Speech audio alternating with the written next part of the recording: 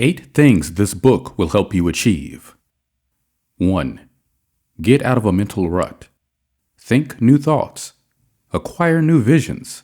Discover new ambitions. 2. Make friends quickly and easily. 3. Increase your popularity. 4. Win people to your way of thinking. 5. Increase your influence, your prestige, your ability to get things done. 6. Handle complaints. Avoid arguments. Keep your human contacts smooth and pleasant. 7. Become a better speaker, a more entertaining conversationalist. And 8. Arouse enthusiasm among your associates. This book has done all these things for more than 10 million readers in 36 languages. This is How to Win Friends and Influence People by Dale Carnegie. Read by ALIO Voices. If you like my style, you can find more of my audiobooks on Audible by searching my pen name, ALIO Voices. How this book was written and why. During the first 35 years of the 20th century, the publishing houses of America printed more than 1/5 of 1,000,000 different books. Most of them were deadly dull, and many were financial failures. Many, did I say? The president of one of the largest publishing houses in the world confessed to me that his company, after 75 years of publishing experience, still lost money on 7 out of every 8 books it published. Why, then, did I have the audacity to write another book? And after I had written it, why should you bother to read it? Fair questions, both, and I'll try to answer them. I have, since 1912, been conducting educational courses for business and professional men and women in New York. At first, I conducted courses in public speaking only, courses designed to train adults, by actual experience, to think on their feet and express their ideas with more clarity, more effectiveness, and more poise, both in business interviews and before groups. But gradually, as the seasons passed, I realized that as sorely as these adults needed training in effectively speaking, they still needed more training in the fine art of getting along with people in everyday business and social contacts. I also gradually realized that I was sorely in need of such training myself. As I look back across the years, I am appalled at my own frequent lack of finesse and understanding. How I wish a book such as this had been placed in my hands 20 years ago. What a priceless boon it would have been. Dealing with people is probably the biggest problem you face, especially if you are in business. Yes, and that is also true if you are a housewife, architect, or engineer. Research done a few years ago under the auspices of the Carnegie Foundation for the Advancement of Teaching uncovered a most important and significant fact, a fact later confirmed by additional studies made at the Carnegie Institute of Technology. These investigations revealed that even in such technical lines as engineering, about 15% of one's financial success is due to one's technical knowledge, and about 85% is due to skill in human engineering, to personality and the ability to lead people. For many years, I conducted courses each season at the Engineers Club of Philadelphia, and also courses for the New York chapter of the American Institute of Electrical Engineers. A total of probably more than 1,500 engineers have passed through my classes. They came to me because they had finally realized, after years of observation and experience, that the highest paid personnel in engineering are frequently not those who know the most about engineering. One can, for example, hire mere technical ability in engineering, accountancy, architecture, or any other profession at nominal salaries. But the person who has technical knowledge plus the ability to express ideas, to assume leadership, and to arouse enthusiasm among people, that person is headed for higher earning power. In the heyday of his activity, John D. Rockefeller said that the ability to deal with people is as purchasable a commodity as sugar or coffee, and I will pay more for that ability, said John D., than for any other under the sun. Wouldn't you suppose that every college in the land would conduct courses to develop the highest priced ability under the sun? But if there is just one practical, common sense course of that kind given for adults in even one college in the land, it has escaped my attention up to the present writing. The University of Chicago and the United YMCA schools conducted a survey to determine what adults want to study. That survey cost $25,000 and took 2 years. The last part of the survey was made in Meriden, Connecticut. It had been chosen as a typical American town. Every adult in Meriden was interviewed and requested to answer 156 questions. Questions such as, what is your business or profession? Your education? How do you spend your spare time? What is your income? Your hobbies? Your ambitions? Your problems? What subjects are you most interested in studying? And so on. That survey revealed that health is the prime interest of adults, and that their second interest is people. How to understand and get along with people. How to make people like you, and how to win others to your way of thinking. So the committee conducting this survey resolved to conduct such a course for adults in Meriden. They searched diligently for a practical textbook on the subject and found not one. Finally, they approached one of the world's outstanding authorities on adult education and asked him if he knew of any book that met the needs of this group. No, he replied. I know what those adults want, but the book they need has never been written. I knew from experience that this statement was true, for I myself had been searching for years to discover a practical, working handbook on human relations. Since no such a book existed, I have tried to write one for use in my own courses. And here it is. I hope you like it. In preparation for this book, I read everything that I could find on the subject. Everything from newspaper columns, magazine articles, records of the family courts, the writings of the old philosophers, and the new psychologists. In addition, I hired a trained researcher to spend 1.5 years in various libraries reading everything I had missed, plowing through erudite tomes on psychology, poring over hundreds of magazine articles, searching through countless biographies, trying to ascertain how the great leaders of all ages had dealt with people. We read their biographies. We read the life stories of all great leaders from Julius Caesar to Thomas Edison. I recall that we read over 100 biographies of Theodore Roosevelt alone. We were determined to spare no time, no expense, to discover every practical idea that anyone had ever used throughout the ages for winning friends and influencing people. I personally interviewed scores of successful people, some of them world-famous inventors like Marconi and Edison, political leaders like Franklin D. Roosevelt and James Farley, business leaders like Owen D. Young, movie stars like Clark Gable and Mary Pickford, and explorers like Martin Johnson, and tried to discover the techniques they used in human relations. From all this material, I prepared a short talk. I called it, How to Win Friends and Influence People. I say short. It was short in the beginning, but it soon expanded to a lecture that consumed 1 hour and 30 minutes. For years, I gave this talk each season to the adults in the Carnegie Institute courses in New York. I gave the talk and urged the listeners to go out and test it in their business and social contacts, and then come back to class and speak about their experiences and the results they had achieved. What an interesting assignment.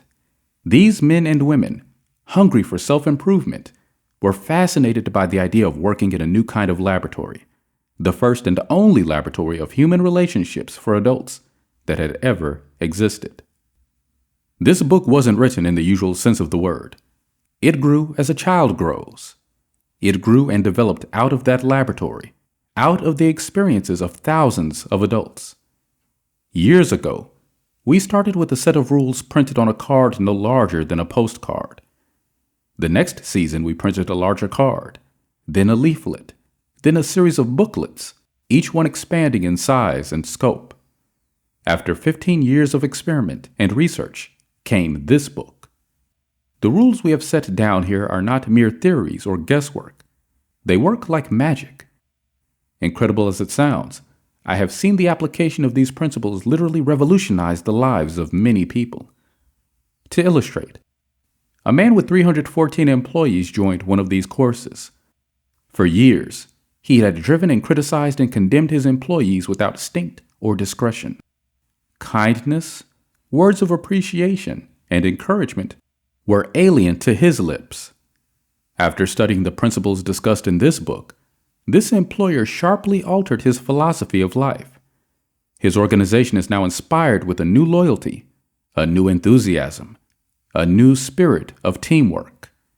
314 enemies have been turned into 314 friends. As he proudly said in a speech before the class, "When I used to walk through my establishment, no one greeted me. My employees actually looked the other way when they saw me approaching. But now they are all my friends, and even the janitor calls me by my first name." This employer gained more profit, more leisure, and, what is infinitely more important, he found far more happiness in his business and in his home. Countless numbers of salespeople have sharply increased their sales by the use of these principles. Many have opened up new accounts they had formerly solicited in vain. Executives have been given increased authority, increased pay. One executive reported a large increase in salary because he applied these truths. Another, an executive in the Philadelphia Gas Works Company, was slated for demotion when he was 65 because of his belligerence, because of his inability to lead people skillfully. This training not only saved him from the demotion, but brought him a promotion with increased pay. On innumerable occasions, spouses attending the banquet given at the end of the course have told me that their homes have been much happier since their husbands or wives started this training. People are frequently astonished at the new results they achieve. It all seems like magic. In some cases, in their enthusiasm, they have telephoned me at my home on Sundays because they couldn't wait 48 hours to report their achievements at the regular session of the course. One man was so stirred by a talk on these principles that he sat far into the night discussing them with other members of the class. At 3 o'clock in the morning, the others went home, but he was so shaken by a realization of his own mistakes, so inspired by the vista of a new and richer world opening before him, that he was unable to sleep. He didn't sleep that night, or the next day, or the next night. Who was he? A naive, untrained individual ready to gush over any new theory that came along? No, far from it. He was a sophisticated, blasé dealer in art, very much the man about town, who spoke 3 languages fluently and was a graduate of 2 European universities. While writing this chapter, I received a letter from a German of the old school, an aristocrat whose forebears had served for generations as professional army officers under the Hohenzollerns. His letter, written from a transatlantic steamer telling about the application of these principles, rose almost to a religious fervor. Another man, an old New Yorker, a Harvard graduate, a wealthy man, the owner of a large carpet factory, declared he had learned more in 14 weeks through this system of training about the fine art of influencing people than he had learned about the same subject during his 4 years in college. Absurd? Laughable? Fantastic? Of course, you are privileged to dismiss this statement with whatever adjective you wish. I am simply reporting, without comment, a declaration made by a conservative and eminently successful Harvard graduate in a public address to approximately 600 people at the Yale Club in New York on the evening of Thursday, February 23, 1933. Compared to what we ought to be, said the famous Professor William James of Harvard, compared to what we ought to be, we are only half awake. We are making use of only a small part of our physical and mental resources. Stating the thing broadly, the human individual thus lives far within his limits. He possesses powers of various sorts which he habitually fails to use. The sole purpose of this book is to help you discover, develop, and profit by those dormant and unused assets. Education, said Dr. John G. Hibben, former president of Princeton University, is the ability to meet life's situations. If by the time you have finished reading the first 3 chapters of this book, if you aren't then a little better equipped to meet life's situations, then I shall consider this book to be a total failure so far as you are concerned. For the great aim of education, said Herbert Spencer, is not knowledge, but action. And this is an action book. Dale Carnegie, 1936. 9 suggestions on how to get the most out of this book. 1. If you wish to get the most out of this book, there is one indispensable requirement, one essential infinitely more important than any rule or technique. Unless you have this one fundamental requisite, 1,000 rules on how to study will avail little. And if you do have this cardinal endowment, then you can achieve wonders without reading any suggestions for getting the most out of a book. What is this magic requirement? Just this: a deep, driving desire to learn, a vigorous determination to increase your ability to deal with people. How can you develop such an urge? By constantly reminding yourself how important these principles are to you. Picture to yourself how their mastery will aid you in leading a richer, fuller, happier, and more fulfilling life. Say to yourself over and over, my popularity, my happiness, and sense of worth depend to no small extent upon my skill in dealing with people. 2. Read each chapter rapidly at first to get a bird's eye view of it. You will probably be tempted then to rush on to the next one. But don't, unless you're reading merely for entertainment. But if you're reading because you want to increase your skill in human relations, then go back and reread each chapter thoroughly. In the long run, this will mean saving time and getting results. 3. Stop frequently in your reading to think over what you are reading. Ask yourself just how and when you can apply each suggestion. 4. Read with a crayon, pencil, pen, magic marker, or highlighter in your hand. When you come across a suggestion that you feel you can use, draw a line beside it. Or in the case of an audiobook, make a timestamp. If it is a 4-star suggestion, then underscore every sentence or highlight it, or mark it with a star or asterisk. Marking and underscoring a book makes it more interesting and far easier to review rapidly. 5. I knew a woman who had been office manager for a large insurance company for 15 years. Every month, she read all the insurance contracts her company had issued that month. Yes, she read many of the same contracts over month after month, year after year. Why? Because experience had taught her that that was the only way she could keep their provisions clearly in mind. I once spent almost 2 years writing a book on public speaking, and yet I found I had to keep going back over it from time to time in order to remember what I had written in my own book. The rapidity with which we forget is astonishing. So, if you want to get a real, lasting benefit out of this book, don't imagine that skimming through it once will suffice. After reading it thoroughly, you ought to spend a few hours reviewing it every month. Keep it on your desk in front of you every day. Add it to a playlist. Glance through it often. Keep constantly impressing yourself with the rich possibilities for improvement that still lie in the offering. Remember that the use of these principles can be made habitual only by a constant and vigorous campaign of review and application. There is no other way. 6. Bernard Shaw once remarked, "If you teach a man anything, he will never learn." Shaw was right. Learning is an active process. We learn by doing. So if you desire to master the principles you are studying in this book, do something about them. Apply these rules at every opportunity. If you don't, you will forget them quickly. Only knowledge that is used sticks in your mind. You will probably find it difficult to apply these suggestions all the time. I know because I wrote the book, and yet frequently I found it difficult to apply everything I advocated. For example, when you are displeased, it is much easier to criticize and condemn than it is to try to understand the other person's viewpoint. It is frequently easier to find fault than to find praise. It is more natural to talk about what you want than to talk about what the other person wants, and so on. So as you read this book, remember that you are not merely trying to acquire information. You are attempting to form new habits. Ah, yes, you are attempting a new way of life. That will require time and persistence and daily application.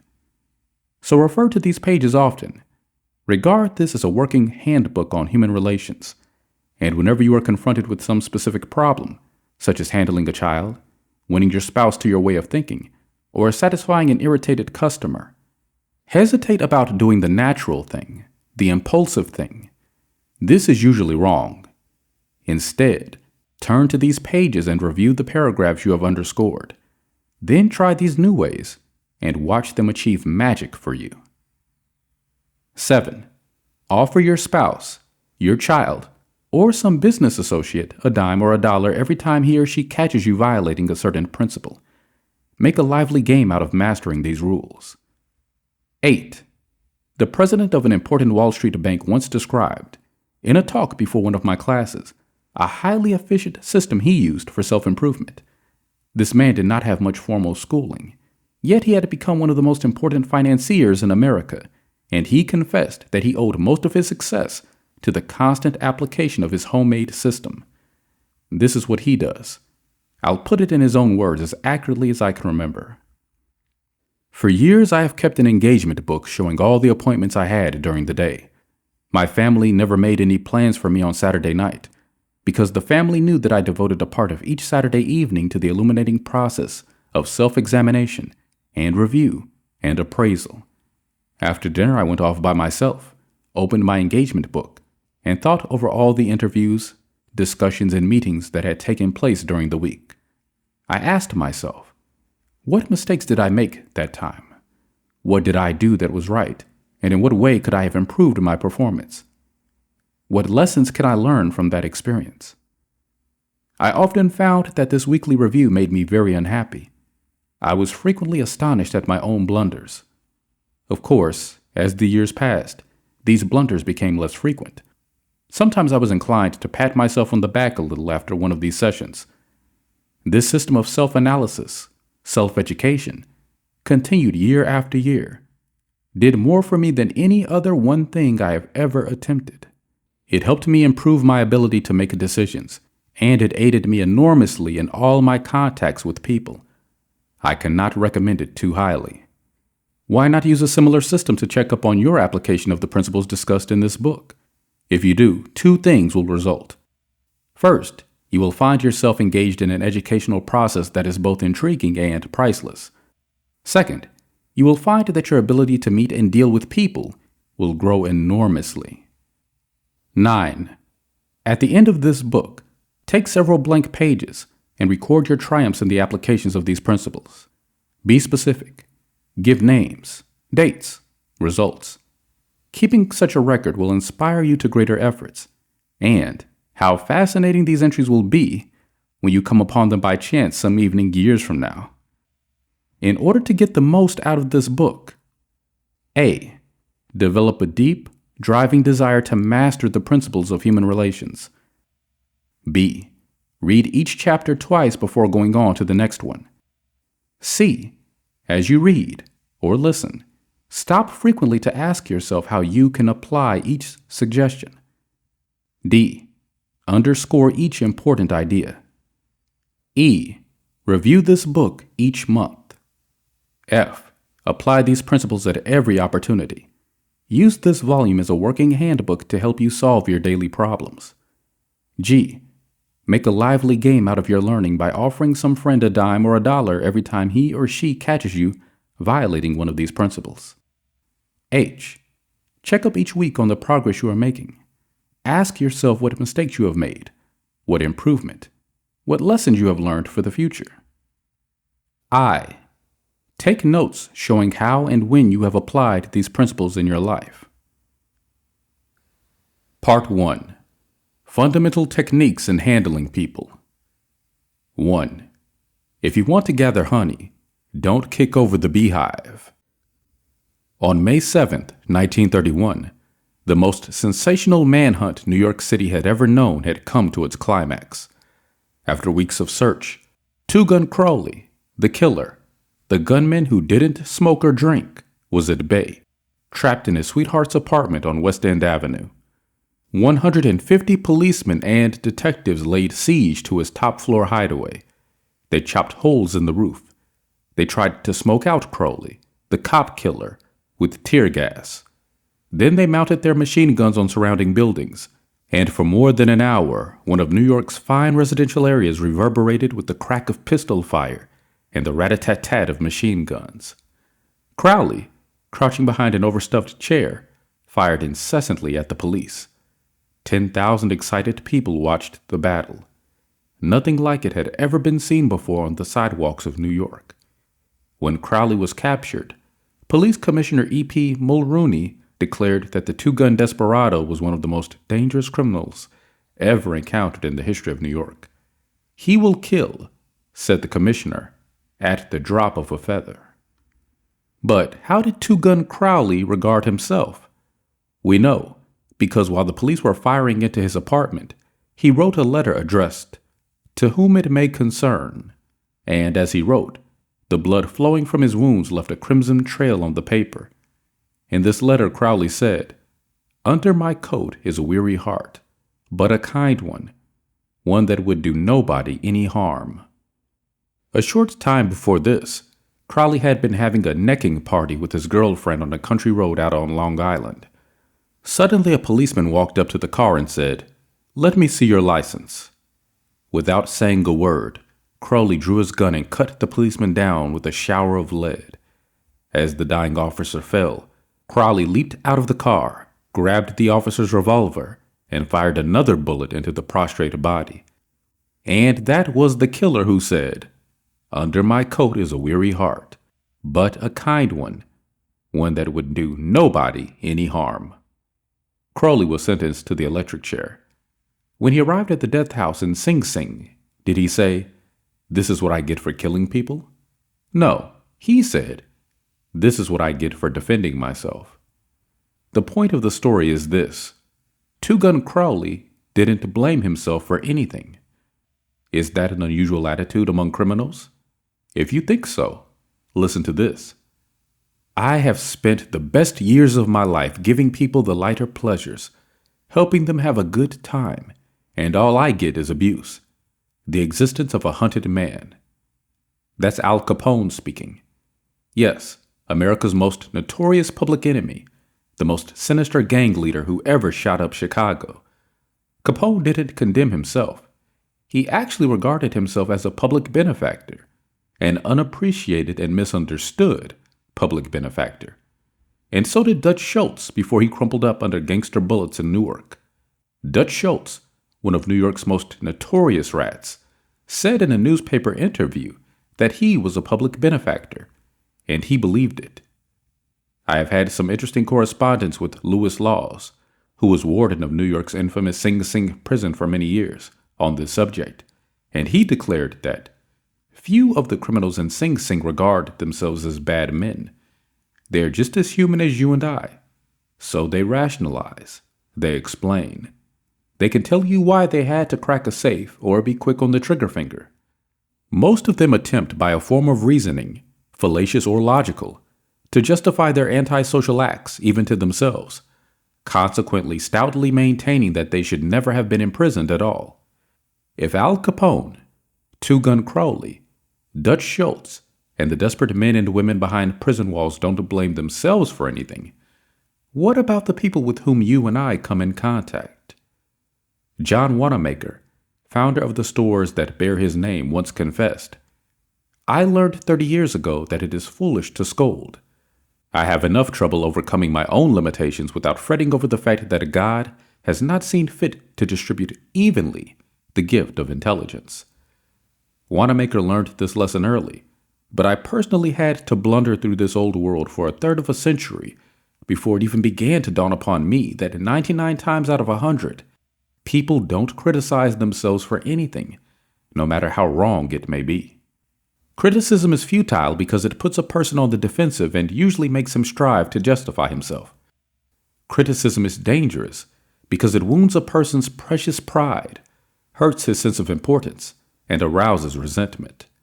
B.F. Skinner, the world-famous psychologist, proved through his experiments that an animal rewarded for good behavior will learn much more rapidly and retain what it learns far more effectively than an animal punished for bad behavior. Later studies have shown that the same applies to humans. By criticizing, we do not make lasting changes and often incur resentment. Hans Selye, another great psychologist, said, "As much as we thirst for approval, we dread condemnation." The resentment that criticism engenders can demoralize employees, family members, and friends, and still not correct the situation that has been condemned. George B. Johnston of Enid, Oklahoma, is the safety coordinator for an engineering company. One of his responsibilities is to see that employees wear their hard hats whenever they are on the job in the field. He reported that whenever he came across workers who were not wearing hard hats, he would tell them with a lot of authority of the regulation and that they must comply. As a result, he would get sullen acceptance, and often after he left, the workers would remove the hats. He decided to try a different approach. The next time he found some of the workers not wearing their hard hat, he asked if the hats were uncomfortable or did not fit properly. Then he reminded them in a pleasant tone of voice that the hat was designed to protect them from injury and suggested that it always be worn on the job. The result was increased compliance with the regulation, with no resentment or emotional upset. You will find examples of the futility of criticism bristling on 1,000 pages of history. Take, for example, the famous quarrel between Theodore Roosevelt and President Taft, a quarrel that split the Republican Party, put Woodrow Wilson in the White House, and wrote bold, luminous lines across the First World War and altered the flow of history. Let's review the facts quickly. When Theodore Roosevelt stepped out of the White House in 1908, he supported Taft, who was elected president. Then Theodore Roosevelt went off to Africa to shoot lions. When he returned, he exploded.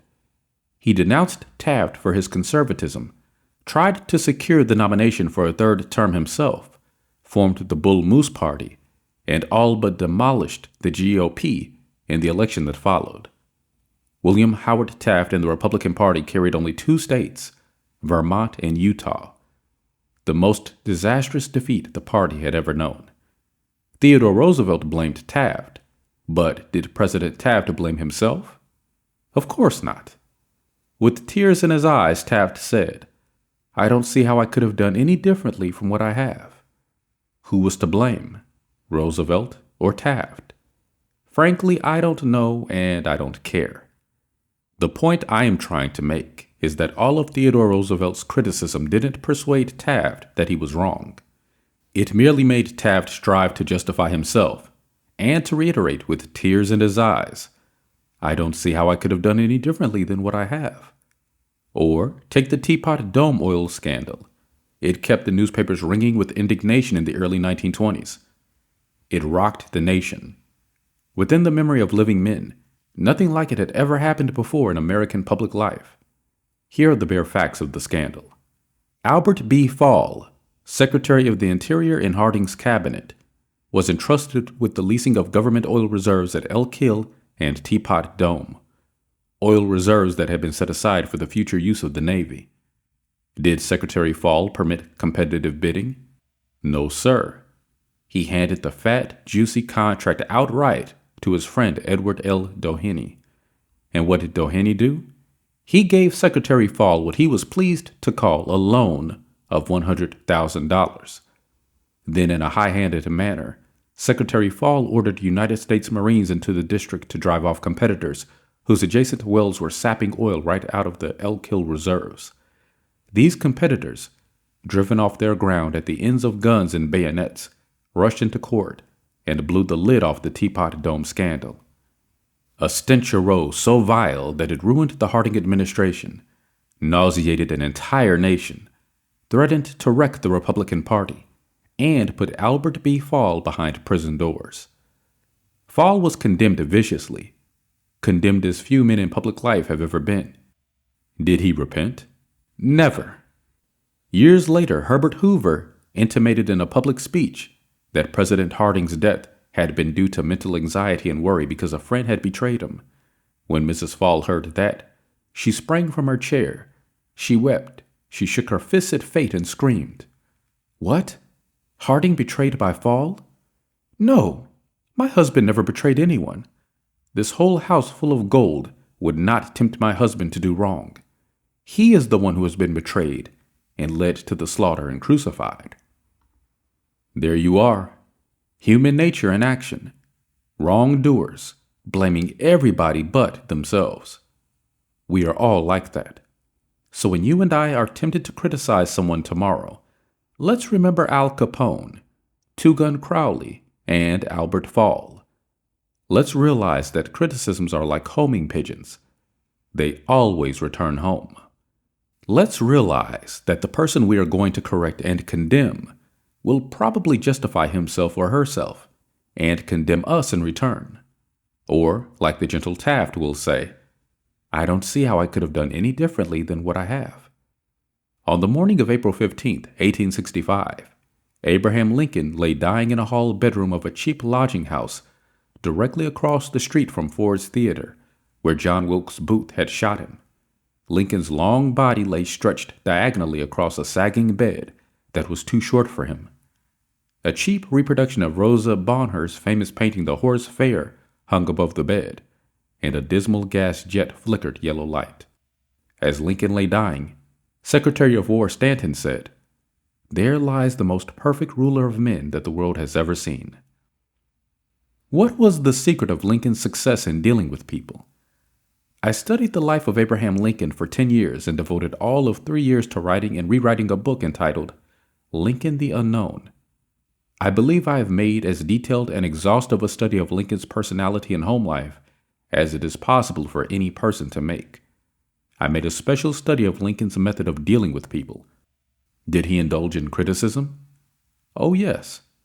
As a young man in the Pigeon Creek Valley of Indiana, he not only criticized, but he wrote letters and poems ridiculing people and dropped these letters on the country roads where they were sure to be found. One of these letters aroused resentments that burned for a lifetime. Even after Lincoln had become a practicing lawyer in Springfield, Illinois, he attacked his opponents openly in letters published in the newspapers. But he did this just once too often.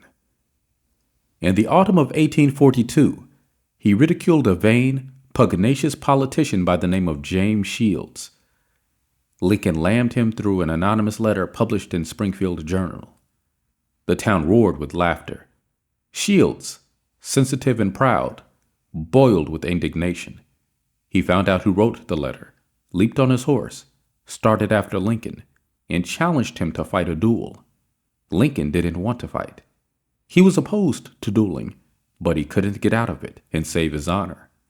He was given the choice of weapons. Since he had very long arms, he chose cavalry broadswords and took lessons in sword fighting from a West Point graduate. And, on the appointed day, he and Shields met on a sandbar in the Mississippi River, prepared to fight to the death. But, at the last minute, their seconds interrupted and stopped the duel.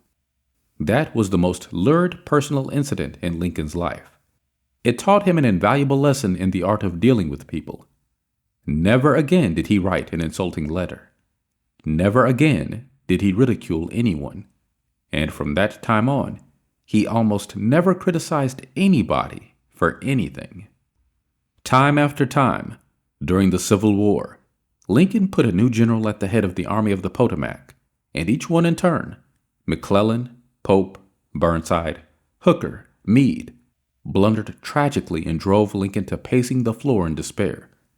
Half the nation savagely condemned these incompetent generals, but Lincoln, with malice toward none, with charity for all, held his peace. One of his favorite quotations was, "Judge not, that ye be not judged." And when Mrs. Lincoln and others spoke harshly of the Southern people, Lincoln replied, "Don't criticize them. They are just what we would be under similar circumstances." Yet if any man ever had occasion to criticize, surely it was Lincoln. Let's take just one illustration. The Battle of Gettysburg was fought during the first 3 days of July 1863. During the night of July 4th, Lee began to retreat southward while storm clouds deluged the country with rain. When Lee reached the Potomac with his defeated army, he found a swollen, impassable river in front of him, and a victorious Union army behind him. Lee was in a trap. He couldn't escape. Lincoln saw that. Here was a golden, heaven-sent opportunity. The opportunity to capture Lee's army and end the war immediately. So, with a surge of high hope, Lincoln ordered Meade not to call a council of war, but to attack Lee immediately. Lincoln telegraphed his orders and then sent a special messenger to Meade demanding immediate action. And what did General Meade do? He did the very opposite of what he was told to do. He called a council of war in direct violation of Lincoln's orders. He hesitated. He procrastinated. He telegraphed all manner of excuses. He refused point blank to attack Lee. Finally, the waters receded and Lee escaped over the Potomac with his forces. Lincoln was furious. "What does this mean?" Lincoln cried to his son Robert. "Great God, what does this mean? We had them within our grasp and had only to stretch forth our hands and they were ours. Yet nothing that I could say or do could make the army move. Under the circumstances, almost any general could have defeated Lee. If I had gone up there, I could have whipped him myself." In bitter disappointment, Lincoln sat down and wrote Meade this letter. And remember, at this period of his life, Lincoln was extremely conservative and restrained in his phraseology. So this letter coming from Lincoln in 1863 was tantamount to the severest rebuke. "My dear General, I do not believe you appreciate the magnitude of the misfortune involved in Lee's escape. He was within our easy grasp, and to have closed upon him would, in connection with our other late successes, have ended the war. As it is, the war will be prolonged indefinitely. If you could not safely attack Lee last Monday, how can you possibly do so south of the river, when you can take with you very few, no more than 2/3 of the force you then had in hand? It would be unreasonable to expect, and I do not expect that you can now effect much. Your golden opportunity is gone, and I am distressed immeasurably because of it." What do you suppose Meade did when he read the letter? Meade never saw that letter. Lincoln never mailed it. It was found among his papers after his death. My guess is, and this is only a guess, that after writing that letter, Lincoln looked out of the window and said to himself, "Just a minute. Maybe I ought not to be so hasty. It is easy enough for me to sit here in the quiet of the White House and order Meade to attack. But if I had been up at Gettysburg, and if I had seen as much blood as Meade had seen during the last week, and if my ears had been pierced with the screams and shrieks of the wounded and dying, maybe I wouldn't be so anxious to attack either. If I had Meade's timid temperament, perhaps I would have done just what he had done. Anyhow, it is water under the bridge now. If I send this letter, it will relieve my feelings, but it will make Meade try to justify himself. It will make him condemn me. It will arouse hard feelings, impair all his further usefulness as a commander, and perhaps force him to resign from the army." So, as I have already said, Lincoln put the letter aside, for he had learned by bitter experience that sharp criticisms and rebukes almost invariably end in futility. Theodore Roosevelt said that when he, as president, was confronted with a perplexing problem, he used to lean back and look up at a large painting of Lincoln which hung above his desk in the White House and ask himself, what would Lincoln do if he were in my shoes? How would he solve this problem? The next time we are tempted to admonish somebody, let's pull a $5 bill out of our pocket, look at Lincoln's picture on the bill, and ask, how would Lincoln handle this problem if he had it? Mark Twain lost his temper occasionally and wrote letters that turned the paper brown. For example, he once wrote a man who had aroused his ire, "The thing for you is a burial permit. You have only to speak, and I will see that you get it." On another occasion, he wrote to an editor about a proofreader's attempts to improve my spelling and punctuation. He ordered, "Set the matter according to my copy hereafter, and see that the proofreader retains his suggestions in the mush of his decayed brain." The writing of these stinking letters made Mark Twain feel better. They allowed him to blow off steam, and the letters didn't do any real harm, because Mark's wife secretly lifted them out of the mail. They were never sent. Do you know someone you would like to change and regulate and improve? Good. That's fine. I am all in favor of it. But why not begin on yourself? From a purely selfish standpoint, that is a lot more profitable than trying to improve others. Yes, and a lot less dangerous. Don't complain about the snow on your neighbor's roof, said Confucius, when your own doorstep is unclean. When I was still young and trying hard to impress people, I wrote a foolish letter to Richard Harding Davis, an author who once loomed large on the literary horizon of America. I was preparing a magazine article about authors, and I asked Davis to tell me about his method of work. A few weeks earlier, I had received a letter from someone with this notation at the bottom: dictated, but not read. I was quite impressed. I felt that the writer must be very big and busy and important. I wasn't the slightest bit busy, but I was eager to make an impression on Richard Harding Davis, so I ended my short note with the words, dictated, but not read. He never troubled to answer the letter. He simply returned it to me with this scribbled across the bottom: your bad manners are exceeded only by your bad manners. True, I had blundered, and perhaps I deserved this rebuke. But being human, I resented it. I resented it so sharply that when I read of the death of Richard Harding Davis 10 years later, the one thought that still persisted in my mind, I am ashamed to admit, was the hurt he had given me. If you and I want to stir up a resentment tomorrow that may rankle across the decades and endure unto death, just let us indulge in a little stinging criticism, no matter how certain we are that it is justified. When dealing with people, let us remember we are not dealing with creatures of logic. We are dealing with creatures of emotion, creatures bristling with prejudices and motivated by pride and vanity. Bitter criticism caused the sensitive Thomas Hardy, one of the finest novelists ever to enrich English literature, to give up forever the writing of fiction. Criticism drove Thomas Chatterton, the English poet, to suicide. Benjamin Franklin, tactless in his youth, became so diplomatic, so adroit at handling people, that he was made American ambassador to France. The secret of his success? I will speak ill of no man, he said, and speak all the good I know of everybody. Any fool can criticize, condemn, and complain, and most fools do. But it takes character and self-control to be understanding and forgiving. A great man shows his greatness, said Carlyle, by the way he treats little men. Bob Hoover, a famous test pilot and frequent performer at air shows, was returning to his home in Los Angeles from an air show in San Diego. As described in the magazine Flight Operations, at 300 feet in the air, both engines suddenly stopped.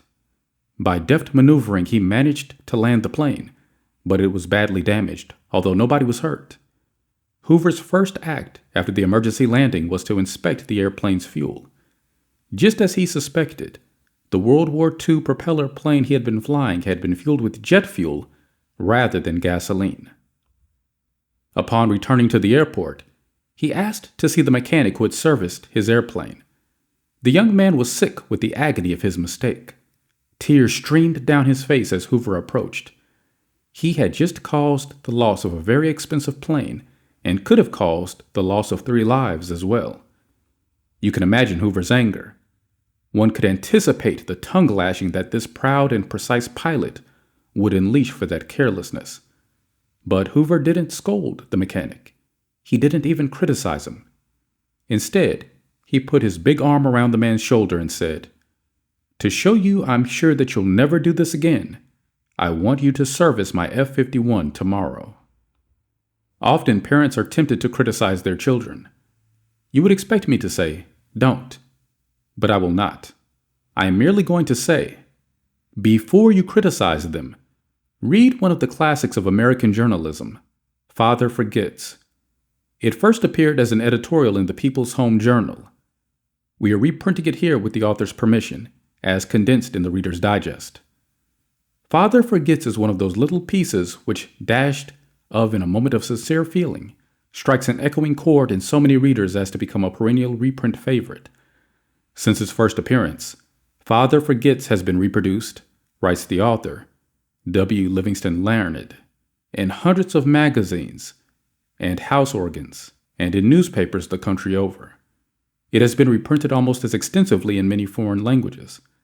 I have given personal permission to thousands who wished to read it from school, church, and lecture platforms. It has been on the air on countless occasions and programs. Oddly enough, college periodicals have used it, and high school magazines. Sometimes a little piece seems mysteriously to click. This one did. Father Forgets. W. Livingston Larned. Listen, son. I am saying this as you lie asleep, one little paw crumpled under your cheek and the blonde curls stickily wet on your damp forehead. I have stolen into your room alone. Just a few minutes ago, as I sat reading my paper in the library, a stifling wave of remorse swept over me. Guiltily, I came to your bedside. These are the things I was thinking, son. I had been cross with you. I scolded you as you were dressing for school because you gave your face merely a dab with a towel. I took you to task for not cleaning your shoes. I called out angrily when you threw some of your things on the floor. At breakfast, I found fault too. You spilled things. You gulped down your food. You put your elbows on the table. You spread butter too thick on your bread. And as you started off to play and I made for my train, you turned and waved a hand and called, "Goodbye, Daddy." And I frowned and said in reply, "Hold your shoulders back." Then it began all over again in the late afternoon. As I came up the road, I spied you, down on your knees, playing marbles. There were holes in your stockings. I humiliated you before your friends by marching you ahead of me to the house. Stockings were expensive, and if you had to buy them, you would be more careful. Imagine that, son, from a father. Do you remember later, when I was reading in the library, how you came in timidly, with a sort of hurt look in your eyes? When I glanced up over my paper, impatient at the interruption, you hesitated at the door. "What is it you want?" I snapped. You said nothing, but ran across in one tempestuous plunge, and threw your arms around my neck and kissed me, and your small arms tightened with an affection that God had set blooming in your heart, and which even neglect could not wither. And then you were gone, pattering up the stairs. Well, son, it was shortly afterwards that my paper slipped from my hands, and a terrible sickening fear came over me. What has habit been doing to me? The habit of finding fault, of reprimanding. This was my reward to you for being a boy. It was not that I did not love you. It was that I expected too much of youth. I was measuring you by the yardstick of my own years. And there was so much that was good and fine and true in your character. The little heart of you was as big as the dawn itself over the wide hills. This was shown by your spontaneous impulse to rush in and kiss me good night. Nothing else matters tonight, son. I have come to your bedside in the darkness, and I have knelt there, ashamed. It is a feeble atonement. I know you would not understand these things if I told them to you during your waking hours. But tomorrow, I will be a real daddy. I will chum with you, and suffer when you suffer, and laugh when you laugh. I will bite my tongue when impatient words come. I will keep saying as if it were a ritual, "He is nothing but a boy, a little boy." I am afraid I have visualized you as a man. Yet as I see you now, son, crumpled and weary in your cot, I see that you are still a baby. Yesterday you were in your mother's arms, your head on her shoulder. I have asked too much, too much. Instead of condemning people, let's try to understand them. Let's try to figure out why they do what they do. That's a lot more profitable and intriguing than criticism, and it breeds sympathy, tolerance, and kindness. To know all is to forgive all. As Dr. Johnson said, God himself, sir, does not propose to judge man until the end of his days. Why should you and I? Principle 1.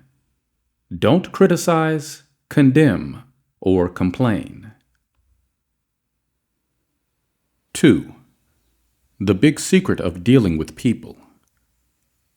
There is only one way under high heaven to get anybody to do anything. Did you ever stop to think about that? Yes, just one way. And that is by making the other person want to do it. Remember, there is no other way. Of course, you can make someone want to give you his watch by sticking a revolver in his ribs. You can make your employees give you cooperation until your back is turned by threatening to fire them. You can make a child do what you want it to do by a whip or a threat, but these crude methods have sharply undesirable repercussions. The only way I can get you to do anything, truly, is by giving you what you want. What do you want? Sigmund Freud said that everything you and I do springs from two motives: the sex urge and the desire to be great. John Dewey, one of America's most profound philosophers, phrased it a bit differently. Dr. Dewey said that the deepest urge in human nature is the desire to be important. Remember that phrase, the desire to be important. It's significant. You're going to hear a lot about it in this book. What do you want? Not many things, but the few things that you do wish, you crave with an insistence that will not be denied. Some of the things most people want include 1. Health and the preservation of life. 2. Food. 3. Sleep. 4. Money and the things money will buy.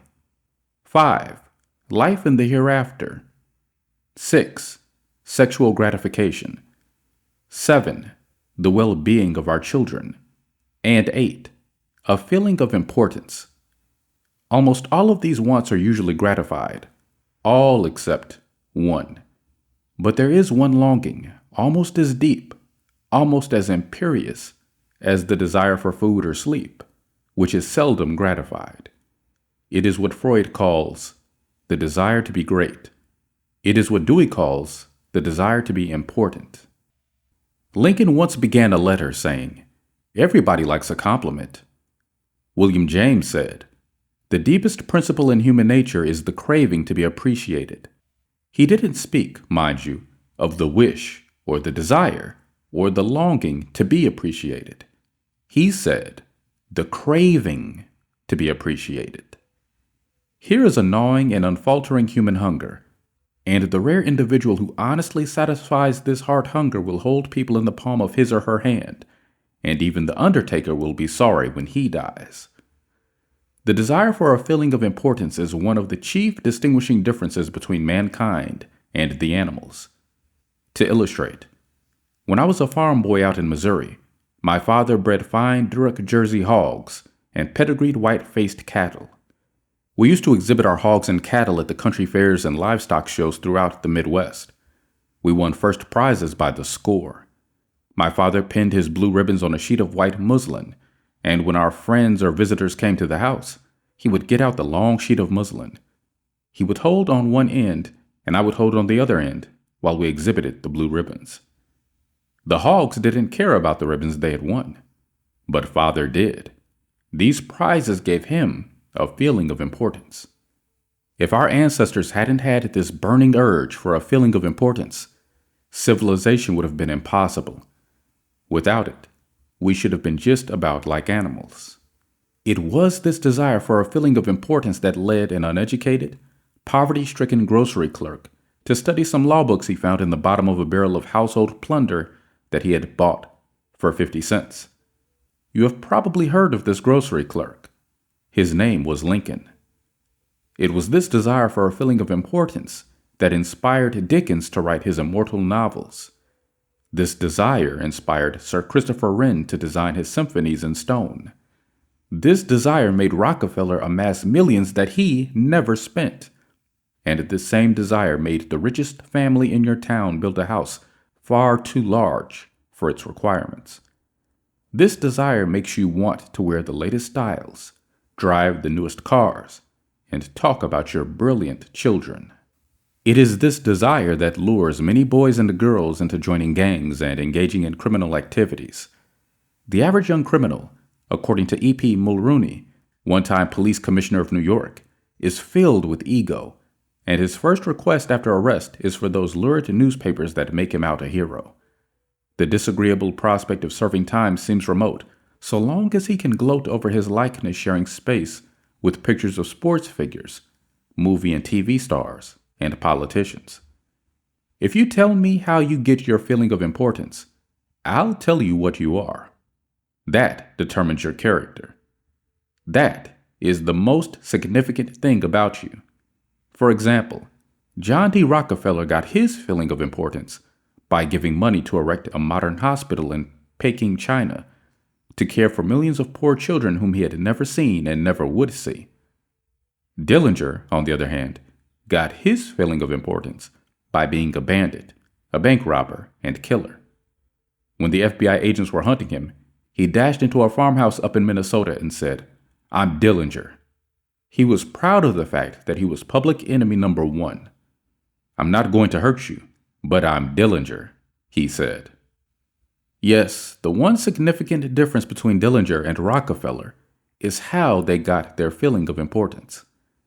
History sparkles with amusing examples of famous people struggling for a feeling of importance. Even George Washington wanted to be called His Mightiness, the President of the United States, and Columbus pleaded for the title Admiral of the Ocean and Viceroy of India.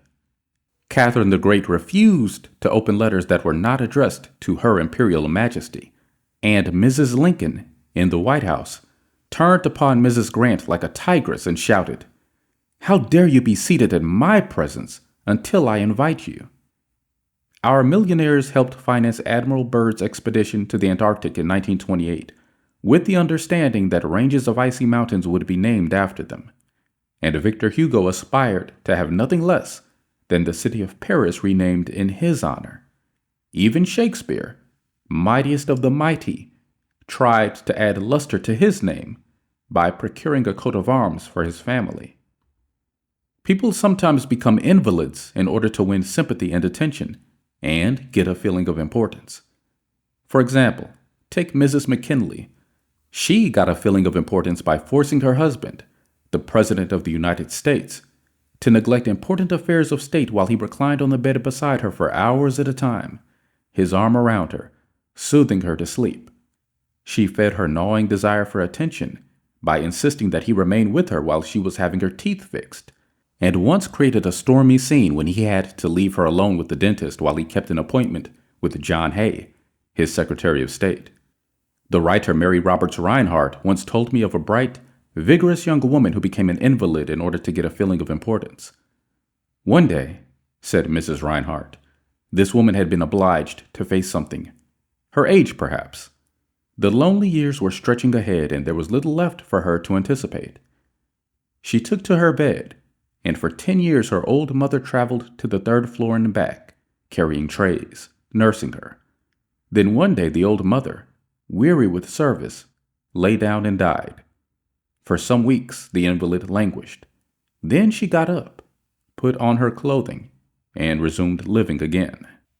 Some authorities declare that people may actually go insane in order to find, in the dreamland of insanity, the feeling of importance that has been denied them in the harsh world of reality.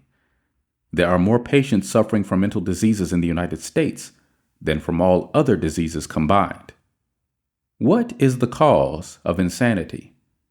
Nobody can answer such a sweeping question, but we know that certain diseases, such as syphilis, break down and destroy the brain cells and result in insanity. In fact, about 1/2 of all mental diseases can be attributed to such physical causes as brain lesions, alcohol, toxins, and injuries. But the other half, and this is the appalling part of the story, the other half of the people who go insane apparently have nothing organically wrong with their brain cells. In post-mortem examinations, when their brain tissues are studied under the highest powered microscopes, these tissues are found to be apparently just as healthy as yours and mine. Why do these people go insane? I put that question to the head physician of one of our most important psychiatric hospitals. This doctor, who has received the highest honors and the most coveted awards for his knowledge of this subject, told me frankly that he didn't know why people went insane. Nobody knows for sure, but he did say that many people who go insane find in insanity a feeling of importance that they were unable to achieve in the world of reality. Then he told me this story. "I have a patient right now whose marriage proved to be a tragedy. She wanted love, sexual gratification, children, and social prestige, but life blasted all her hopes. Her husband didn't love her. He refused even to eat with her and forced her to serve his meals in his room upstairs. She had no children, no social standing. She went insane, and, in her imagination, she divorced her husband and resumed her maiden name. She now believes she has married into English aristocracy, and she insists on being called Lady Smith. And as for children, she imagines now that she has had a new child every night. Each time I call on her, she says, "Doctor, I had a baby last night." Life once wrecked all her dream ships on the sharp rocks of reality, but in the sunny, fantasy islands of insanity, all her barkentines race into port with canvas billowing and wind singing through the masts. Tragic? Oh, I don't know, her physician said to me. If I could stretch out my hand and restore her sanity, I wouldn't do it. She's much happier as she is. If some people are so hungry for a feeling of importance that they actually go insane to get it, imagine what miracle you and I can achieve by giving people honest appreciation. This side of insanity. One of the first people in American business to be paid a salary of over $1 million a year, when there was no income tax and a person earning $50 a week was considered well off, was Charles Schwab. He had been selected to become the first president of the newly formed United States Steel Company in 1921, when Schwab was only 38 years old. He later left U.S. Steel to take over the then troubled Bethlehem Steel Company, and he rebuilt it into one of the most profitable companies in America.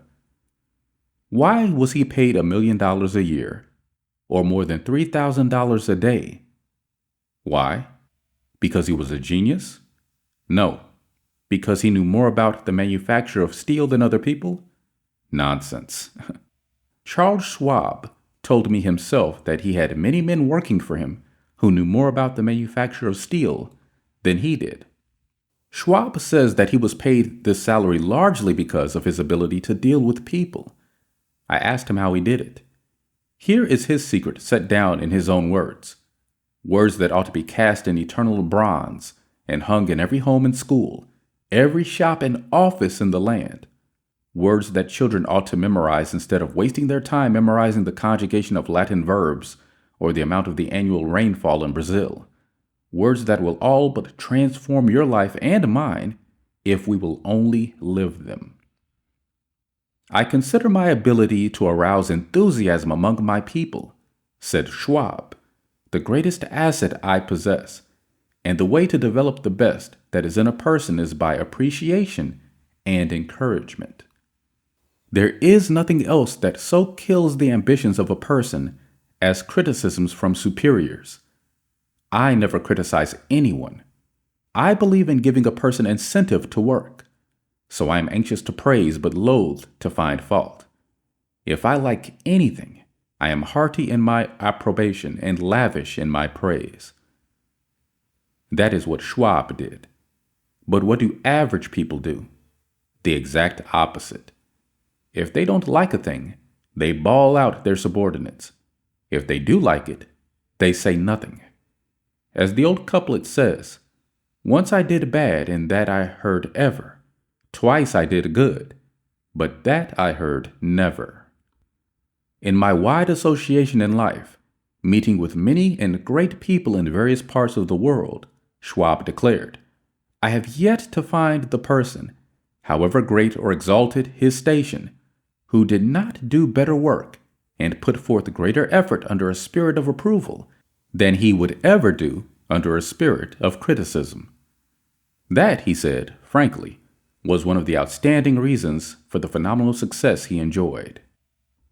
Note, the original author of this book, Carnegie, wanted to praise his assistants even on his tombstone.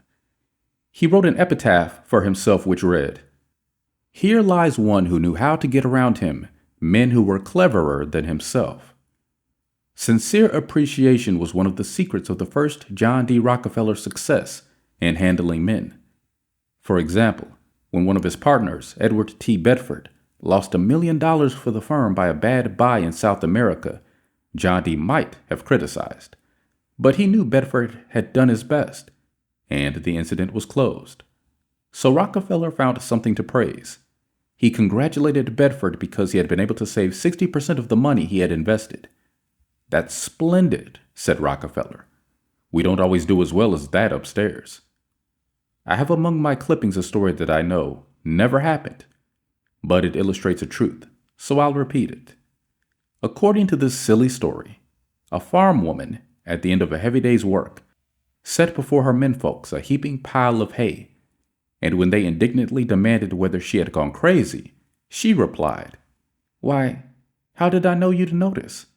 I've been cooking for you men for the last 20 years, and in all that time, I ain't heard no word to let me know you wasn't just eating hay." When a study was made a few years ago on runaway wives, what do you think was discovered to be the main reason wives ran away? It was lack of appreciation. And I'd bet that a similar study made of runaway husbands would come out the same way. We often take our spouses so much for granted that we never let them know we appreciated them.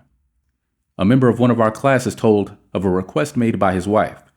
She and a group of other women in her church were involved in a self-improvement program. She asked her husband to help her by listing 6 things he believed she could do to help her become a better wife. He reported to the class, "I was surprised by such a request. Frankly, it would have been easy for me to list 6 things I would like to change about her. My heavens, she could have listed 1,000 things she would like to change about me. But I didn't. I said to her, 'Let me think about it and give you an answer in the morning.' The next morning, I got up very early and called the florist and had them send 6 red roses to my wife with a note saying, 'I can't think of 6 things I would like to change about you. I love you the way you are.' When I arrived at home that evening, who do you think greeted me at the door? That's right, my wife. She was almost in tears. Needless to say, I was extremely glad I had not criticized her as she had requested. The following Sunday at church, after she had reported the results of her assignment, several women with whom she had been studying came up to me and said, "That was the most considerate thing I have ever heard." It was then I realized the power of appreciation. Florence Ziegfeld, the most spectacular producer who ever dazzled Broadway, gained his reputation by his subtle ability to glorify the American girl. Time after time, he took drab little creatures that no one ever looked at twice and transformed them on the stage into glamorous visions of mystery and seduction. Knowing the value of appreciation and confidence, he made women feel beautiful by the sheer power of his gallantry and consideration. He was practical. He raised the salary of chorus girls from $30 a week to as high as $175. And he was also chivalrous. On opening night at the Follies, he sent telegrams to the stars in the cast, and he deluged every chorus girl in the show with American Beauty roses. I once succumbed to the fad of fasting and went for 6 days and nights without eating. It wasn't difficult. I was less hungry at the end of the 6th day than I was at the end of the 2nd. Yet I know, as you know, people who would think they had committed a crime if they let their families or employees go for 6 days without food. But they will let them go for 6 days, and 6 weeks, and sometimes 60 years, without giving them the hearty appreciation that they crave almost as much as they crave food. When Alfred Lunt, one of the great actors of his time, played the leading role in Reunion in Vienna, he said, "There is nothing I need so much as nourishment for my self-esteem." We nourish the bodies of our children and friends and employees, but how seldom do we nourish their self-esteem? We provide them with roast beef and potatoes to build energy, but we neglect to give them kind words of appreciation that would sing in their memories for years, like the music of the morning stars. Paul Harvey, in one of his radio broadcasts, told how showing sincere appreciation can change a person's life. He reported that years ago a teacher in Detroit asked Stevie Morris to help her find a mouse that was lost in the classroom. You see, she appreciated the fact that nature had given Stevie something no one else in the room had. Nature had given Stevie a remarkable pair of ears to compensate for his blind eyes. But this was really the first time Stevie had been shown appreciation for those talented ears. Now, years later, he says that this act of appreciation was the beginning of a new life. You see, from that time on, he developed his gift of hearing and went on to become, under the stage name of Stevie Wonder, one of the great pop singers and songwriters of the 70s. Some readers are saying right now as they read these lines, "Oh sure, flattery, beer oil, I've tried that stuff. It doesn't work, not with intelligent people."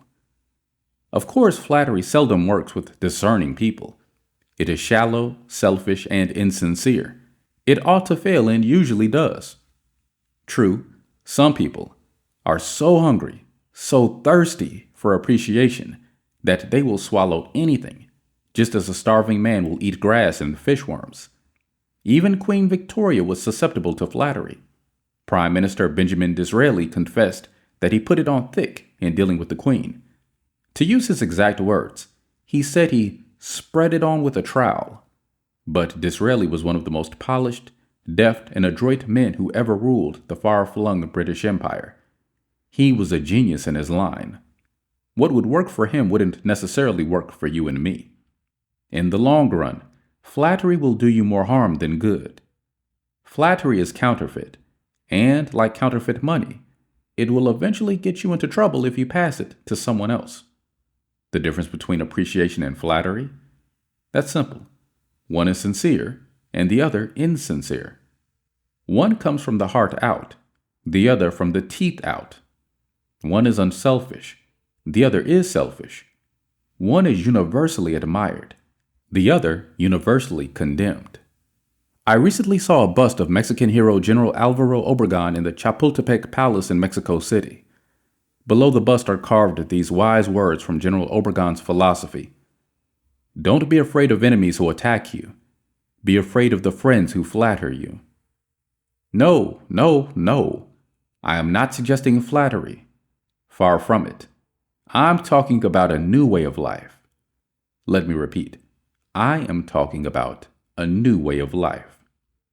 King George V had a set of 6 maxims displayed on the walls of his study at Buckingham Palace.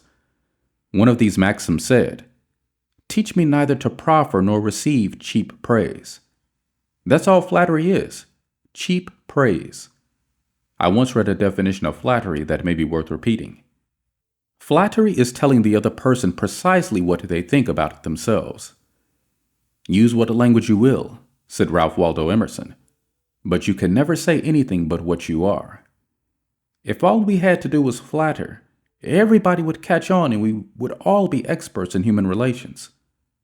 When we are not engaged in thinking about some definite problem, we usually spend about 95% of our time thinking about ourselves. Now, if we stop thinking about ourselves for a while and begin to think of the other person's good points, we won't have to resort to flattery so cheap and false that it can be spotted almost before it is out of the mouth. One of the most neglected virtues of our daily existence is appreciation. Somehow, we neglect to praise our son or daughter when he or she brings home a good report card, and we fail to encourage our children when they first succeed in baking a cake or building a birdhouse. Nothing pleases children more than this kind of parental interest and approval.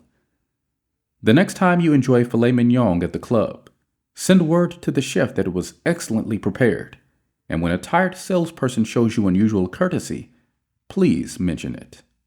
Every minister, lecturer, and public speaker knows the discouragement of pouring himself or herself out to an audience and not receiving a single ripple of appreciative comment. What applies to professionals applies doubly to workers in offices, shops, and factories, and our families and friends. In our interpersonal relations, we should never forget that all our associates are human beings and hunger for appreciation. It is the legal tender that all souls enjoy. Try leaving a friendly trail of little sparks of gratitude on your daily trips. You will be surprised how they will set small flames of friendship that will be rose beacons on your next visit. Pamela Dunham of New Fairfield, Connecticut, had among her responsibilities on her job the supervision of a janitor who was doing a very poor job. The other employees would jeer at him and litter the hallways to show him what a bad job he was doing. It was so bad, productive time was being lost in the shop. Without success, Pam tried various ways to motivate this person. She noticed that occasionally he did a particularly good piece of work. She made a point to praise him for it in front of the other people. Each day the job he did all around got better, and pretty soon he started doing all his work efficiently. Now he does an excellent job, and other people give him appreciation and recognition. Honest appreciation got results where criticism and ridicule failed. Hurting people not only does not change them, it's never called for. There is an old saying that I have cut out and pasted on my mirror where I cannot help but see it every day. I shall pass this way but once. Any good, therefore, that I can do, or any kindness that I can show to any human being, let me do it now. Let me not defer nor neglect it, for I shall not pass this way again. Emerson said, "Every man I meet is my superior in some way, in that I learn of him."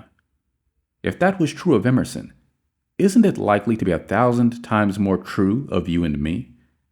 Let's stop thinking of our accomplishments, our wants. Let's try to figure out the other person's good points. Then forget flattery. Give honest, sincere appreciation. Be hearty in your approbation and lavish in your praise, and people will cherish your words and treasure them and repeat them over a lifetime. Repeat them years after you have forgotten them. Principle 2. Give honest and sincere appreciation. 3. He who can do this has the whole world with him. He who cannot walks a lonely way. I often end up fishing in Maine during the summer. Personally, I'm very fond of strawberries and cream, but I have found that for some strange reason, fish prefer worms. So when I went fishing, I didn't think about what I wanted. I thought about what they wanted. I didn't bait the hook with strawberries and cream.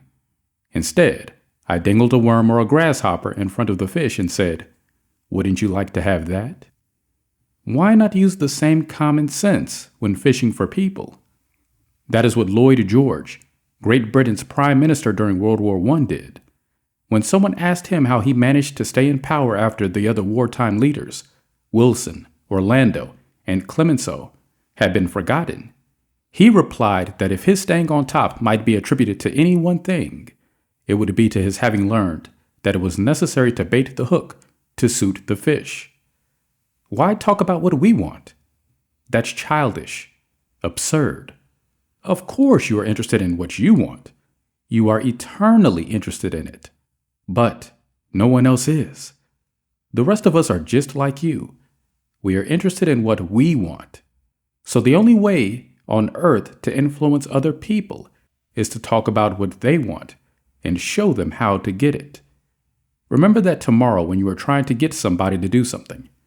If, for example, you don't want your children to smoke, don't preach at them and don't talk about what you want, but instead show them that cigarettes may keep them from making the basketball team or winning the 100-yard dash.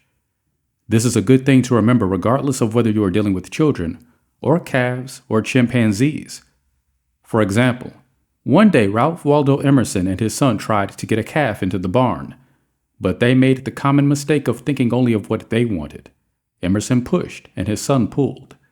But the calf was just doing what they were doing. He was thinking only of what he wanted, so he stiffened his legs and stubbornly refused to leave the pasture. The Irish housemaid saw their predicament. She couldn't write essays and books, but on this occasion at least, she had more horse sense, or calf sense, than Emerson had. She thought of what the calf wanted, so she put her maternal finger in the calf's mouth and let the calf suck her finger as she gently led him into the barn. Every act you have ever performed since the day you were born was performed because you wanted something. How about the time you gave a large contribution to the Red Cross? Yes, that is no exception to the rule. You gave the Red Cross the donation because you wanted to lend a helping hand. You wanted to do a beautiful, unselfish, divine act. Inasmuch as ye have done it unto one of the least of these my brethren, ye have done it unto me.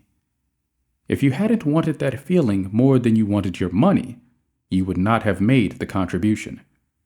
Of course, you might have made the contribution because you were ashamed to refuse or because a customer asked you to do it. But one thing is for sure, you made the contribution because you wanted something. Harry A. Overstreet, in his illuminating book, Influencing Human Behavior, said, "Action springs out of what we fundamentally desire, and the best piece of advice which can be given to would-be persuaders, whether in business, in the home, in the school, in politics, is, first, arouse in the other person an eager want. He who can do this has the whole world with him. He who cannot walks a lonely way." Andrew Carnegie, the poverty-stricken Scottish lad who started to work at 2 cents an hour and finally gave away $365 million, learned early in life that the only way to influence people is to talk in terms of what the other person wants. He attended school only 4 years, yet he learned how to handle people. To illustrate, his sister-in-law was worried sick over her 2 boys. They were at Yale, and they were so busy with their own affairs that they neglected to write home and paid no attention whatsoever to their mother's frantic letters. Then Carnegie offered to wager $100 that he could get an answer by return mail without even asking for it. Someone called his bet. So he wrote his nephews a chatty letter, mentioning casually in a postscript that he was sending each one a $5 bill. He neglected, however, to enclose the money. Back came replies by return mail thanking dear Uncle Andrew for this kind note, and you can finish the sentence yourself. Another example of persuading comes from Stan Novak of Cleveland, Ohio, a participant in our course. Stan came home from work one evening to find his youngest son, Tim, kicking and screaming on the living room floor. He was to start kindergarten the next day and was protesting that he would not go. Stan's normal reaction would have been to banish the child to his room and tell him he'd just better make up his mind to go. He had no choice. But tonight, recognizing that this would not really help Tim start kindergarten in the best frame of mind, Stan sat down and thought, if I were Tim, why would I be excited about going to kindergarten? He and his wife made a list of all the fun things Tim would do, such as finger painting, singing songs, making new friends. Then they put them into action. We all started finger painting on the kitchen table, my wife Lil, my other son Bob, and myself, all having fun. Soon Tim was peeping around the corner. Next he was begging to participate. Oh no, you have to go to kindergarten first to learn how to finger paint. With all the enthusiasm I could muster, I went through the list talking in terms he could understand, telling him all the fun he would have in kindergarten. The next morning, I thought I was the first one up. I went downstairs and found Tim sitting sound asleep in the living room chair. "What are you doing here?" I asked. "I'm waiting to go to kindergarten. I don't want to be late." The enthusiasm of our entire family had aroused in Tim an eager want that no amount of discussion or threat could have possibly accomplished. Tomorrow you may want to persuade somebody to do something. Before you speak, pause and ask yourself, how can I make this person want to do it? That question will stop us from rushing into a situation needlessly with futile chatter about our desires. At one time, I rented the grand ballroom of a certain New York hotel for 20 nights in each season in order to hold a series of lectures. At the beginning of one season, I was suddenly informed that I should have to pay almost 3 times as much rent as before. This news reached me after the tickets had been printed and distributed and all announcements had been made. Naturally, I didn't want to pay the extra, but what was the use of talking to the hotel about what I wanted? They were interested only in what they wanted. So a couple of days later, I went to see the manager. "I was a bit shocked when I got your letter," I said, "but I don't blame you at all. If I had been in your position, I should probably have written a similar letter myself. Your duty as the manager of the hotel is to make all the profit possible. If you don't do that, you will be fired, and you ought to be fired. Now, let's take a piece of paper and write down the advantages and the disadvantages that will accrue to you if you insist on this increase in rent." Then I took a letterhead and ran a line through the center and headed one column advantages and the other column disadvantages. I wrote down under the head advantages these words: ballroom free. Then I went on to say, You will have the advantage of having the ballroom free to rent for dances and conventions. That is a big advantage, for affairs like that will pay you much more than you can get for a series of lectures. If I tie your ballroom up for 20 nights during the course of the season, it is sure to mean a loss of some very profitable business to you. Now, let's consider the disadvantages. First, instead of increasing your income from me, you are going to decrease it. In fact, you are going to wipe it out, because I cannot pay the rent you are asking. I shall be forced to hold these lectures at some other place. There's another disadvantage to you also. These lectures attract crowds of educated and cultured people to your hotel. That is good advertising for you, isn't it?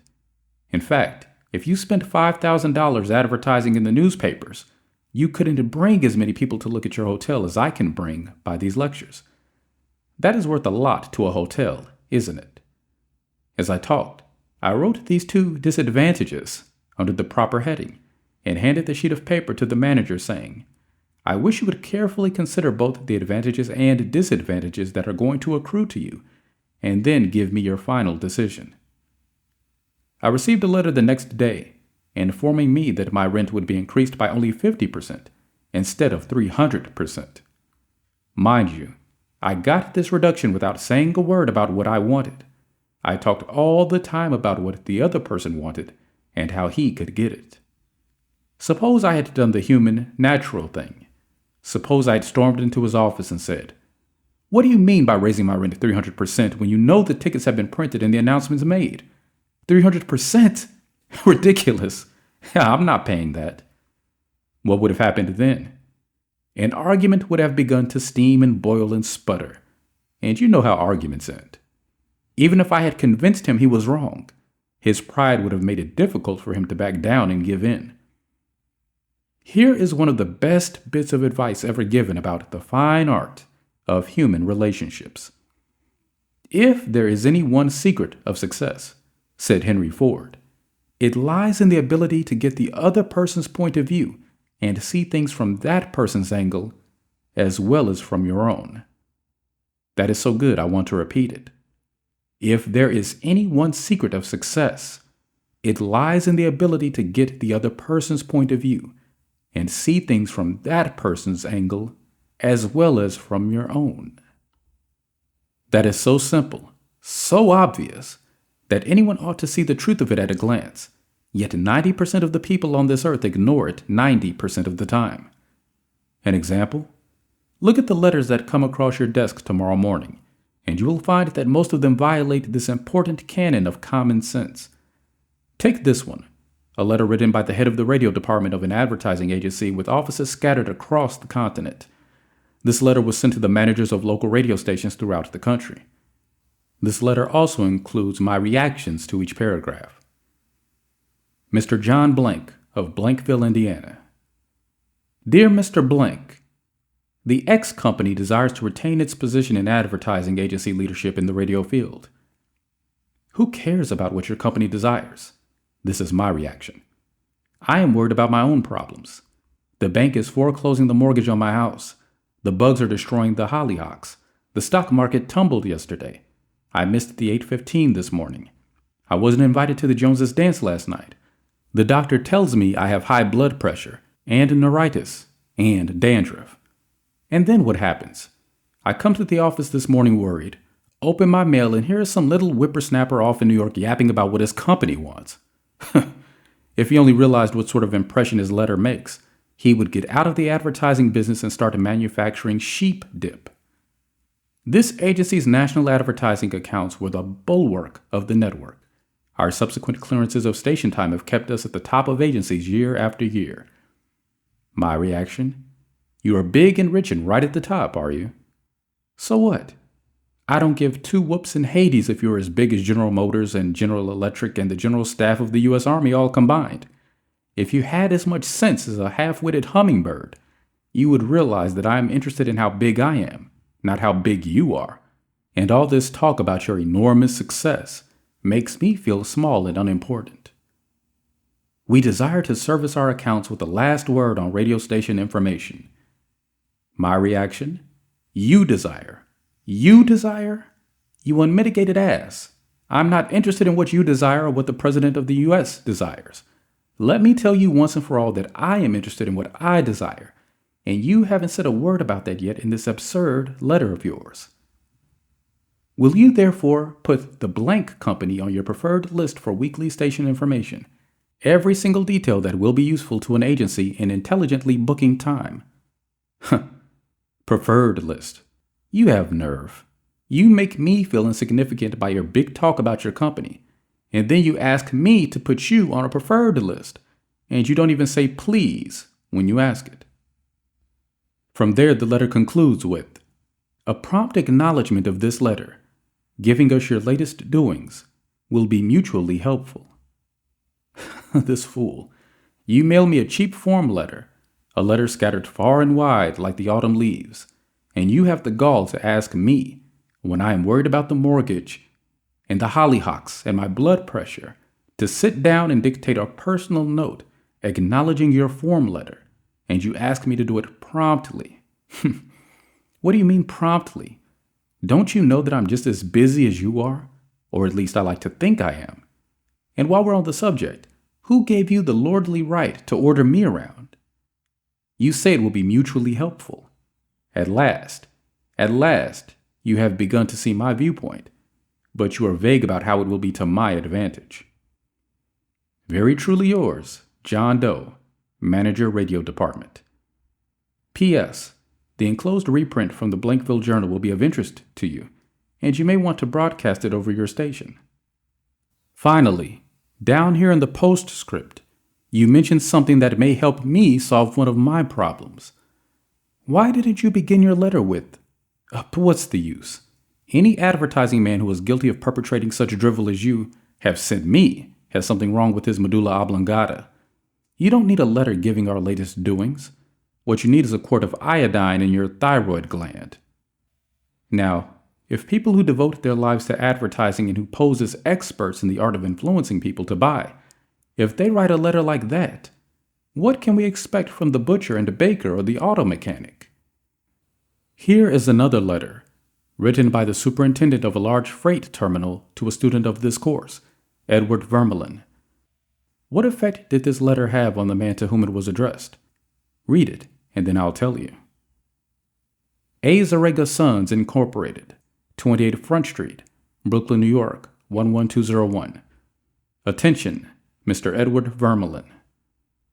Gentlemen, the operations at our outbound rail receiving station are handicapped because a material percentage of the total business is delivered to us in the late afternoon.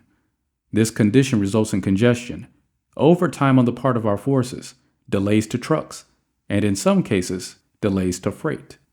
On November 10th, we received from your company a lot of 510 pieces, which reached here at 4:20 p.m. We solicit your cooperation toward overcoming the undesirable effects arising from late receipt of freight. May we ask that, on days in which you ship the volume which was received on the above date, effort be made either to get the truck here earlier or to deliver us part of the freight during the morning. The advantage that would accrue to you under such an arrangement would be that of more expeditious discharge of your trucks and the assurance that your business would go forward on the date of its receipt. Very truly yours, J.B. After reading this letter, Mr. Vermeulen, sales manager for A. Zarega Sons, Inc., sent it to me with the following comment. This letter had the reverse effect from that which was intended. The letter begins by describing the terminal's difficulties, in which we are not interested, generally speaking. Our cooperation is then requested without any thought as to whether it would inconvenience us. And then, finally, in the last paragraph, the fact is mentioned that if we do cooperate, it will mean more expeditious discharge of our trucks, with the assurance that our freight will go forward on the date of its receipt. In other words, that in which we are most interested is mentioned last, and the whole effect is one of raising a spirit of antagonism instead of cooperation. Now let's see if we can't rewrite and improve this letter. Let's not waste any time talking about our problems. As Henry Ford admonishes, let's get the other person's point of view and see things from his or her angle as well as from our own. Here is one way of revising the letter. It may not be the best way, but isn't it an improvement? Mr. Edward Vermelin, A. Zarega Sons, Incorporated, 28 Front Street, Brooklyn, New York, 11201. Dear Mr. Vermelin, your company has been one of our good customers for 14 years. Naturally, we are very grateful for your patronage and are eager to give you the speedy, efficient service you deserve. However, we regret to say that it isn't possible for us to do that when your trucks bring us a large shipment late in the afternoon, as they did on November 10th. Why? Because many other customers make late afternoon deliveries also. Naturally, that causes congestion. That means your trucks are held up unavoidably at the pier, and sometimes even your freight is delayed. That's bad, but it can be avoided. If you make your deliveries at the pier in the morning when possible, your trucks will be able to keep moving. Your freight will get immediate attention, and our workers will get home early at night to enjoy a dinner of the delicious macaroni and noodles that you manufacture. Regardless of when your shipments arrive, we shall always cheerfully do all in our power to serve you promptly. You are busy. Please don't trouble to answer this note. Yours truly, J.B. Barbara Anderson, who worked in a bank in New York, desired to move to Phoenix, Arizona because of the health of her son. Using the principles she had learned in our course, she wrote the following letter to 12 banks in Phoenix. Dear Sir, my 10 years of bank experience should be of interest to a rapidly growing bank like yours. In various capacities in bank operations with the Bankers Trust Company in New York, leading to my present assignment as branch manager, I have acquired skills in all phases of banking, including depositor relations, credits, loans, and administration. I will be relocating to Phoenix in May, and I am sure I can contribute to your growth and profit. I will be in Phoenix the week of April 3rd, and would appreciate the opportunity to show you how I can help your bank meet its goals. Sincerely, Barbara L. Anderson.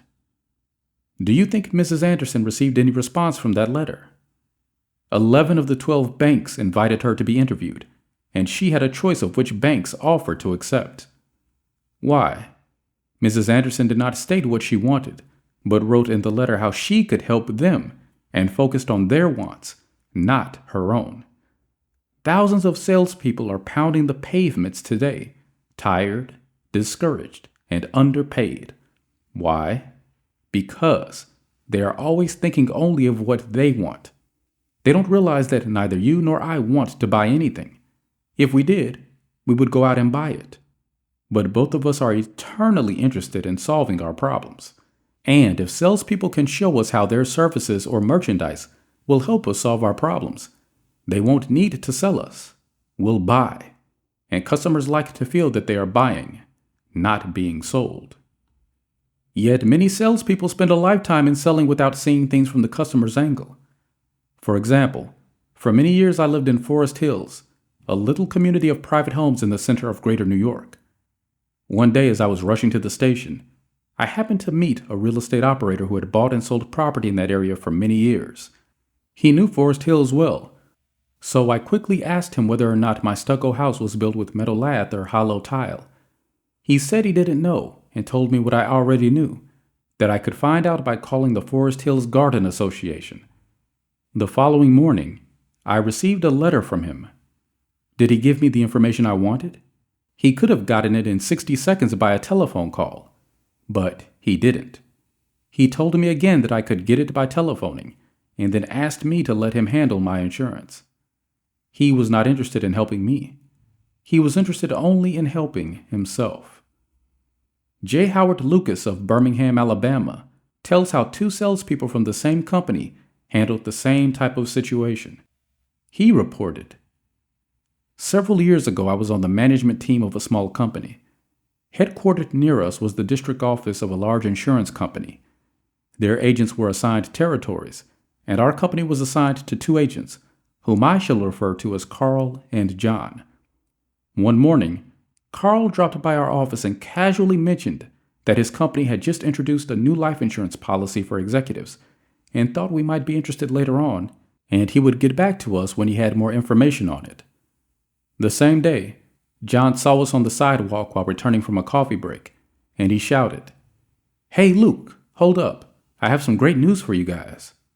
He hurried over and very excitedly told us about an executive life insurance policy his company had introduced that very day.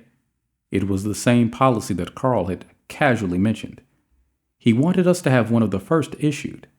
He gave us a few important facts about the coverage and ended saying, "The policy is so new, I'm going to have someone from the office come out tomorrow and explain it.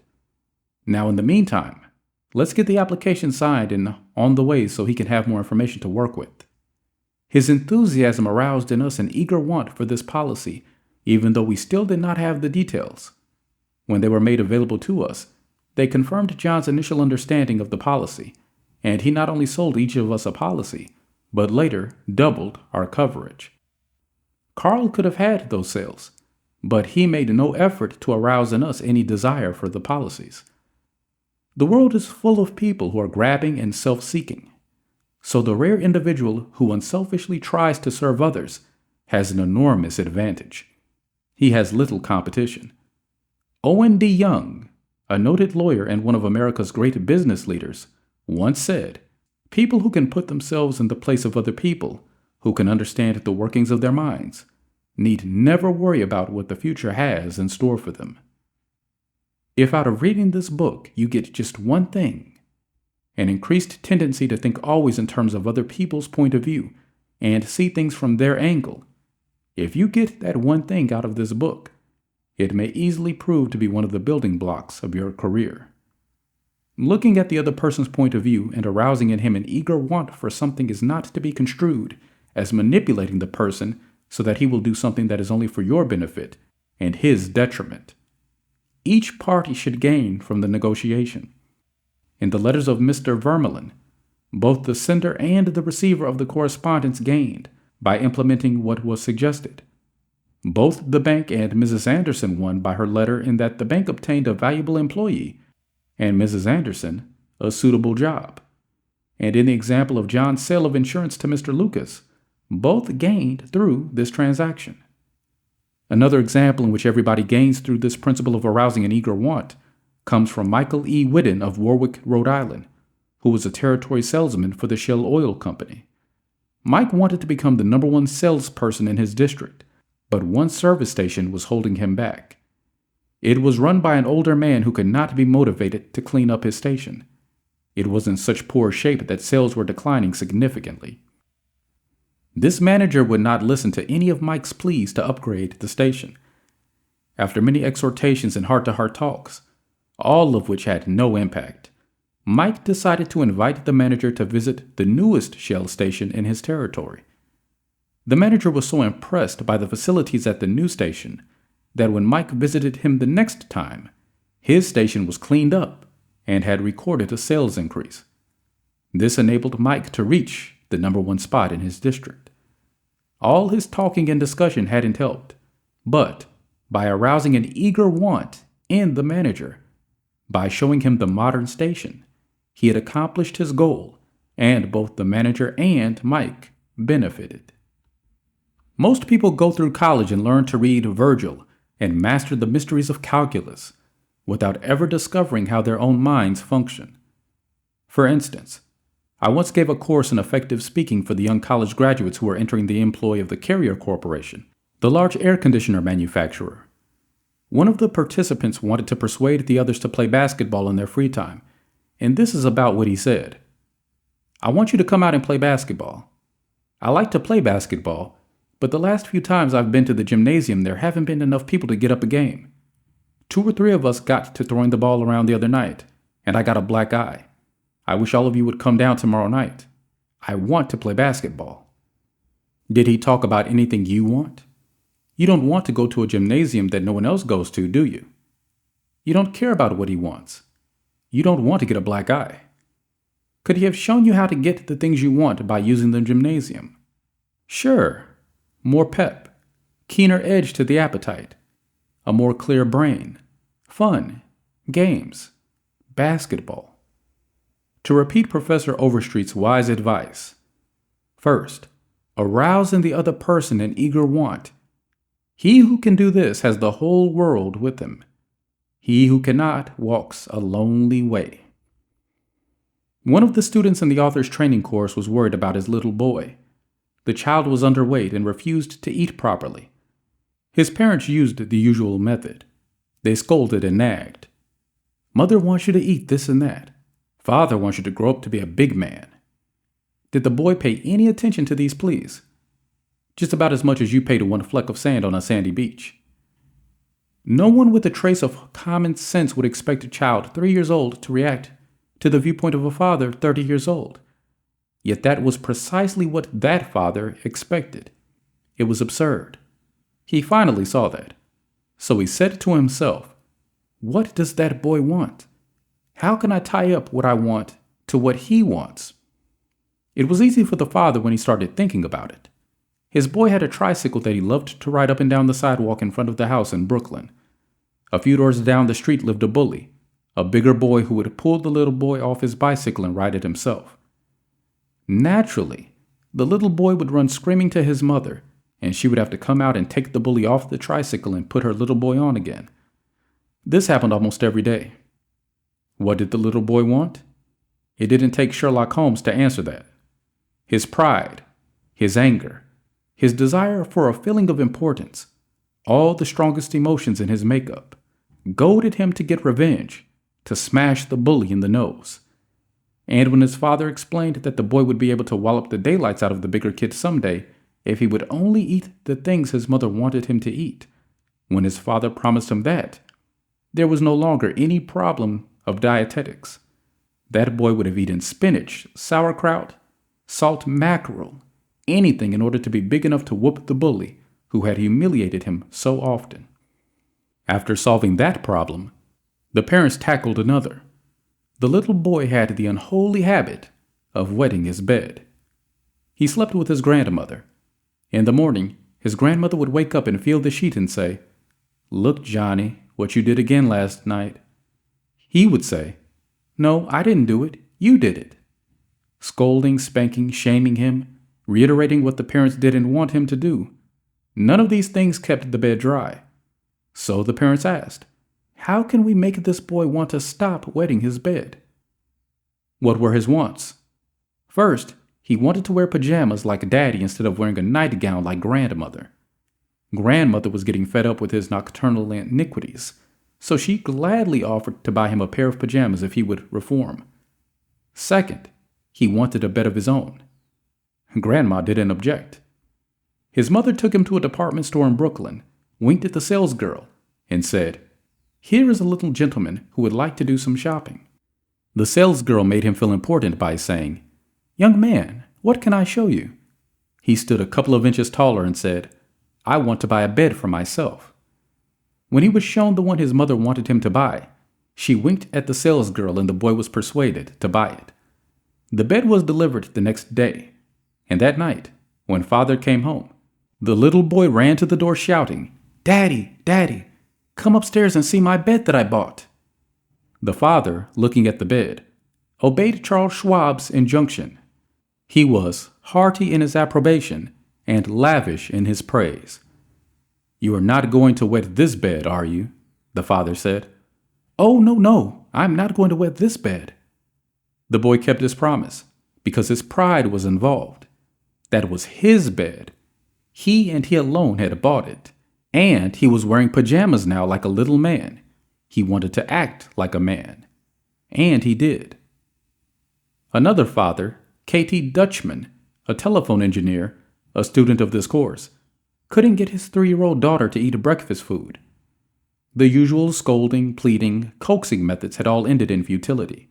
So the parents asked themselves, how can we make her want to do it? The little girl loved to imitate her mother, to feel big and grown up. So one morning they put her on a chair and let her make the breakfast food. At just the right psychological moment, Father drifted into the kitchen while she was stirring the cereal and she said, "Oh, look, Daddy, I am making the cereal this morning." She ate 2 helpings of the cereal without any coaxing because she was interested in it. She had achieved a feeling of importance. She had found in making the cereal an avenue of self-expression. William Winter once remarked that Self-expression is the dominant necessity of human nature. Why can't we adapt the same psychology to business dealings? When we have a brilliant idea, instead of making others think it is ours, why not let them cook and stir the idea themselves? They will then regard it as their own. They will like it, and maybe eat a couple of helpings of it. Remember, first, arouse in the other person an eager want. He who can do this has the whole world with him. He who cannot walks a lonely way. Principle 3. Arouse in the other person an eager want. So, the fundamental techniques in handling people. Principle 1. Don't criticize, condemn, or complain. Principle 2. Give honest and sincere appreciation. And Principle 3. Arouse in the other person an eager want. Part 2. Ways to make people like you. 1. Do this, and you'll be welcome anywhere. Why read this book to find out how to win friends? Why not study the technique of the greatest winner of friends the world has ever known? Who is he? You may meet him tomorrow coming down the street. When you get within 10 feet of him, he will begin to wag his tail. If you stop and pat him, he will almost jump out of his skin to show you how much he likes you. And you know that behind the show of affection on his part, there are no ulterior motives. He doesn't want to sell you any real estate, and he doesn't want to marry you. Did you ever stop to think that a dog is the only animal that doesn't have to work for a living? A hen has to lay eggs, a cow has to give milk, and a canary has to sing. But a dog makes his living by giving you nothing but love. When I was 5 years old, my father bought a little yellow-haired puppy for 50 cents. He was the light and joy of my childhood. Every afternoon about 4:30, he would sit in the front yard with his beautiful eyes staring steadfastly at the path. And as soon as he heard my voice or saw me swinging my dinner pail through the buckbrush, he was off like a shot, racing breathlessly up the hill to greet me with leaps of joy and barks of sheer ecstasy. Tippy was my constant companion for 5 years. Then one tragic night, I won't ever forget it, he was killed within 10 feet of my head, killed by lightning. Tippy's death was the tragedy of my boyhood. You never read a book on psychology, Tippy. You didn't need to. You knew by some divine instinct that you can make more friends in 2 months by becoming genuinely interested in other people than you can in 2 years by trying to get other people interested in you. Let me repeat that. You can make more friends in 2 months by becoming interested in other people than you can in 2 years by trying to get other people interested in you. Yet I know and you know people who blunder through life trying to wigwag other people into becoming interested in them. Of course, it doesn't work. People are not interested in you. They are not interested in me. They are interested in themselves, morning, noon, and after dinner.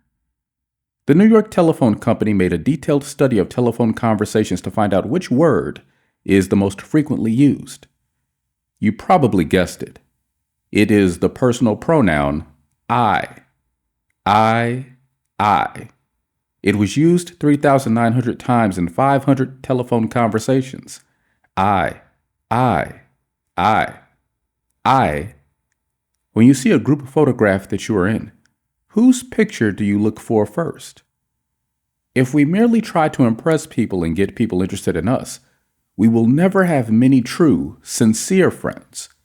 Friends, real friends, are not made that way. Napoleon tried it, and in his last meeting with Josephine, he said, "Josephine, I have been as fortunate as any man ever was on this earth. And yet, at this hour, you are the only person in the world on whom I can rely." And historians doubt whether he could rely even on her. Alfred Adler, the famous Viennese psychologist, wrote a book entitled What Life Should Mean to You. In that book, he says, "It is the individual who is not interested in his fellow men who has the greatest difficulties in life and provides the greatest injury to others. It is from among such individuals that all human failures spring." You may read scores of erudite tomes on psychology without coming across a statement more significant for you and for me.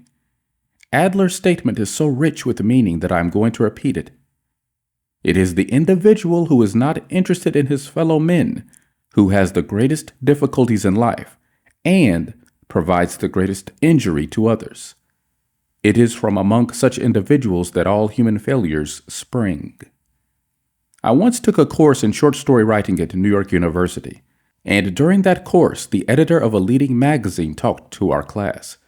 He said he could pick up any one of the dozens of stories that drifted across his desk every day, and after reading a few paragraphs, he could feel whether or not the author liked people. If the author doesn't like people, he said, people won't like his or her stories. This hard-boiled editor stopped twice in the course of his talk in fiction writing and apologized for preaching a sermon. "I am telling you," he said, "the same things your preacher would tell you.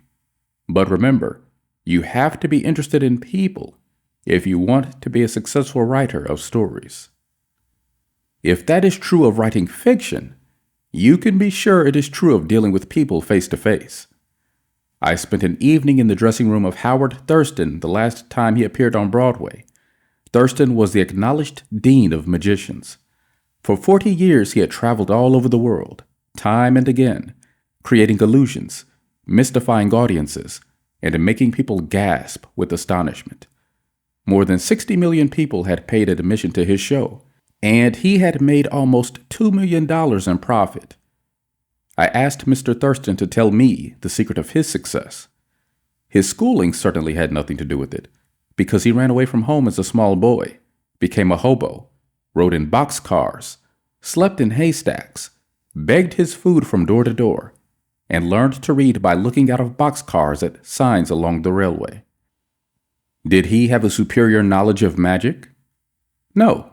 He told me hundreds of books had been written about the subject by scores of people who knew as much about it as he did. But he had two things that the others didn't have. First, he had the ability to put his personality across the footlights.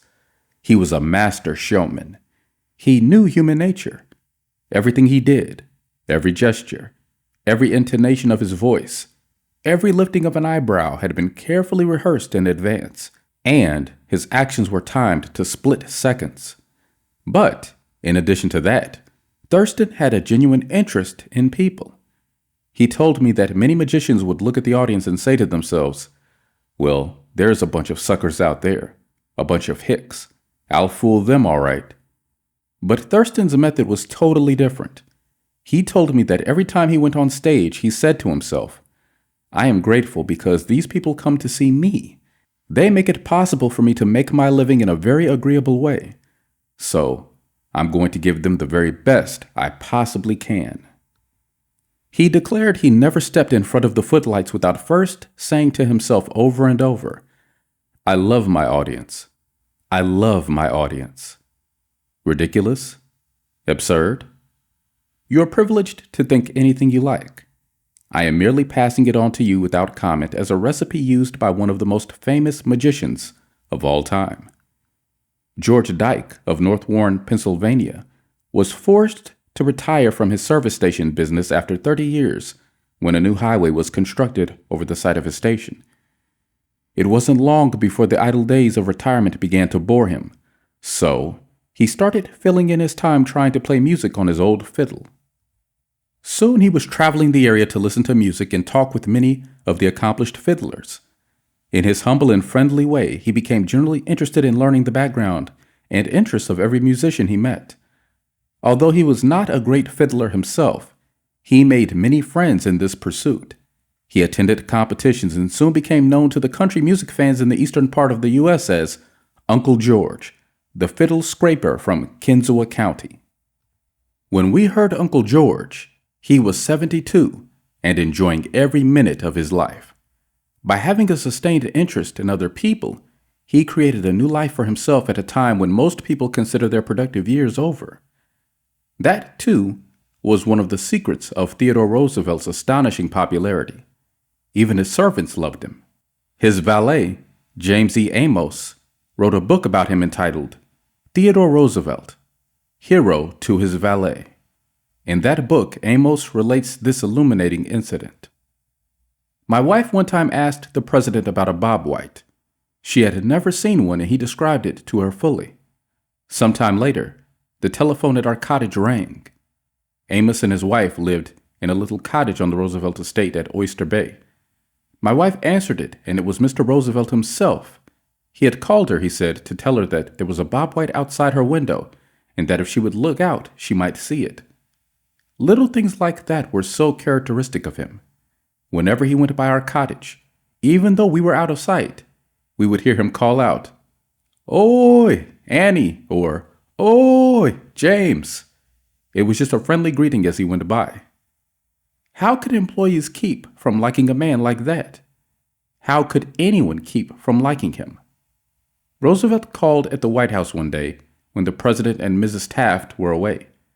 His honest liking for humble people was shown by the fact that he greeted all the old White House servants by name, even the scullery maids. When he saw Alice, the kitchen maid, writes Archie Butt, he asked her if she still made cornbread. Alice told him that she sometimes made it for the servants, but no one ate it upstairs. They show bad taste, Roosevelt boomed, and I'll tell the president so when I see him.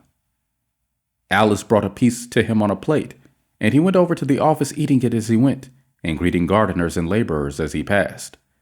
He addressed each person just as he had addressed them in the past. Ike Hoover, who had been head usher at the White House for 40 years, said with tears in his eyes, "It is the only happy day we had in nearly 2 years, and not one of us would exchange it for a $100 bill." The same concern for the seemingly unimportant people helped sales rep Edward M. Sykes, Jr. of Chatham, New Jersey, retain an account. Many years ago, he reported, I called on customers for Johnson & Johnson in the Massachusetts area. One account was a drugstore in Hingham. Whenever I went into the store, I would always talk to the soda clerk and sales clerk for a few minutes before talking to the owner to obtain his order. One day, I went up to the owner of the store, and he told me to leave as he was not interested in buying J&J products anymore because he felt they were concentrating their activities on food and discount stores to the detriment of the small drugstore. I left with my tail between my legs and drove around the town for several hours. Finally, I decided to go back and try at least to explain our position to the owner of the store. When I returned, I walked in and, as usual, said hello to the soda clerk and sales clerk. When I walked up to the owner, he smiled at me and welcomed me back. He then gave me double the usual order. I looked at him with surprise and asked him what had happened since my visit only a few hours earlier. He pointed to the young man at the soda fountain and said that after I had left, the boy had come over and said that I was one of the few salespeople that called on the store, that even bothered to say hello to him and to the others in the store. He told the owner that if any salesperson deserved his business, it was I. The owner agreed and remained a loyal customer. I never forgot that to be genuinely interested in other people is the most important quality for a salesperson to possess, for any person for that matter. I have discovered from personal experience that one can win the attention and time and cooperation of even the most sought-after people by becoming genuinely interested in them. Let me illustrate. Years ago, I conducted a course in fiction writing at the Brooklyn Institute of Arts and Sciences, and we wanted such a distinguished and busy author such as Kathleen Norris, also Fannie Hurst, Ida Tarbell, Albert Payson Terhune, and Rupert Hughes to come to Brooklyn and give us the benefit of their experiences. So we wrote them, saying we admired their work and were deeply interested in getting their advice and learning the secrets of their success. Each of these letters was signed by about 150 students. We said we realized that these authors were busy, too busy to prepare a lecture, so we enclosed a list of questions for them to answer about themselves and their methods of work. They liked that. Who wouldn't like that? So they left their homes and traveled to Brooklyn to give us a helping hand. By using the same method, I persuaded Leslie M. Shaw, Secretary of the Treasury in Theodore Roosevelt's cabinet, George W. Wickersham, Attorney General in Taft's cabinet, William Jennings Bryan, Franklin D. Roosevelt, and many other prominent men to come to talk to the students of my courses in public speaking. All of us, whether we be workers in a factory, clerks in an office, or even a king upon his throne, all of us like people who admire us. Take the German Kaiser, for example. At the close of World War I, he was probably the most savagely and universally despised man on this earth. Even his own nation turned against him when he fled over into Holland to save his neck. The hatred against him was so intense that millions of people would have loved to tear him limb from limb or burn him at the stake. In the midst of all this forest fire of fury, one little boy wrote the Kaiser a simple, sincere letter glowing with kindliness and admiration. This little boy said that no matter what the others thought, he would always love Wilhelm as his emperor. The Kaiser was deeply touched by this letter and invited the little boy to come to see him. The boy came. So did his mother, and the Kaiser married her. That little boy didn't need to read a book on how to win friends and influence people. He knew how instinctively. If we want to make friends, let's put ourselves out to do things for other people. Things that require time, energy, unselfishness, and thoughtfulness. When the Duke of Windsor was Prince of Wales, he was scheduled to tour South America, and before he started out on that tour, he spent months studying Spanish so that he could make public talks in the language of the country, and the South Americans loved him for it. For years, I made it a point to find out the birthdays of my friends. Although I don't have the foggiest bit of faith in astrology, I began by asking the other party whether he believed the date of one's birth has anything to do with character and disposition. I then asked him or her to tell me the month and day of birth. If he or she said November 24th, for example, I kept repeating to myself, November 24th, November 24th. The minute my friend's back was turned, I wrote down the name and birthday and later would transfer it to a birthday book.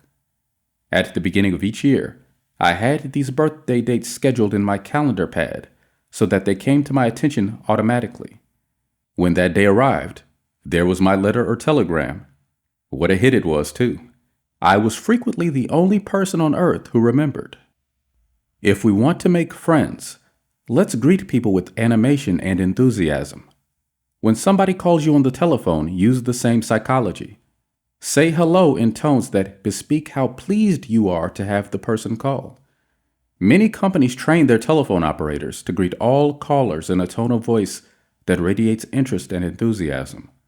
The caller feels the company is concerned about them. Let's remember that when we answer the telephone tomorrow. Showing a genuine interest in others not only wins friends for you, but it may develop in its customers a loyalty for your company.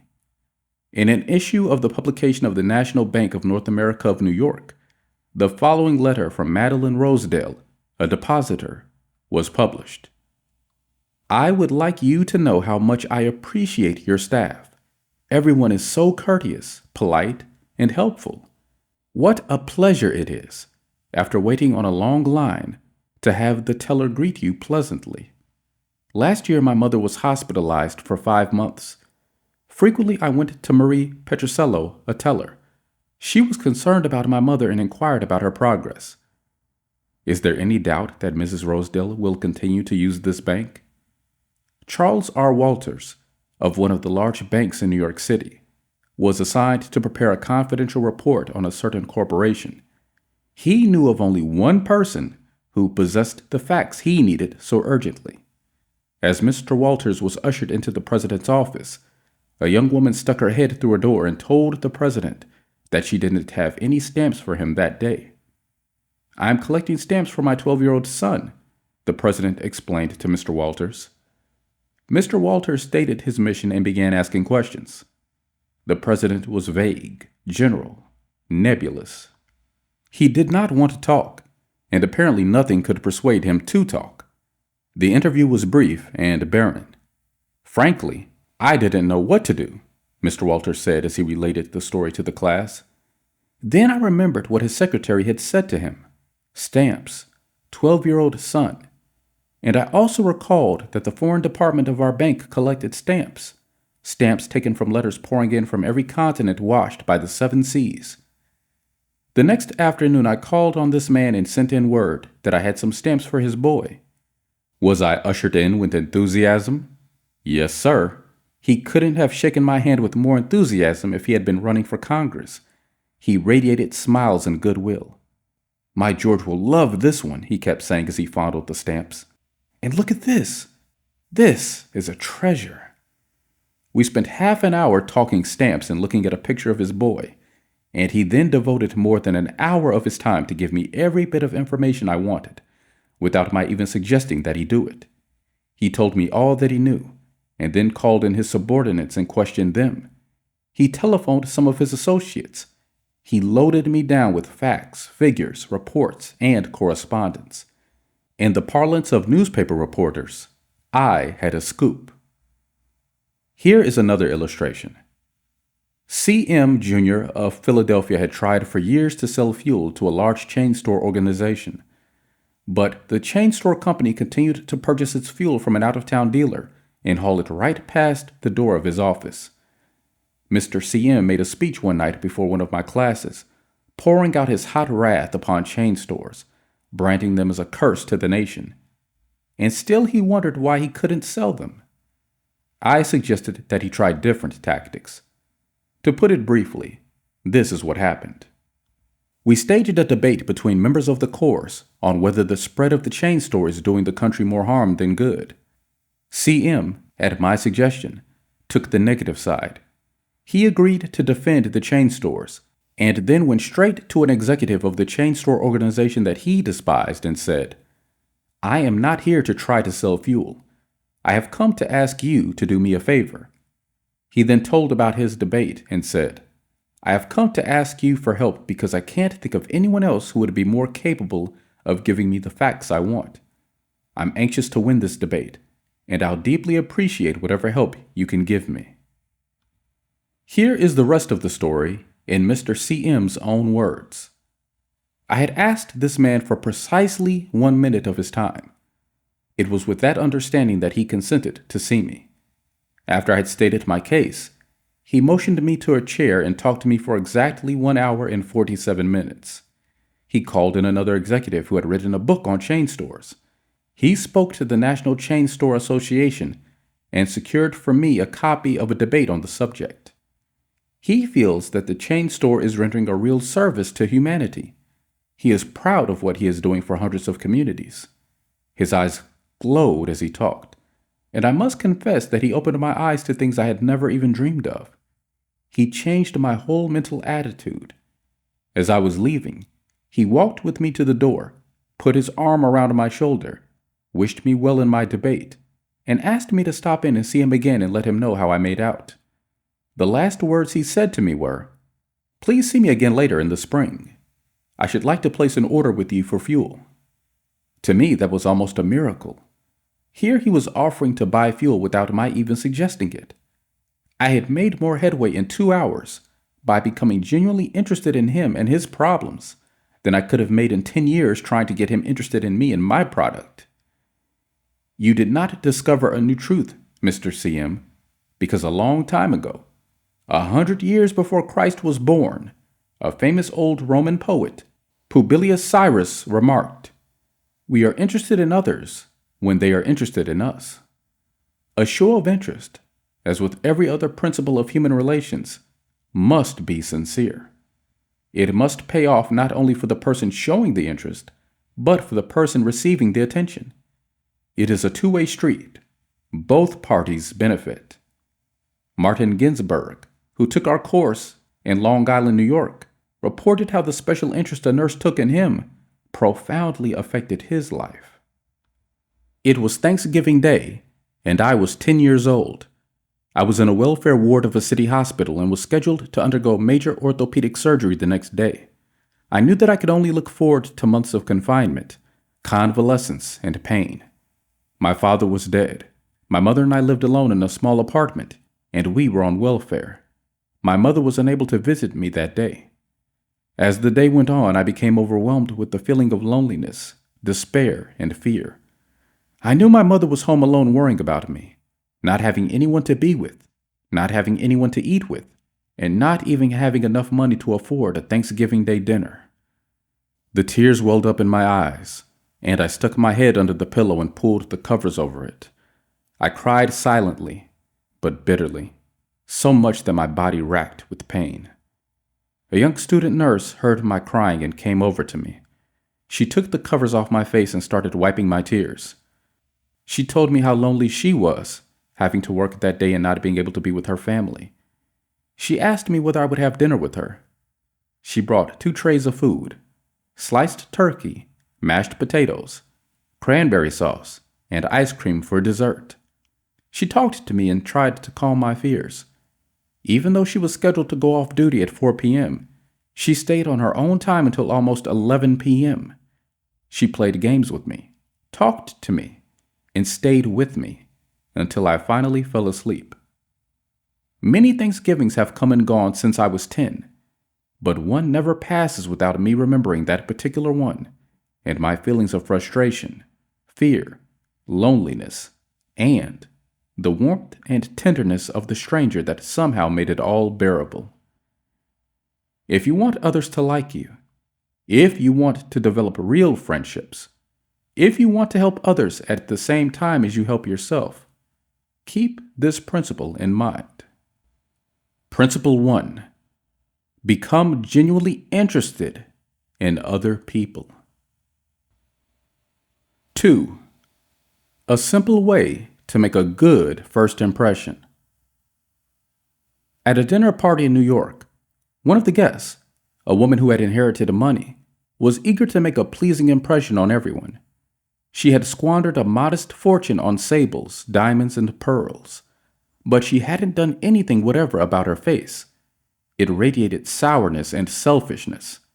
She did not realize what everyone knows, namely, that the expression one wears on one's face is far more important than the clothes one wears on one's back. Charles Schwab told me his smile had been worth $1 million, and he was probably understating the truth. For Schwab's personality, his charm, his ability to make people like him were almost wholly responsible for his extraordinary success, and one of the most delightful factors in his personality was his captivating smile. Actions speak louder than words, and a smile says, "I like you. You make me happy. I am glad to see you." That's why dogs make such a hit. They are so glad to see us that they almost jump out of their skin. So naturally, we are glad to see them. A baby's smile has the same effect. Have you ever been in a doctor's waiting room and looked around at all the glum faces waiting impatiently to be seen? Dr. Stephen K. Sproul, a veterinarian in Raytown, Missouri, told of a typical spring day when his waiting room was full of clients waiting to have their pets inoculated. No one was talking to anyone else, and all were probably thinking of a dozen other things they would rather be doing than wasting time sitting in that office. He told one of our classes, there were 6 or 7 clients waiting when a young woman came in with a 9-month-old baby and a kitten. As luck would have it, she sat down next to a gentleman who was more than a little distraught about the long wait for service. The next thing he knew, the baby just looked up at him with that great big smile that is so characteristic of babies. What did that gentleman do? Just what you and I would do, of course. He smiled back at the baby. Soon he struck up a conversation with the woman about her baby and his grandchildren, and soon the entire reception room joined in, and the boredom and tension were converted into a pleasant and enjoyable experience. An insincere grin? No, that doesn't fool anybody. We know it is mechanical and we resent it. I'm talking about a real smile, a heartwarming smile, a smile that comes from within, the kind of smile that will bring a good price in the marketplace. Professor James V. McConnell, a psychologist at the University of Michigan, expressed his feelings about a smile. People who smile, he said, tend to manage, teach, and sell more effectively, and to raise happier children. There's far more information in a smile than a frown. That's why encouragement is a much more effective teaching device than punishment. The employment manager of a large New York department store told me she would rather hire a sales clerk who hadn't finished grade school, if he or she has a pleasant smile, than to hire a doctor of philosophy with a somber face. The effect of a smile is powerful, even when it is unseen. Telephone companies throughout the USA have a program called Phone Power, which is offered to employees who use the telephone for selling their services or products. In this program, they suggest that you smile when talking on the phone. Your smile comes through in your voice. Robert Cryer, manager of a computer department for a Cincinnati, Ohio company, said how he had successfully found the right applicant for a hard-to-fill position. I was desperately trying to recruit a PhD in computer science for my department. I finally located a young man with ideal qualifications who was about to be graduated from Purdue University. After several phone conversations, I learned that he had several offers from other companies, many of them larger and better known than mine. I was delighted when he accepted my offer. After he started on the job, I asked him why he had chosen us over the others. He paused for a moment, and then he said, "I think it was because managers in the other companies spoke on the phone in a cold, business-like manner, which made me feel like just another business transaction. Your voice sounded as if you were glad to hear from me, that you really wanted me to be part of your organization. You can be assured, I am still answering my phone with a smile."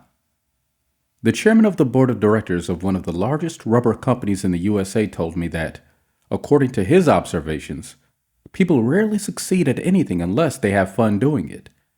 This industrial leader doesn't put much faith in the old adage that hard work alone is the magic key that will unlock the door to your desires. "I have known people," he said, "who succeeded because they had a rip-roaring good time conducting their business. Later, I saw those people change as the fun became work. The business had grown dull. They lost all joy in it, and they failed."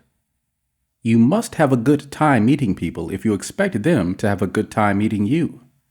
I have asked thousands of business people to smile at someone every hour of the day for a week, and then come to class and talk about the results. How did it work? Let's see. Here is a letter from William B. Steinhardt, a New York stockbroker. His case isn't isolated. In fact, it's typical of hundreds of cases. "I have been married for over 18 years, wrote Mr. Steinhardt, and in all that time I seldom smiled at my wife or spoke 24 words to her from the time I got up until I was ready to leave for business. I was one of the worst grouches who ever walked down Broadway. When you asked me to make a talk about my experience with smiles, I thought I would try it for a week. So the next morning, while combing my hair, I looked at my grim mug in the mirror and said to myself, 'Bill, you are going to wipe the scowl off that sour puss of yours today. You are going to smile, and you are going to begin right now.' As I sat down to breakfast, I greeted my wife with a 'Good morning, my dear,' and smiled as I said it. You warned me that she might be surprised. Well, you underestimated her reaction. She was bewildered. She was shocked. I told her that in the future she could expect this as a regular occurrence, and I kept it up every morning. This changed attitude of mine brought more happiness into our home in the 2 months since I started than there was during the last year. As I leave for my office, I greet the elevator operator in the apartment house with a 'good morning' and a smile. I greet the doorman with a smile. I smile at the cashier in the subway booth when I ask for change. As I stand on the floor of the stock exchange, I smile at people who until recently never saw me smile. I soon found that everybody was smiling back at me. I treat those who come to me with complaints or grievances in a cheerful manner. I smile as I listen to them, and I find that adjustments are accomplished much easier. I find that smiles are bringing me dollars, many dollars, every day.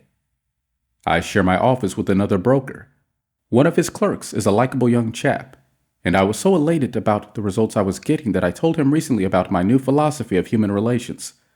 He then confessed to me that when I first came to share my office with his firm, he thought I was a terrible grouch, and only recently changed his mind. He said I was really human when I smiled.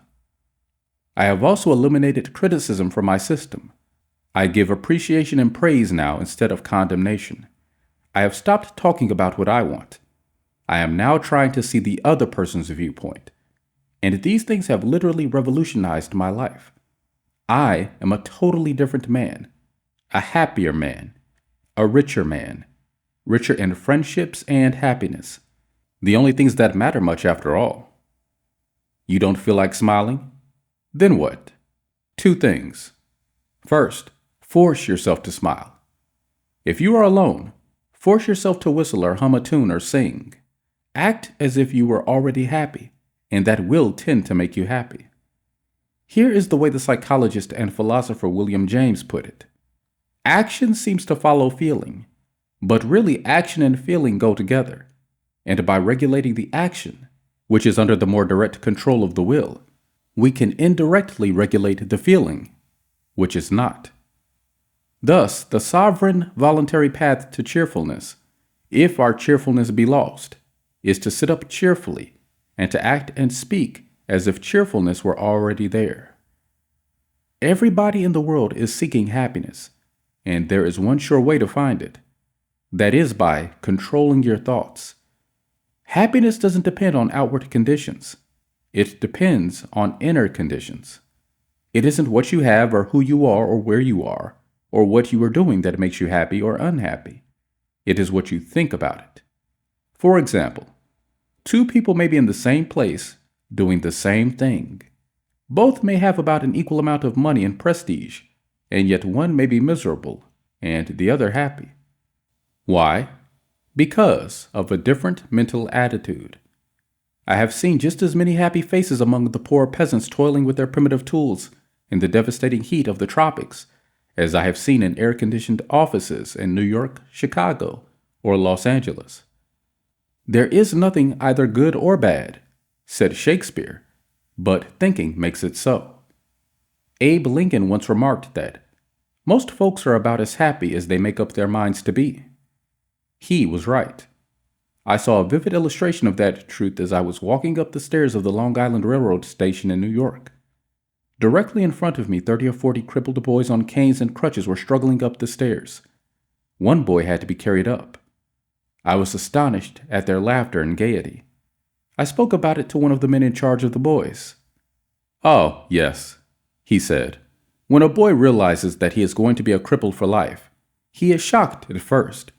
But after he gets over the shock, he usually resigns himself to his fate and then becomes as happy as normal boys." I felt like taking my hat off to those boys. They taught me a lesson I hope I will never forget. Working all by oneself in a closed-off room in an office not only is lonely, but it denies one the opportunity of making friends with other employees in the company. Senora Maria Gonzalez of Guadalajara, Mexico, had such a job. She envied the shared comradeship of other people in the company as she heard their chatter and laughter.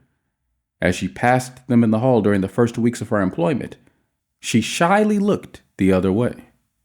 After a few weeks, she said to herself, "Maria, you can't expect those people to come to you. You have to go out and meet them." The next time she walked to the water cooler, she put on her brightest smile and said, "Hi, how are you today?" to each of the people she met. The effect was immediate. Smiles and hellos were returned. The hallway seemed brighter, the job friendlier. Acquaintanceships developed and some ripened into friendships. Her job and her life became more pleasant and interesting. Peruse this bit of sage advice from the essayist and publisher Elbert Hubbard. But remember, perusing it won't do you any good unless you apply it. Whenever you go out of doors, draw the chin in, carry the crown of the head high, and fill the lungs to the utmost. Drink in the sunshine. Greet your friends with a smile, and put soul into every hand clasp. Do not fear being misunderstood, and do not waste a minute thinking about your enemies. Try to fix firmly in your mind what you would like to do, and then, without veering off direction, you will move straight to the goal. Keep your mind on the great and splendid things you would like to do, and then, as the days go gliding away, you will find yourself unconsciously seizing upon the opportunities that are required for the fulfillment of your desire, just as the coral insect takes from the running tide the element it needs. Picture in your mind the able, earnest, useful person you desire to be, and the thought you hold is hourly transforming you into that particular individual. Thought is supreme. Preserve a right mental attitude, the attitude of courage, frankness, and good cheer. To think rightly is to create. All things come through desire, and every sincere prayer is answered. We become like that on which our hearts are fixed. Carry your chin in and the crown of your head high. We are gods in the chrysalis. The ancient Chinese were a wise lot, wise in the ways of the world, and they had a proverb that you and I ought to cut out and paste inside our hats. It goes like this: a man without a smiling face must not open a shop. Your smile is a messenger of your goodwill. Your smile brightens the lives of all who see it. To someone who has seen a dozen people frown, scowl, or turn their faces away, your smile is like the sun breaking through the clouds, especially when that someone is under pressure from his bosses, his customers, his teachers, or parents or children. A smile can help him realize that all is not hopeless, that there is joy in the world. Some years ago, a department store in New York City, in recognition of the pressures its sales clerks were under during the Christmas rush, presented the readers of its advertisements with the following homely philosophy: the value of a smile at Christmas. It costs nothing, but creates much. It enriches those who receive, without impoverishing those who give. It happens in a flash, and the memory of it sometimes lasts forever. None are so rich that they can get along without it, and none so poor, but are richer for its benefits. It creates happiness in the home, fosters goodwill in a business, and is the countersign of friends. It is rest to the weary, daylight to the discouraged, sunshine to the sad, and nature's best antidote for trouble. Yet it cannot be bought, begged, borrowed, or stolen, for it is something that is no earthly good to anybody until it is given away. And if in the last-minute rush of Christmas buying some of our salespeople should be too tired to give you a smile, may we ask you to leave one of yours? For nobody needs a smile so much as those who have none left to give. Principle 2. Smile. 3. If you don't do this, you are headed for trouble. Back in 1898, a tragic thing happened in Rockland County, New York. A child had died, and on this particular day the neighbors were preparing to go to the funeral. Jim Farley went out to the barn to hitch up his horse. The ground was covered with snow. The air was cold and snappy. The horse hadn't been exercised for days, and as he was led out to the watering trough, he wheeled playfully, kicked both his heels high in the air, and killed Jim Farley. So the little village of Stony Point had 2 funerals that week instead of 1. Jim Farley left behind him a widow and 3 boys, and a few $100s in insurance. His oldest boy, Jim, was 10, and he went to work in a brickyard, wheeling sand and pouring it into the molds and turning the brick on edge to be dried by the sun. This boy, Jim, never had a chance to get much education, but with his natural geniality, he had a flair for making people like him. So he went into politics, and as the years went by, he developed an uncanny ability for remembering people's names. He never saw the inside of a high school, but before he was 46 years of age, 4 colleges had honored him with degrees, and he had become chairman of the Democratic National Committee and Postmaster General of the United States. I once interviewed Jim Farley and asked him the secret of his success. He said, "Hard work." And I said, "Don't be funny." He then asked me what I thought was the reason for his success. I replied, I understand you can call 10,000 people by their first names. No, you are wrong, he said. I can call 50,000 people by their first names. Make no mistake about it. That ability helped Mr. Farley put Franklin D. Roosevelt in the White House when he managed Roosevelt's campaign in 1932. During the years that Jim Farley traveled as a salesman for a gypsum concern, and during the years that he held office as a town clerk in Stony Point, he built up a system for remembering names. In the beginning, it was very simple. Whenever he met a new acquaintance, he found out his or her complete name and some facts about his or her family, business, and political opinions. He fixed all these facts well in mind as part of the picture, and the next time he met that person, even if it was a year later, he was able to shake hands, inquire after the family, and ask about the hollyhocks in the backyard. No wonder he developed a following. For months before Roosevelt's campaign for president began, Jim Farley wrote hundreds of letters a day to people all over the western and northwestern states. Then he hopped onto a train and in 19 days covered 20 states and 12,000 miles, traveling by buggy, train, automobile, and boat. He would drop into town, meet his people at lunch or breakfast, tea or dinner, and give them a heart-to-heart talk. Then he'd dash off again on another leg of his journey. As soon as he arrived back east, he wrote to one person in each town he had visited, asking for a list of all the guests to whom he had talked. The final list contained thousands and thousands of names, yet each person on that list was paid the subtle flattery of getting a personal letter from James Farley. These letters began Dear Bill or Dear Jane, and they were always signed Jim. Jim Farley discovered early in life that the average person is more interested in his or her own name than in all the other names on earth put together. Remember that name and call it easily, and you have paid a subtle and very effective compliment. But forget it or misspell it, and you have placed yourself at a sharp disadvantage.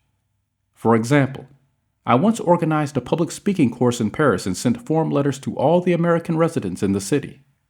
French typists with apparently little knowledge of English filled in the names, and naturally, they made blunders. One man, the manager of a large American bank in Paris, wrote me a scathing rebuke because his name had been misspelled. Sometimes it is difficult to remember a name, especially if it's hard to pronounce. Instead of trying to learn it, many people ignore it or call the person by an easy nickname. Sid Levy called on a customer for some time whose name was Nicodemus Papadoulos. Most people just call him Nick. Levy told us, I made a special effort to say his name over several times to myself before I made my call. When I greeted him by his full name, Good afternoon, Mr. Nicodemus Papadoulos, he was shocked. For what seemed like several minutes, there was no reply from him at all. Finally, he said with tears rolling down his cheeks, Mr. Levy, in all the 15 years I have been in this country, nobody has ever made the effort to call me by my right name. What was the reason for Carnegie's success? He was called the Steel King, yet he himself knew little about the manufacture of steel. He had hundreds of people working for him who knew far more about steel than he did. But he knew how to handle people, and that is what made him rich. Early in life, Andrew Carnegie showed a flair for organization, a genius for leadership. By the time he was 10, he too had discovered the astounding importance people place on their own name, and he used that discovery to win cooperation. To illustrate, when he was a boy back in Scotland, he got hold of a rabbit, a mother rabbit. Presto, he soon had a whole nest of little rabbits, and nothing to feed them. But he had a brilliant idea. He told the boys and girls in the neighborhood that if they would go out and pull enough clover and dandelions to feed the rabbits, he would name the bunnies in their honor. The plan worked like magic, and Carnegie never forgot it. Years later, he made millions by using the same psychology in business. For example, he wanted to sell steel rails to the Pennsylvania Railroad. J. Edgar Thompson was the president of the Pennsylvania Railroad then. So Andrew Carnegie built a huge steel mill in Pittsburgh and called it the Edgar Thomson Steel Works. Here is a riddle. See if you can guess it. When the Pennsylvania Railroad needed steel rails, where do you suppose J. Edgar Thomson bought them? From Sears Roebuck? No. Guess again. When Carnegie and George Pullman were battling each other for supremacy in the railroad sleeping car business, the Steel King again remembered the lesson of the rabbits. The Central Transportation Company, which Andrew Carnegie controlled, was fighting with the company that Pullman owned. Both were struggling to get the sleeping car business of the Union Pacific Railroad, bucking each other, slashing prices, and destroying all chance of profit. Both Carnegie and Pullman had gone to New York to see the board of directors of the Union Pacific. Meeting one evening in the St. Nicholas Hotel, Carnegie said, "Good evening, Mr. Pullman. Aren't we making a complete fool of ourselves?" "What do you mean?" Pullman demanded. Then Carnegie expressed what he had on his mind, a merger of their two interests. He pictured in glowing terms the mutual advantages of working with, instead of against, each other. Pullman listened attentively, but he was not wholly convinced. Finally, he asked, "What would you call the new company?" And Carnegie replied promptly, "Why, the Pullman Palace Car Company, of course." Pullman's face brightened. "Come into my room," he said. "Let's talk it over." That talk made industrial history. This policy of remembering and honoring the names of his friends and business associates was one of the secrets of Andrew Carnegie's leadership. He was proud of the fact that he could call many of his factory workers by their first names, and he boasted that while he was personally in charge, no strike ever disturbed his flaming steel mills. Benton Love, chairman of Texas Commerce Bank Shares, believes that the bigger a corporation gets, the colder it becomes. One way to warm it up, he said, is to remember people's names. The executive who tells me he can't remember names is at the same time telling me he can't remember a significant part of his business and is operating on quicksand. Karen Kershik of Rancho Palos Verdes, California, a flight attendant for TWA, made it a practice to learn the names of as many passengers in her cabin as possible and use the name when serving them. This resulted in many compliments on her service, expressed both to her directly and to the airline. One passenger wrote, "I haven't flown TWA for some time, but I'm going to start flying nothing but TWA from now on. You make me feel that your airline has become a very personalized airline, and that is important to me." People are so proud of their names that they strive to perpetuate them at any cost. Even blustering, hard-boiled old P.T. Barnum, the greatest showman of his time, disappointed because he had no sons to carry on his name, offered his grandson, C.H. Seeley, $25,000 if he would call himself Barnum Seeley. For many centuries, nobles and magnates supported artists, musicians, and authors so that their creative works would be dedicated to them.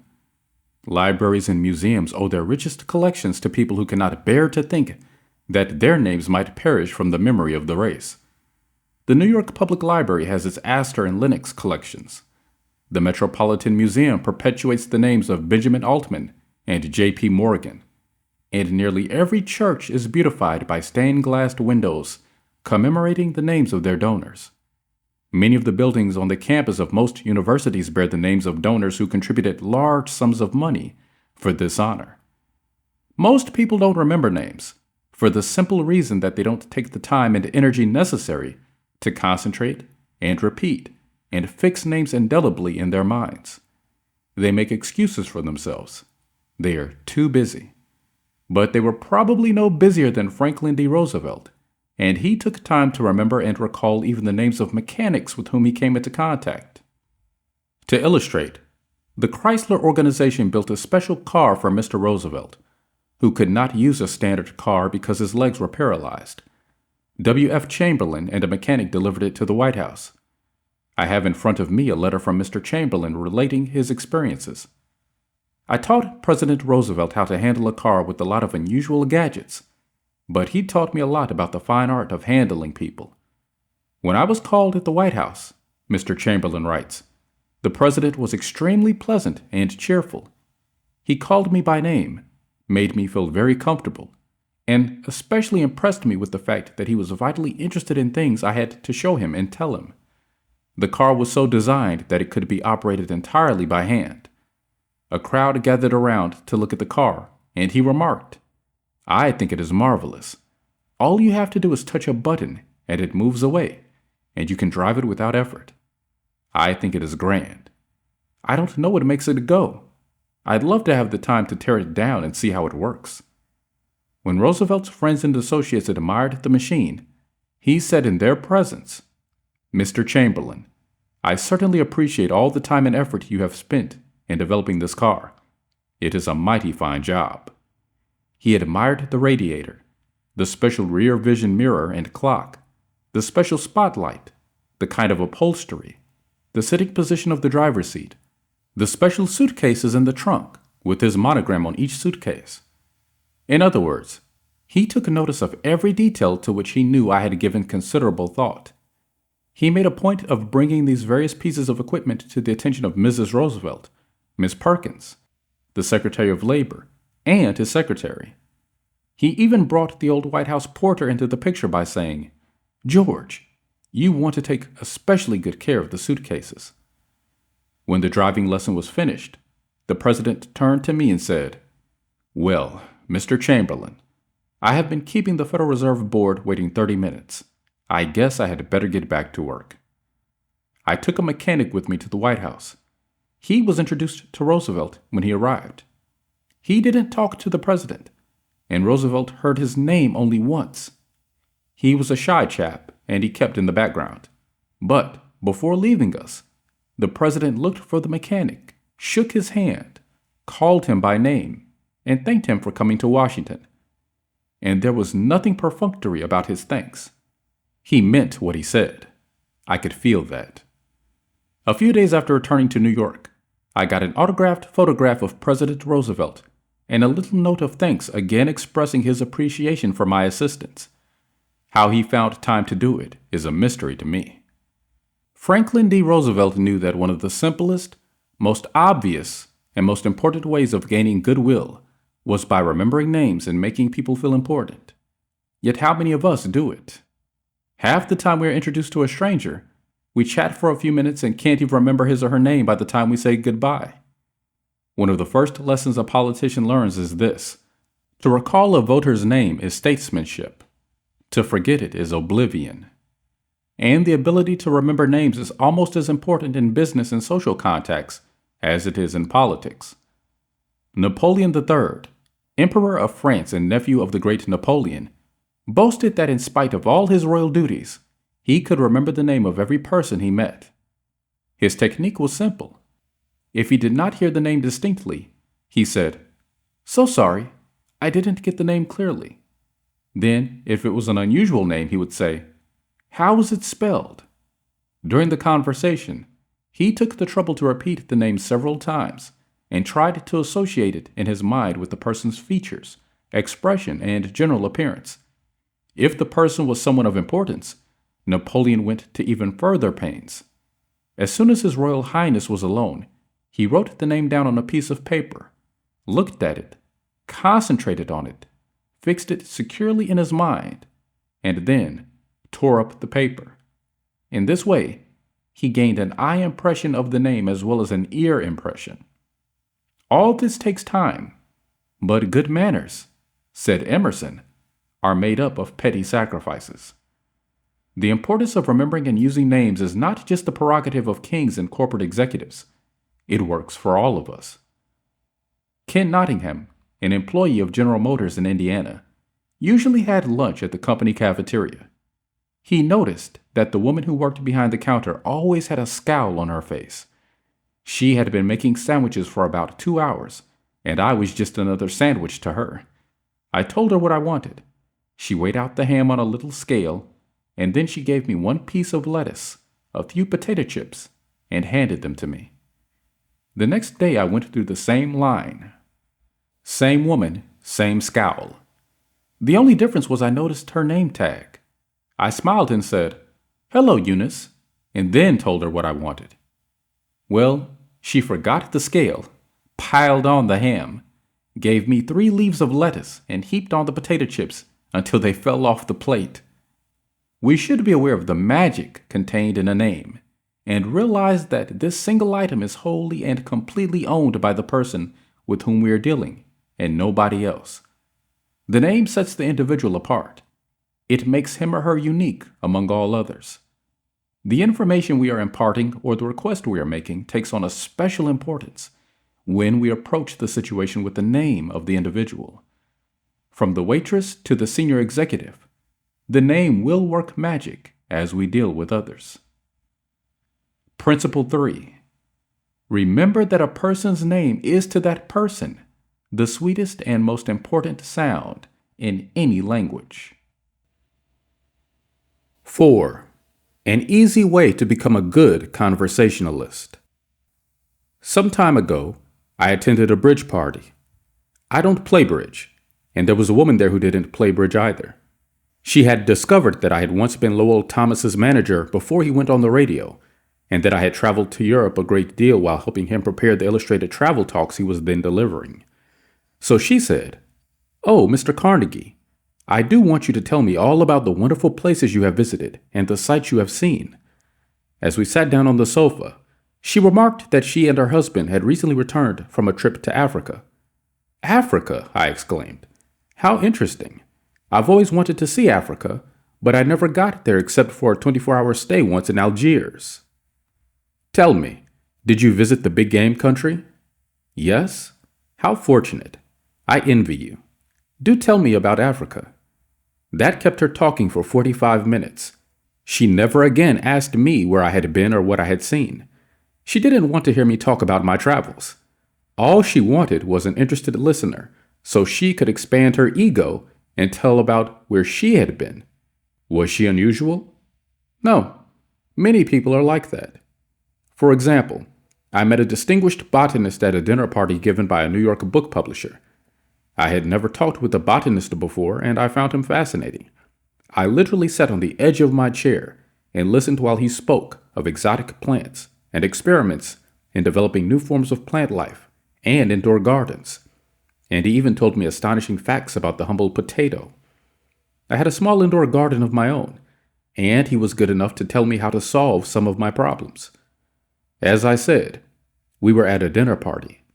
There must have been about a dozen other guests, but I violated all the canons of courtesy, ignored everyone else, and talked for hours to the botanist. Midnight came. I said goodnight to everyone and departed. The botanist then turned to our host and paid me several flattering compliments. I was most stimulating.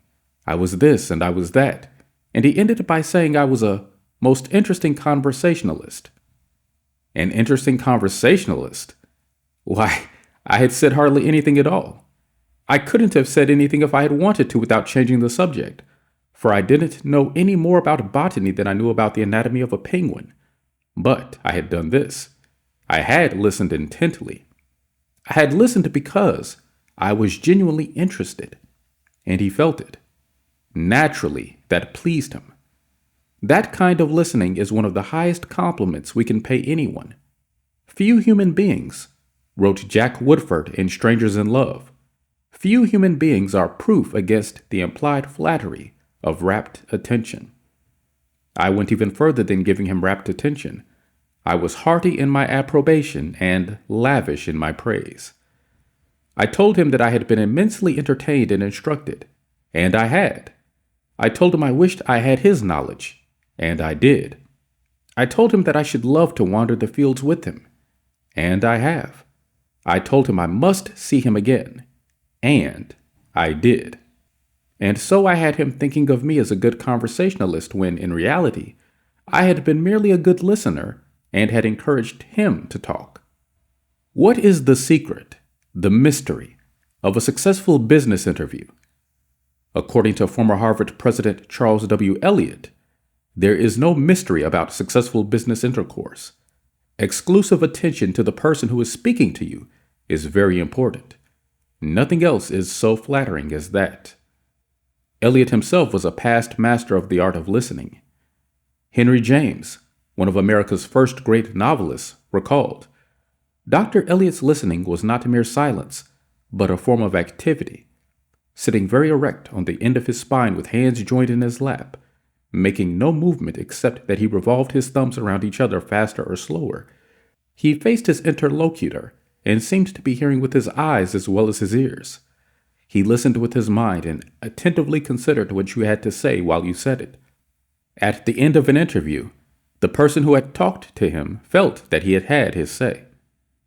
Self-evident, isn't it? You don't have to study for 4 years in Harvard to discover that. Yet I know, and you know, department store owners who will rent expensive space, buy their goods economically, dress their windows appealingly, spend thousands of dollars in advertising, and then hire clerks who haven't got the sense to be good listeners.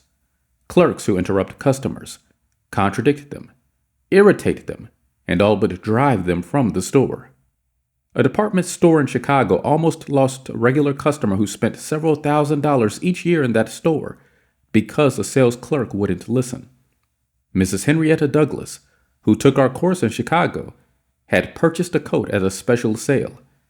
After she had brought it home, she noticed that there was a tear in the lining.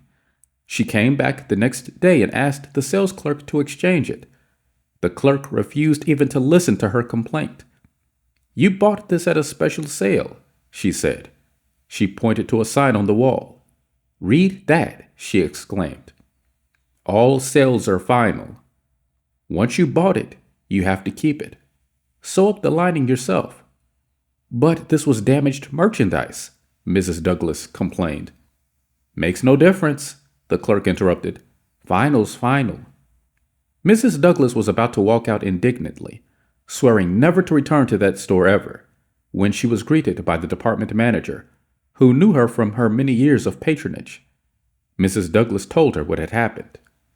The manager listened attentively to the whole story, examined the coat, and then said, Special sales are final, so we can dispose of merchandise at the end of the season. But this no-return policy does not apply to damaged goods. We will certainly repair or replace the lining, or if you prefer, give you your money back. What a difference in treatment.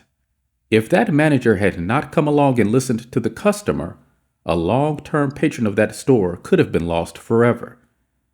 Listening is just as important in one's home life as in the world of business.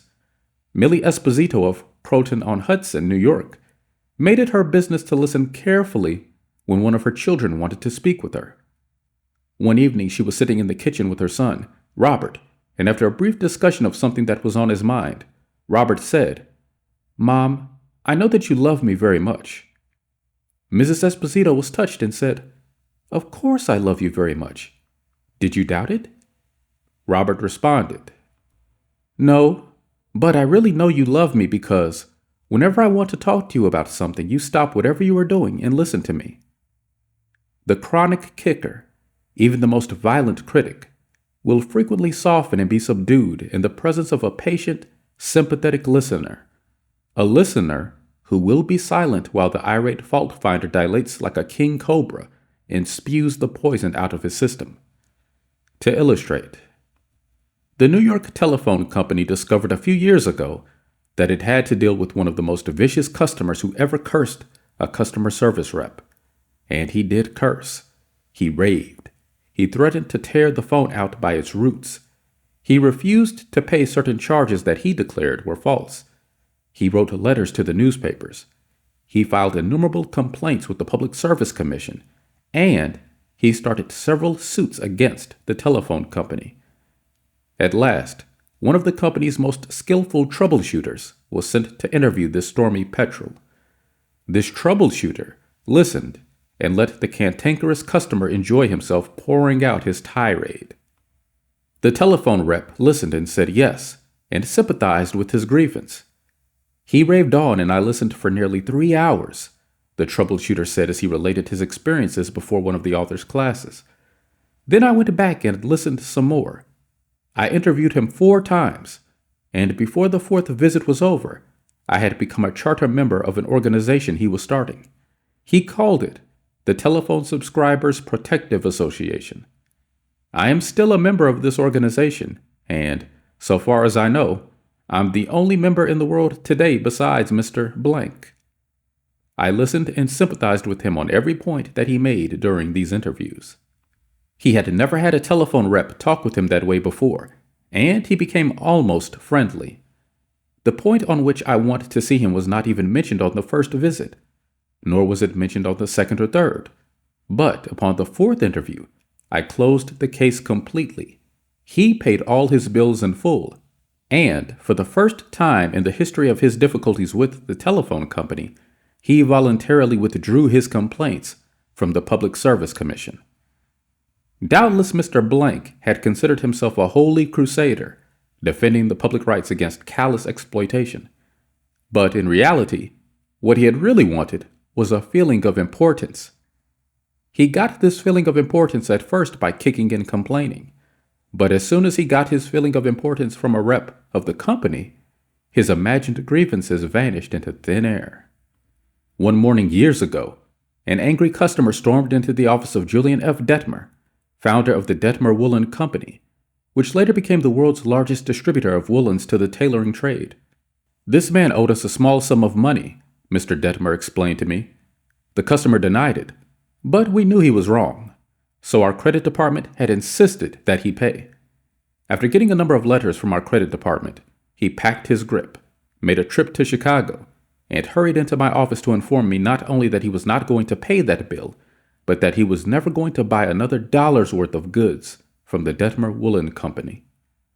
I listened patiently to all he had to say.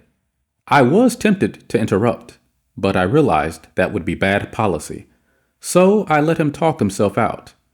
When he finally simmered down and got in a receptive mood, I said quietly, "I want to thank you for coming to Chicago to tell me about this. You have done me a great favor, because if our credit department has annoyed you, it may annoy other good customers, and that would be bad. Believe me, I am far more eager to hear this than you are to tell it." That was the last thing in the world he expected me to say. I think he was a little disappointed, because he had come to Chicago to tell me a thing or two, but here I was thanking him instead of scrapping with him. I assured him we would wipe the charge off the books and forget it, because he was a very careful man with only one account to look after, while our clerks had to look after thousands. Therefore, he was less likely to be wrong than we were.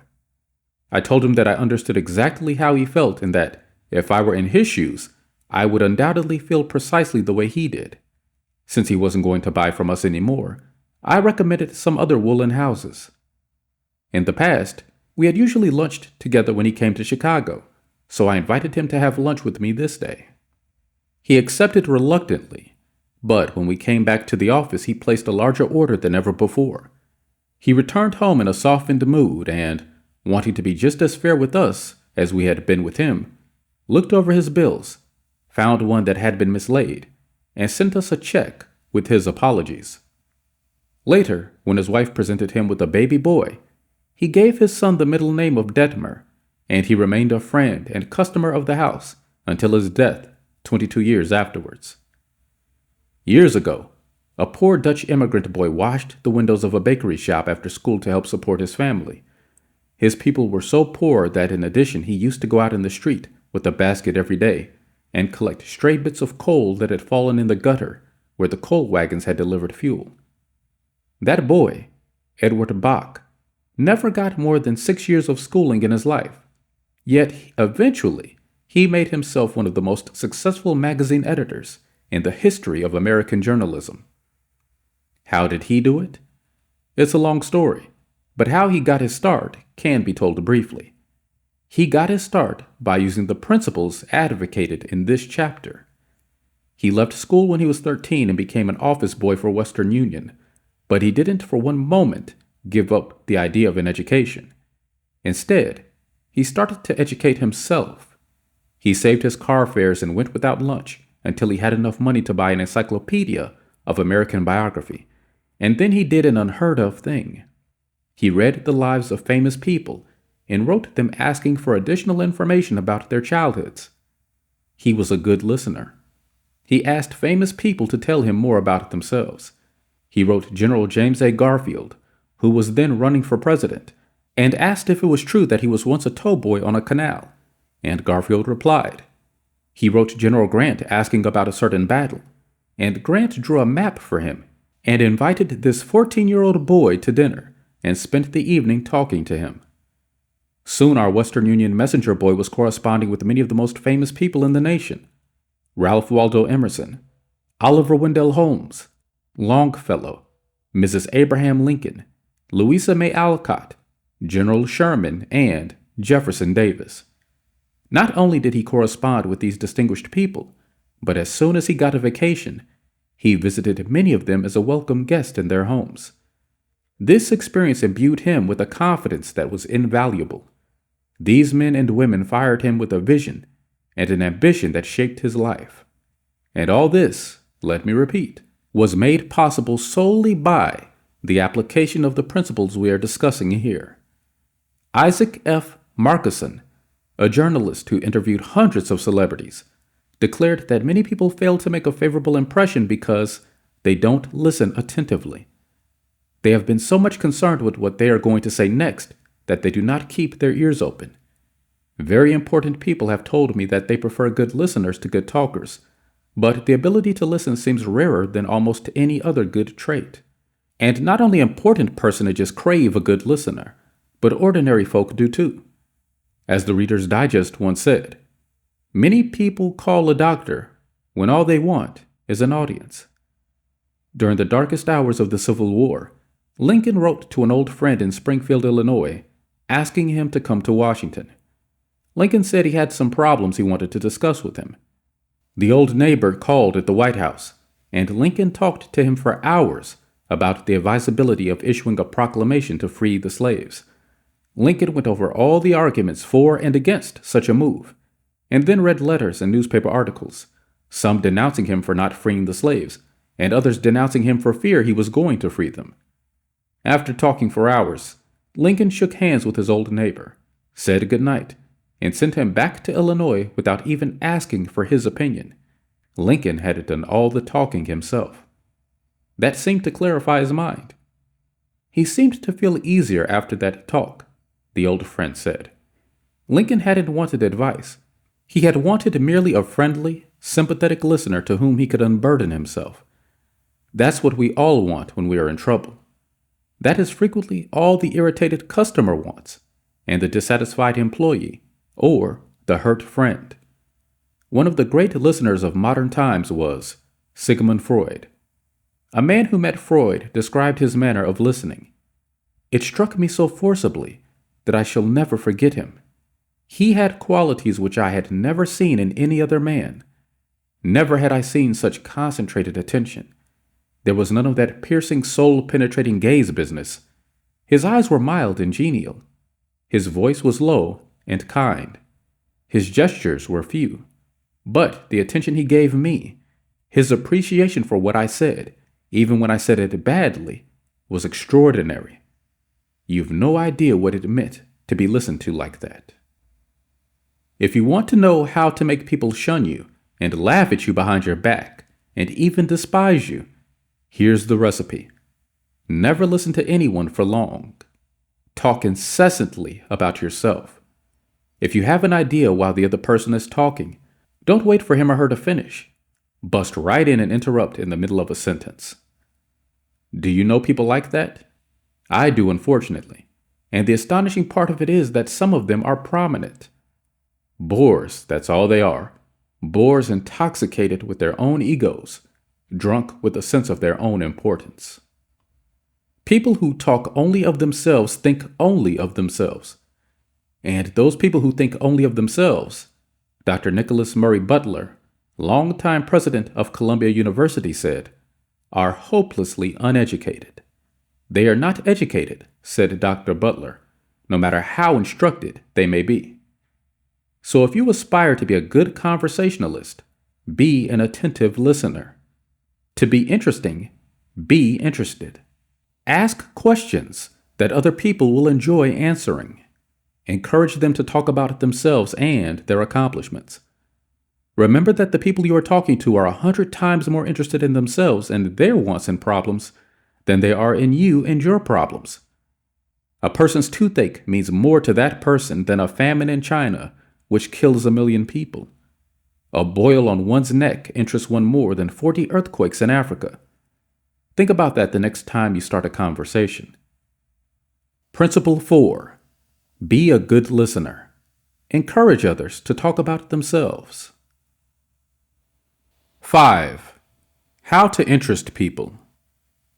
Everyone who was ever a guest of Theodore Roosevelt was astonished at the range and diversity of his knowledge.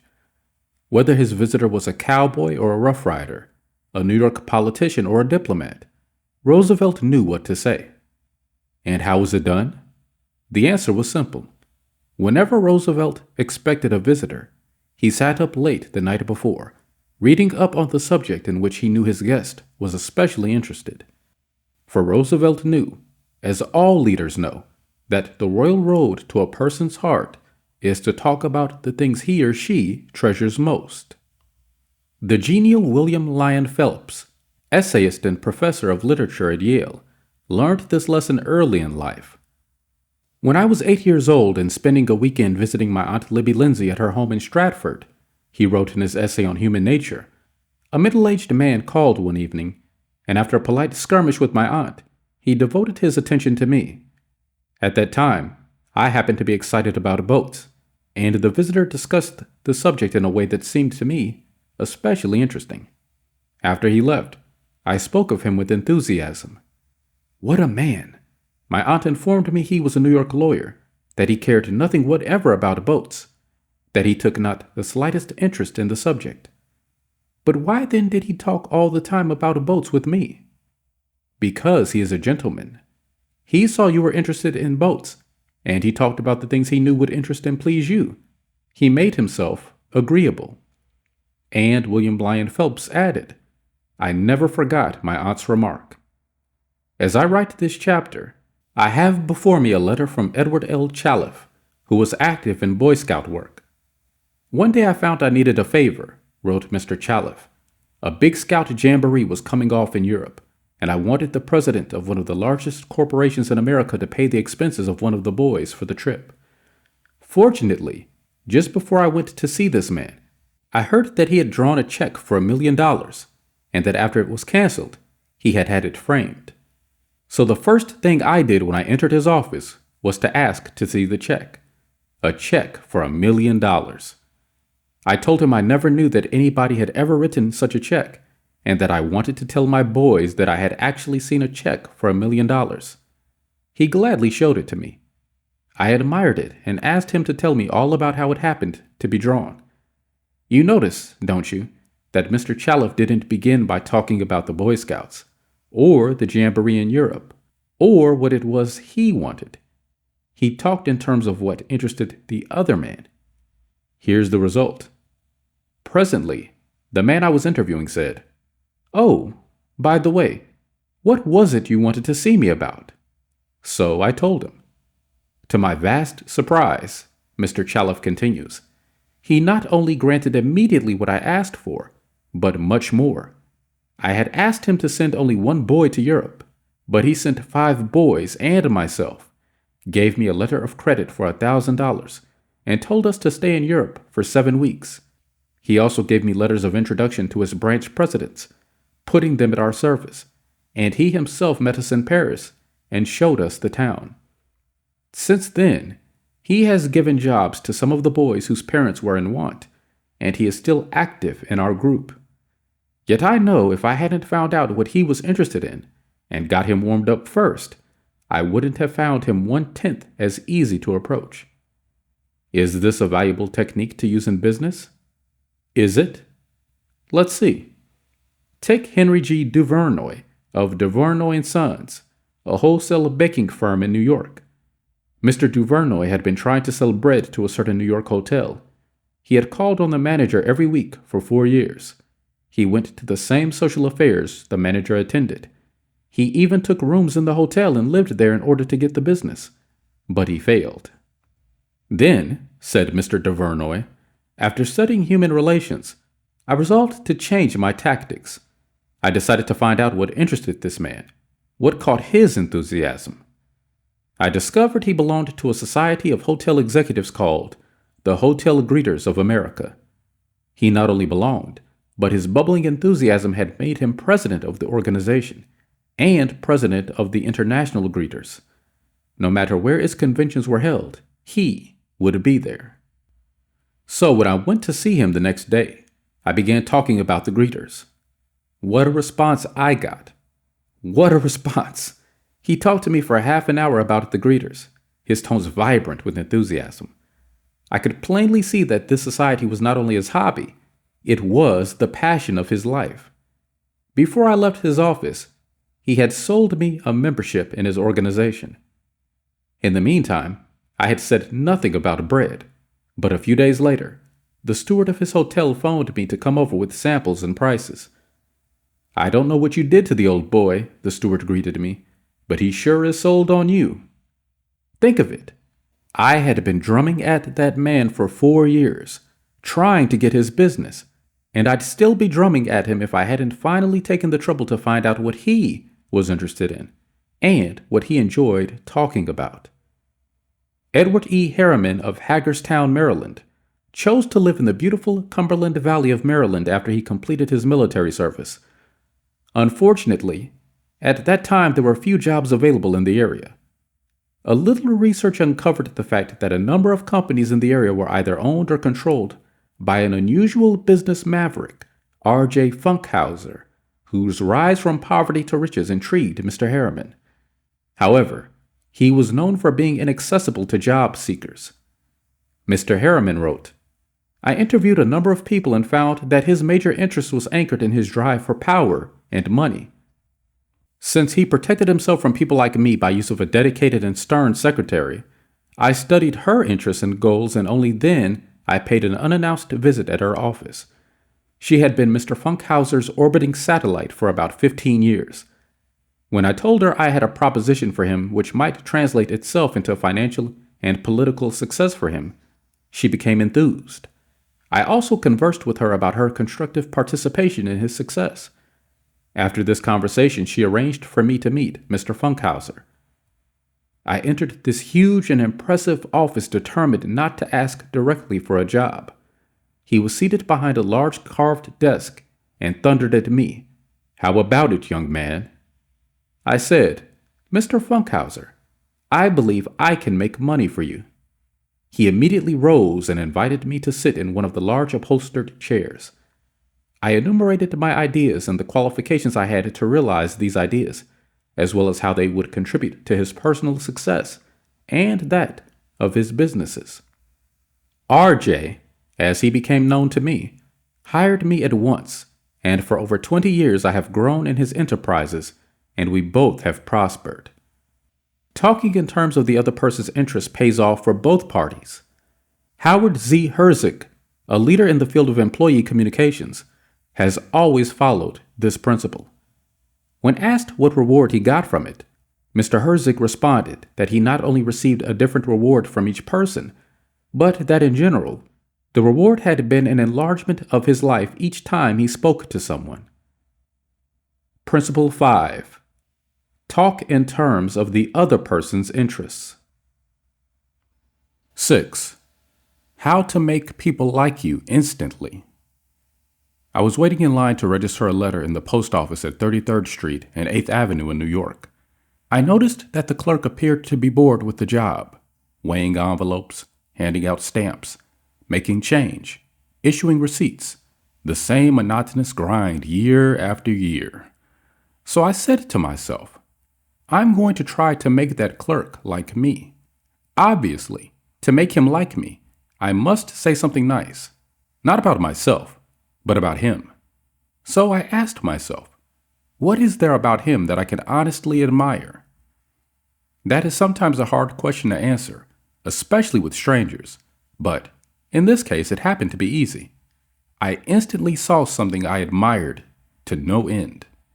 So while he was weighing my envelope, I remarked with enthusiasm, I certainly wish I had your head of hair. He looked up, half startled, his face beaming with smiles. Well, It isn't as good as it used to be," he said modestly. I assured him that although it might have lost some of its pristine glory, nevertheless it was still magnificent. He was immensely pleased. We carried on a pleasant little conversation, and the last thing he said to me was, "Many people have admired my hair. I'll bet that person went out to lunch that day walking on air. I'll bet he went home that night and told his wife about it. I'll bet he looked in the mirror and said, 'It is a beautiful head of hair.'" I told this story once in public, and a man asked me afterwards, "What did you want to get out of him?" What was I trying to get out of him? What was I trying to get out of him? If we are so contemptibly selfish that we can't radiate a little happiness and pass on a bit of honest appreciation without trying to get something out of the other person in return, if our souls are no bigger than sour crab apples, we shall meet with the failure we so richly deserve. Oh yes, I did want something out of that chap.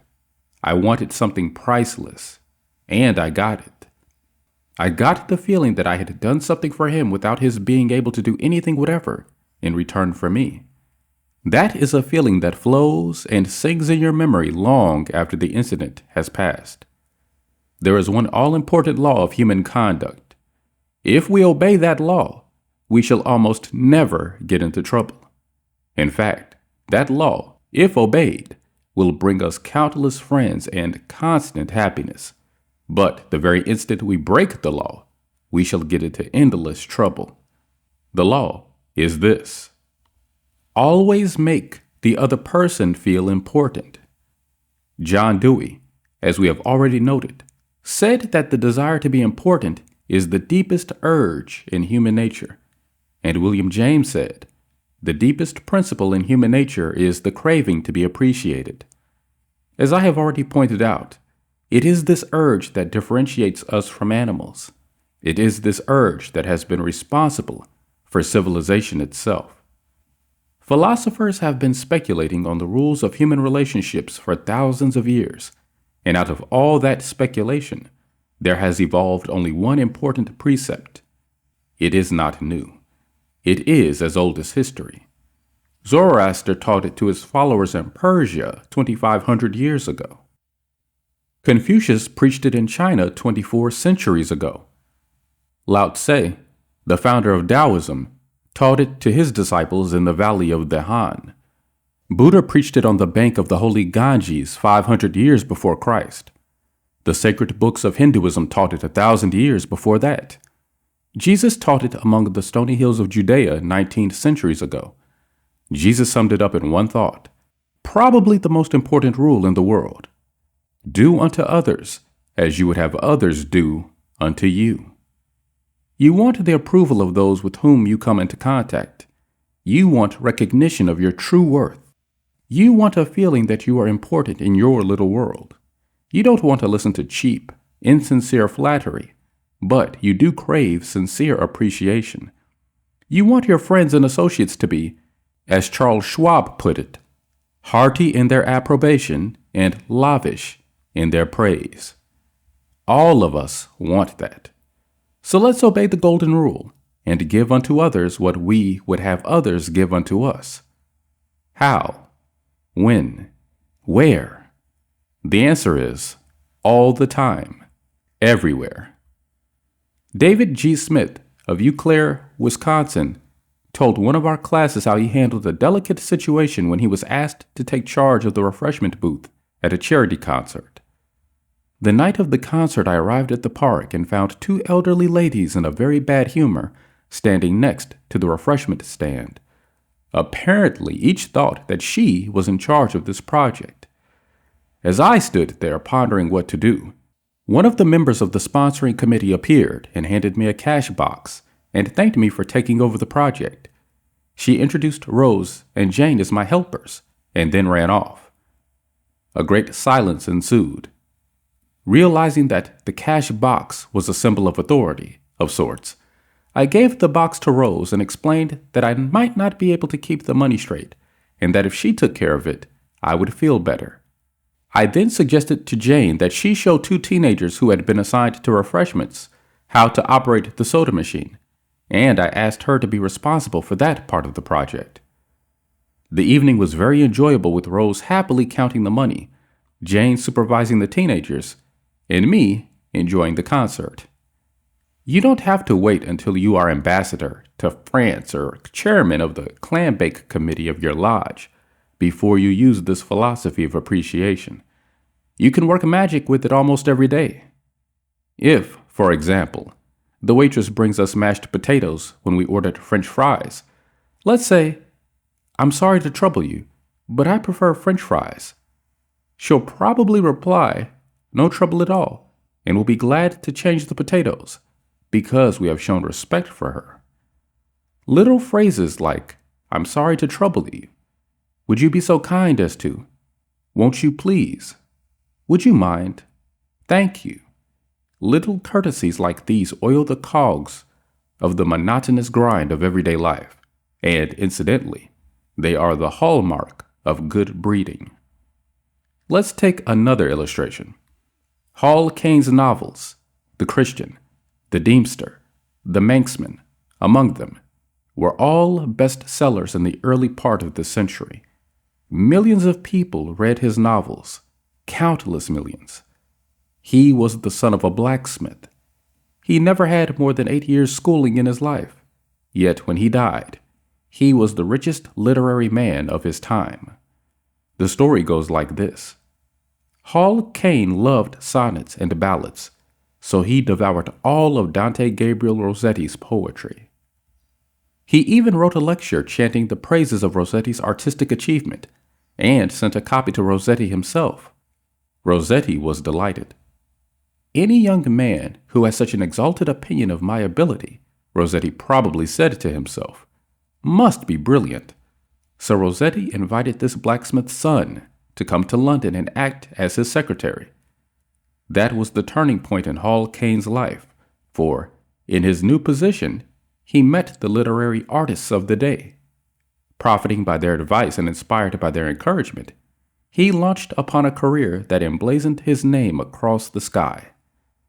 His home, Greba Castle, on the Isle of Man, became a mecca for tourists from the far corners of the world, and he left a multi-million-dollar estate behind him. Yet, who knows? He might have died poor and unknown had he not written an essay expressing his admiration for a famous man. Such is the power, the stupendous power, of sincere, heartfelt appreciation. Rossetti considered himself important. That's not strange. Almost everyone considers themselves important, very important. The life of many a person could probably be changed if only someone would make him feel important. Ronald J. Rowland, who is one of the instructors of our course in California, is also a teacher of arts and crafts.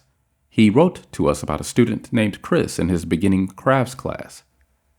Chris was a very quiet, shy boy, lacking in self-confidence, the kind of student that often does not receive the attention he deserves. I also teach an advanced class that had grown to be a somewhat status symbol and a privilege for a student to have earned the right to be in it. On Wednesday, Chris was diligently working at his desk. I really felt there was a hidden fire deep inside him. I asked Chris if he would like to be in the advanced class. How I wish I could express the look in his face, the emotions in that shy 14-year-old boy, trying to hold back his tears. Who, me, Mr. Rowland? Am I good enough? Yes, Chris, you are good enough. I had to leave at that point because tears were coming to my eyes. As Chris walked out of class that day, seemingly 2 inches taller, he looked at me with bright blue eyes and said in a positive voice, "Thank you, Mr. Rowland." Chris taught me a lesson I will never forget, our deep desire to feel important. To help me never forget this rule, I made a sign which reads, "You are important." This sign hangs in the front of the classroom for all to see and to remind me that each student I face is equally important. The unvarnished truth is that almost all the people you meet feel themselves superior to you in some way, and a sure way to their hearts is to let them realize in some subtle way that you recognize their importance, and recognize it sincerely. Remember what Emerson said, "Every man I meet is my superior in some way. In that, I learn of him." And the pathetic part of it is that frequently those who have the least justification for a feeling of achievement bolster up their egos by a show of tumult and conceit, which is truly nauseating. As Shakespeare put it, man, proud man, dressed in a little brief authority, plays such fantastic tricks before high heaven as make the angels weep. I'm going to tell you how business people in my own courses have applied these principles with remarkable results. Let's take the case of a Connecticut attorney. Because of his relatives, he prefers not to have his name mentioned. Shortly after joining the course, Mr. R drove to Long Island with his wife to visit some of her relatives. She left him to chat with an old aunt of hers, and then rushed off by herself to visit some of the younger relatives. Since he soon had to give a speech professionally on how he applied the principles of appreciation, he thought he would gain some worthwhile experience talking with the elderly lady. So he looked around the house to see what he could honestly admire. "This house was built around 1890, wasn't it?" he inquired. "Yes," she replied. "That is precisely the year it was built." "It reminds me of the house I was born in," he said. "It's beautiful, well built, roomy. You know, they don't build houses like this anymore." "You're right," the old lady agreed. "The young folks nowadays don't care for beautiful homes. All they want is a small apartment, and they go off gadding about in their automobiles." "This is a dream house," she said in a voice vibrating with tender memories. "This house was built with love. My husband and I dreamed about it for years before we built it. We didn't have an architect. We planned it all ourselves." She showed Mr. R around the house, and he expressed his hearty admiration for the beautiful treasure she had picked up in her travels and cherished over a lifetime. Paisley shawls, an old English tea set, Wedgwood china, French beds and chairs, Italian paintings, and silk draperies that had once hung in a French chateau. After showing Mr. R through the house, she took him out to the garage. There, jacked up on blocks, was a Packard car in mint condition. "My husband bought that car for me shortly before he passed on," she said softly. "I have never ridden in it since his death. You appreciate nice things, and I'm going to give this car to you." "Why, Auntie," he said, "you overwhelm me. I appreciate your generosity, of course, but I couldn't possibly accept it. I'm not even a relative of yours. I have a new car, and you have many relatives that would like to have that Packard." "Relatives!" she exclaimed. "Yes, I have relatives who are just waiting till I die so they can get that car, but they are not going to get it." "If you don't want to give it to them, you can very easily sell it to a second-hand dealer," he told her. "Sell it?" she cried. "Do you think I would sell this car? Do you think I could stand to see strangers riding up and down the street in that car that my husband bought for me? I wouldn't dream of selling it. I'm going to give it to you. You appreciate beautiful things." He tried to get out of accepting the car, but he could not without hurting her feelings. This lady, left all alone in a big house with her Paisley shawls, her French antiques, and her memories, was starving for a little recognition. She had once been young and beautiful and sought after. She had once built a house warm with love and had collected things from all over Europe to make it beautiful.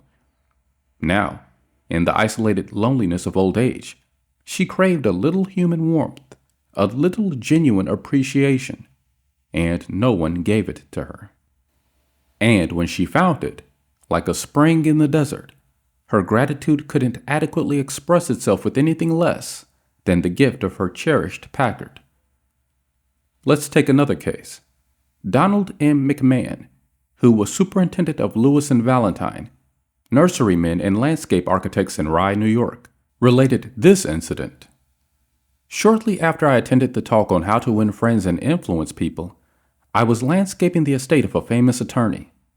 The owner came out to give me a few instructions about where he wished to plant a mass of rhododendrons and azaleas. I said, "Judge, you have a lovely hobby. I've been admiring your beautiful dogs. I understand you win a lot of blue ribbons every year at the show in Madison Square Garden." The effect of this little expression of appreciation was striking. "Yes," the judge replied, "I do have a lot of fun with my dogs. Would you like to see my kennel?"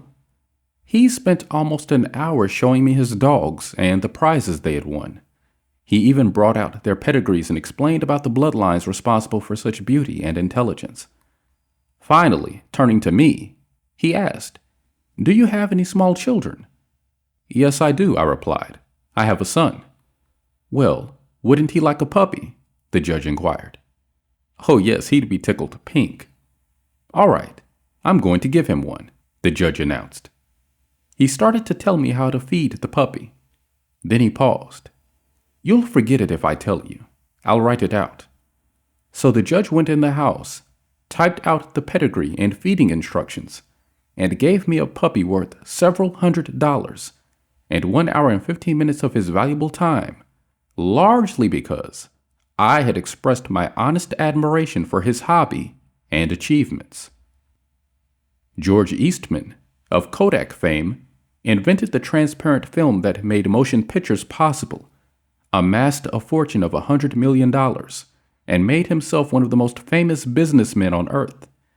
Yet in spite of all these tremendous accomplishments, he craved little recognitions even as you and I do.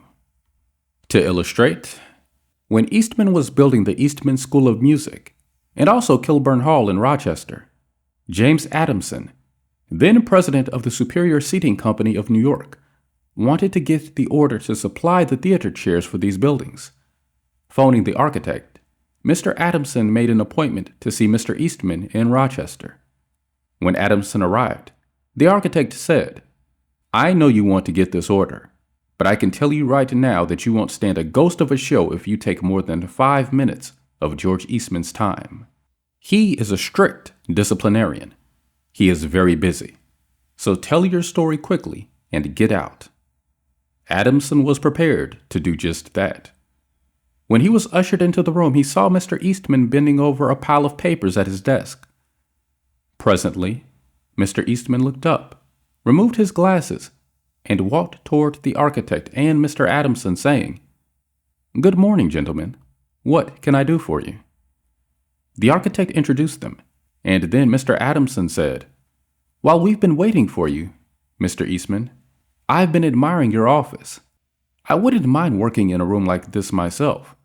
I'm in the interior woodworking business, and I never saw a more beautiful office in all my life." George Eastman replied, "You remind me of something I had almost forgotten. It is beautiful, isn't it? I enjoyed it a great deal when it was first built, but I come down here now with a lot of other things on my mind and sometimes don't even see the room for weeks at a time." Adamson walked over and rubbed his hand across a panel. "This is English oak, isn't it? A little different texture from Italian oak." "Yes," Eastman replied.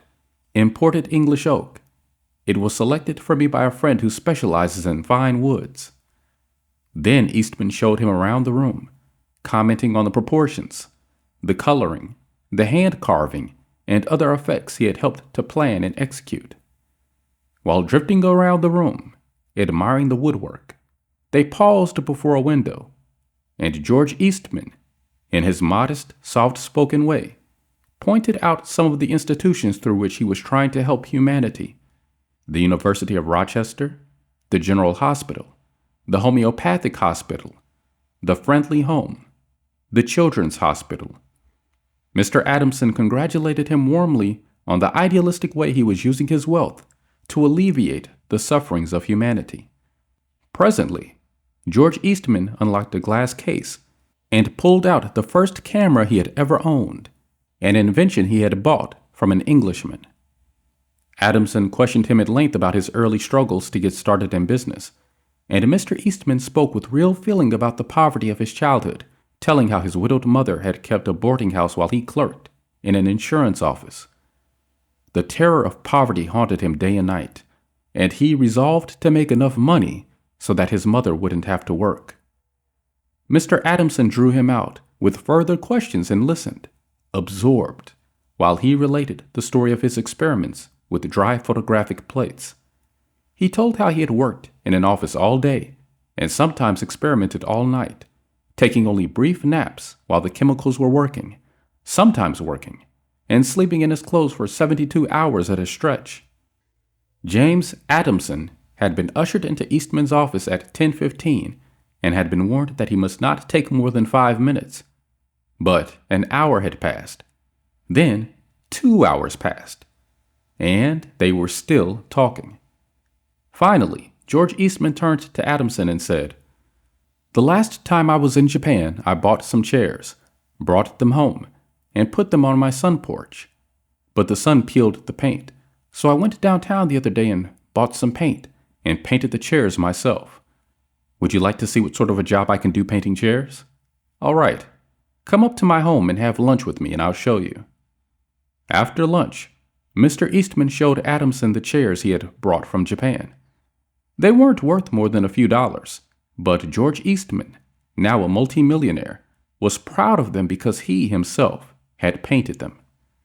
The order for the seats amounted to $90,000 in the end. Who do you suppose got the order? James Adamson or one of his competitors?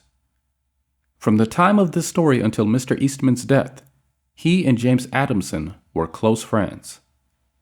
Claude Murray, a restaurant owner in Rouen, France, used this principle and saved his restaurant the loss of a key employee. This woman had been in his employ for 5 years and was a vital link between M. Murray and his staff of 21 people. He was shocked to receive a registered letter from her advising him of her resignation. M. Murray reported, "I was very surprised and even more disappointed because I was under the impression that I had been fair to her and receptive to her needs. Inasmuch as she was a friend as well as an employee, I probably had taken her too much for granted and maybe was even more demanding of her than of other employees. I could not, of course, accept this resignation without some explanation. I took her aside and said, 'Paulette, you must understand that I cannot accept your resignation. You mean a great deal to me and to this company, and you are as important to the success of this restaurant as I am.' I repeated this in front of the entire staff, and I invited her to my home and reiterated my confidence in her with my family present. Paulette withdrew her resignation, and today I can rely on her as never before. I frequently reinforce this by expressing my appreciation for what she does and showing her how important she is to me and to the restaurant." "Talk to people about themselves," said Disraeli, one of the shrewdest men who ever ruled the British Empire. "Talk to people about themselves, and they will listen for hours." Principle 6. Make the other person feel important, and do it sincerely. In short, 6 ways to make people like you. Principle 1. Become genuinely interested in other people. Principle 2. Smile. Principle 3. Remember that a person's name is to that person the sweetest and most important sound in any language. Principle 4. Be a good listener. Encourage others to talk about themselves. Principle 5. Talk in terms of the other person's interests. And Principle 6. Make the other person feel important and do it sincerely. Part 3. How to win people to your way of thinking. 1. You can't win an argument. Shortly after the close of World War I learned an invaluable lesson one night in London. I was manager at the time for Sir Ross Smith. During the war, Sir Ross had been the Australian ace out in Palestine, and shortly after peace was declared, he astonished the world by flying halfway around it in 30 days. No such feat had ever been attempted before. It created a tremendous sensation. The Australian government awarded him $50,000. the King of England knighted him, and for a while, he was the most talked about man under the Union Jack. I was attending a banquet one night given in Sir Ross's honor, and during the dinner, the man sitting next to me told a humorous story which hinged on the quotation, "There's a divinity that shapes our ends, rough hew them how we will." The raconteur mentioned that the quotation was from the Bible. He was wrong. I knew that. I knew it positively. There couldn't be the slightest doubt about it. And so, to get a feeling of importance and display my superiority, I appointed myself as an unsolicited and unwelcome committee of one to correct him. He stuck to his guns. "What? From Shakespeare? Impossible! Absurd!" That quotation was from the Bible, and he knew it. The storyteller was sitting on my right, and Frank Gammond, an old friend of mine, was seated at my left. Mr. Gammond had devoted years to the study of Shakespeare, so the storyteller and I agreed to submit the question to Mr. Gammond. Mr. Gammond listened, kicked me under the table, and then said, "Dale, you are wrong. The gentleman is right. It is from the Bible." On our way home that night, I said to Mr. Gammond, "Frank, you knew that quotation was from Shakespeare." "Yes, of course," he replied. "Hamlet, Act 5, Scene 2. But we were guests at a festive occasion, my dear Dale. Why prove to a man he is wrong? Is that going to make him like you? Why not let him save his face? He didn't ask for your opinion. He didn't want it. Why argue with him? Always avoid the acute angle." The man who said that taught me a lesson I'll never forget. I not only had made the storyteller uncomfortable, but it put my friend in an embarrassing situation. How much better it would have been had I not become argumentative. It was a sorely needed lesson because I had been an inveterate arguer. During my youth, I had argued with my brother about everything under the Milky Way. When I went to college, I studied logic and argumentation and went in for debating contests. Later, I taught debating and argumentation in New York, and once, I am ashamed to admit, I planned to write a book on the subject. Since then, I have listened to, engaged in, and watched the effect of thousands of arguments. As a result of all of this, I have come to the conclusion that there is only one way under high heaven to get the best of an argument, and that is to avoid it. Avoid it as you would avoid rattlesnakes and earthquakes. 9 times out of 10, an argument ends with each of the contestants more firmly convinced than ever that he is absolutely right. You can't win an argument. You can't because if you lose it, you lose it. And if you win it, you lose it. Why? Well, suppose you triumph over the other man and shoot his argument full of holes and prove that he is non compos mentis. Then what? You will feel fine. But what about him? You have made him feel inferior. You have hurt his pride. He will resent your triumph. And a man convinced against his will is of the same opinion still. Years ago, Patrick J. O'Hare joined one of my classes. He had had little education, and how he loved a scrap. He had once been a chauffeur, and he came to me because he had been trying, without much success, to sell trucks. A little questioning brought out the fact that he was continually scrapping with and antagonizing the very people he was trying to do business with. If a prospect said anything derogatory about the trucks he was selling, Pat saw red and was right at the customer's throat. Pat won a lot of arguments in those days. As he said to me afterward, I often walked out of an office saying, "I told that bird something." Sure, I had told him something, but I hadn't sold him anything. My first problem was not to teach Patrick J. O'Hare to talk. My immediate task was to train him to refrain from talking and to avoid verbal fights. Mr. O'Hare became one of the star salesmen for the White Motor Company in New York. How did he do it? Here is his story in his own words. If I walk into a buyer's office now and he says, "What? A white truck? They're no good. I wouldn't take one if you gave it to me. I'm going to buy the Who's It truck. I say, the Who's It is a good truck. If you buy the Who's It, you'll never make a mistake. The Who's Its are made by a fine company and sold by good people. He is speechless then. There is no room for an argument. If he says the Who's It is best and I say sure it is, he has to stop. He can't keep on all afternoon saying it's the best when I'm agreeing with him. We then get off the subject of Who's It, and I begin to talk about the good points of the white truck. There was a time when a remark like his first one would have made me see scarlet and red and orange. I would start arguing against the Who's It, and the more I argued against it, the more my prospect argued in favor of it, and the more he argued, the more he sold himself on my competitor's product. As I look back now, I wonder how I was ever able to sell anything. I lost years of my life in scrapping and arguing. I keep my mouth shut now. It pays. As wise old Ben Franklin used to say, if you argue and rankle and contradict, you may achieve a victory sometimes, but it will be an empty victory because you will never get your opponent's goodwill. So figure it out for yourself.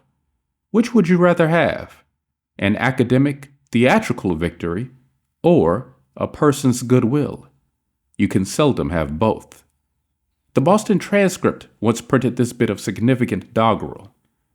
Here lies the body of William J., who died maintaining his right of way.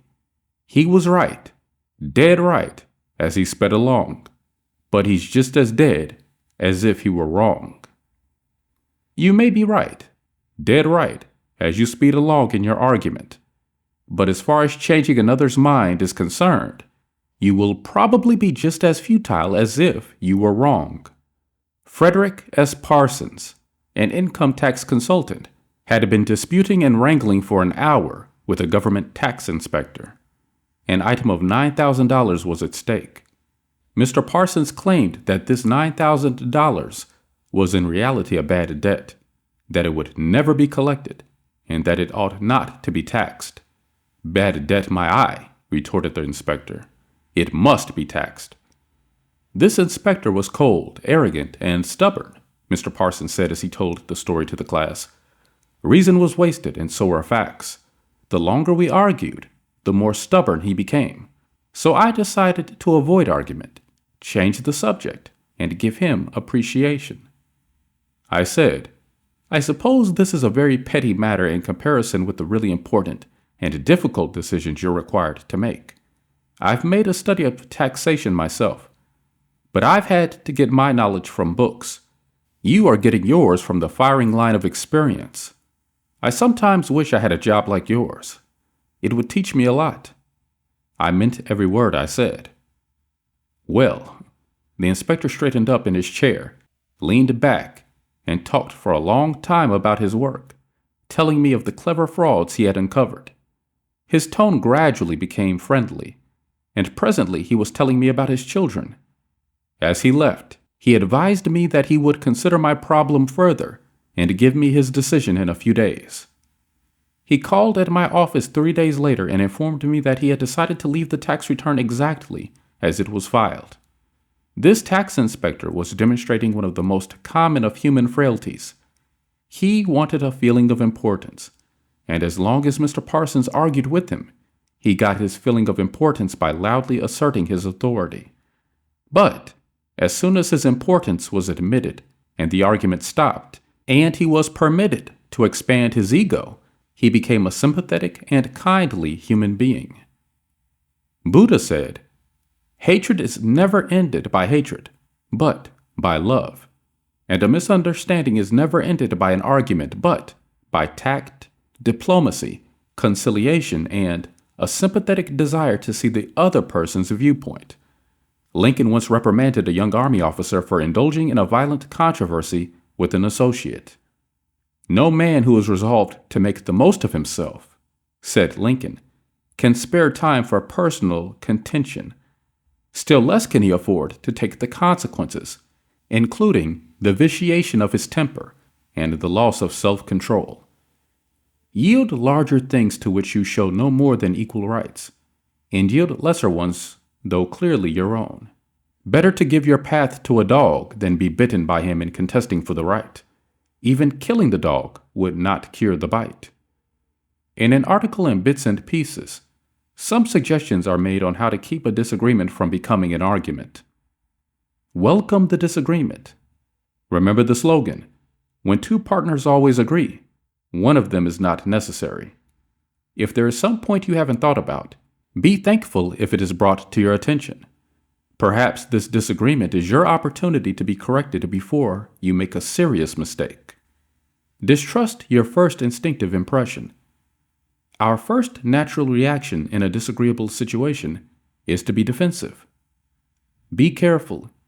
Keep calm and watch out for your first reaction. It may be you at your worst, not your best. Control your temper. Remember, you can measure the size of a person by what makes him or her angry. Listen first. Give your opponents a chance to talk. Let them finish. Do not resist, defend, or debate. This only raises barriers. Try to build bridges of understanding. Don't build higher barriers of misunderstanding. Look for areas of agreement. When you have heard your opponents out, dwell first on the points and areas on which you agree. Be honest. Look for areas where you can admit error and say so. Apologize for your mistakes. It will help disarm your opponents and reduce defensiveness. Promise to think over your opponent's ideas and study them carefully. And mean it. Your opponents may be right. It is a lot easier at this stage to agree to think about their points than to move rapidly ahead and find yourself in a position where your opponents can say, "We tried to tell you, but you wouldn't listen." Thank your opponent sincerely for their interest. Anyone who takes the time to disagree with you is interested in the same things you are. Think of them as people who really want to help you, and you may turn your opponents into friends. Postpone action to give both sides time to think through the problem. Suggest that a new meeting be held later that day or the next day, when all the facts may be brought to bear. In preparation for this meeting, ask yourself some questions. Could my opponents be right? Partly right. Is there truth or merit in their position or argument? Is my reaction one that will relieve the problem, or will it just relieve my frustration? Will my reaction drive my opponents further away, or draw them closer to me? Will my reaction elevate the estimation good people have of me? Will I win or lose? What price will I have to pay if I win? If I am quiet about it, will the disagreement blow over? Is this difficult situation an opportunity for me? Opera tenor Jan Pearce, after he was married nearly 50 years, once said, "My wife and I made a pact a long time ago, and we've kept it no matter how angry we've grown with each other. When one yells, the other should listen. Because when two people yell, there is no communication, just noise and bad vibrations." Principle 1. The only way to get the best of an argument is to avoid it. 2. A sure way of making enemies and how to avoid it. When Theodore Roosevelt was in the White House, he confessed that if he could be right 75% of the time, he would reach the highest measure of his expectation.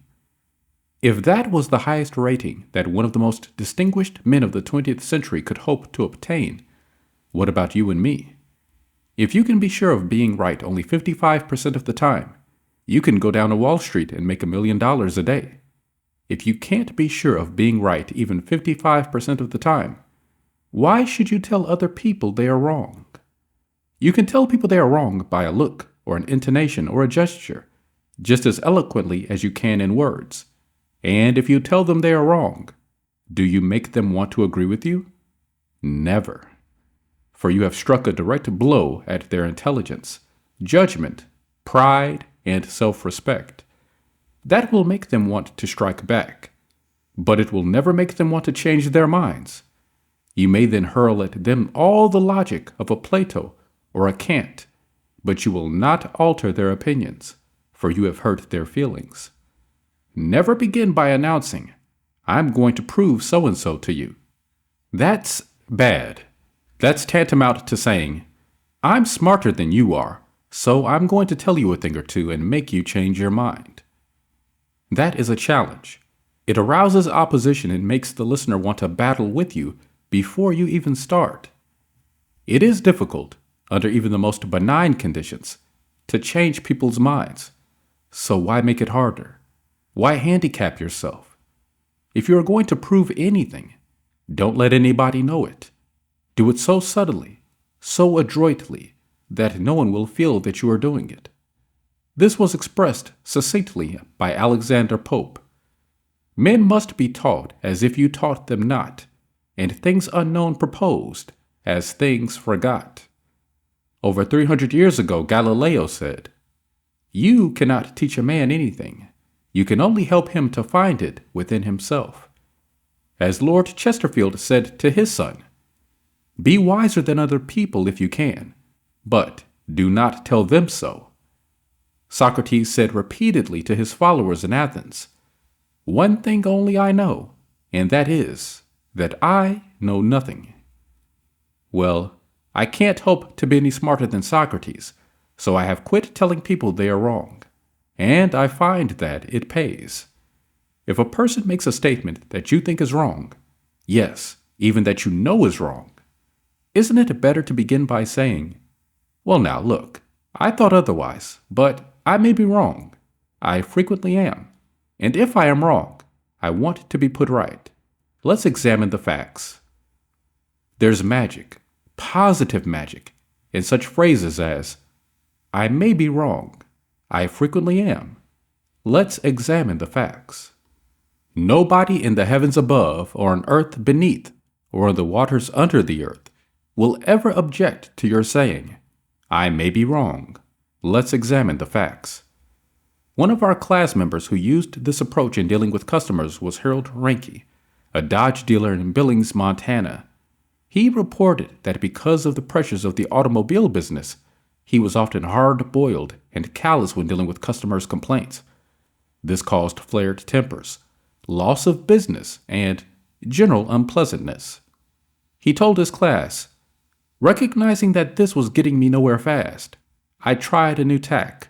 I would sometimes say something like this: 'Our dealership has made so many mistakes that I am frequently ashamed. We may have erred in your case. Tell me about it.' This approach becomes quite disarming, and by the time the customer releases his feelings, he is usually much more reasonable when it comes to settling the matter. In fact, several customers have thanked me for having such an understanding attitude, and 2 of them have even brought in friends to buy new cars. In this highly competitive market, we need more of this type of customer, and I believe that showing respect for all customers' opinions and treating them diplomatically and courteously will help beat the competition. You will never get into trouble by admitting that you may be wrong. That will stop all argument and inspire your opponent to be just as fair and open and broad-minded as you are. It will make him want to admit that he too may be wrong. If you know positively that a person is wrong, and you bluntly tell him or her so, what happens? Let me illustrate. Mr. S., a young New York attorney, once argued a rather important case before the U.S. Supreme Court. The case involved a considerable sum of money and an important question of law. During the argument, one of the Supreme Court justices said to him, "The statute of limitations in admiralty law is 6 years, is it not?" Mr. S. stopped, stared at the justice for a moment, and then said bluntly, "Your Honor, there is no statute of limitations in admiralty." A hush fell on the court, said Mr. S., as he related his experience to one of the author's classes, and the temperature in the room seemed to drop to 0. I was right. The justice was wrong, and I had told him so. But did that make him friendly? No. I still believed that I had the law on my side, And I know that I spoke better than I ever spoke before, but I didn't persuade. I made the enormous blunder of telling a very learned and famous man that he was wrong. Few people are logical. Most of us are prejudiced and biased. Most of us are blighted with preconceived notions, with jealousy, suspicion, fear, envy, and pride. And most citizens don't want to change their minds about their religion, or their haircut, or communism, or their favorite movie star. So if you are inclined to tell people they are wrong, please read the following paragraph every morning before breakfast. It is from James Harvey Robinson's enlightening book, The Mind in the Making. We sometimes find ourselves changing our minds without any resistance or heavy emotion. But if we are told we are wrong, we resent the imputation and harden our hearts. We are incredibly heedless in the formation of our beliefs, but find ourselves filled with an illicit passion for them when anyone proposes to rob us of their companionship. It is obviously not the ideas themselves that are dear to us, but our self-esteem which is threatened. The little word "my" is the most important one in human affairs, and to properly reckon with it is the beginning of wisdom. It has the same force whether it is my dinner, my dog, and my house, or my father, my country, and my God.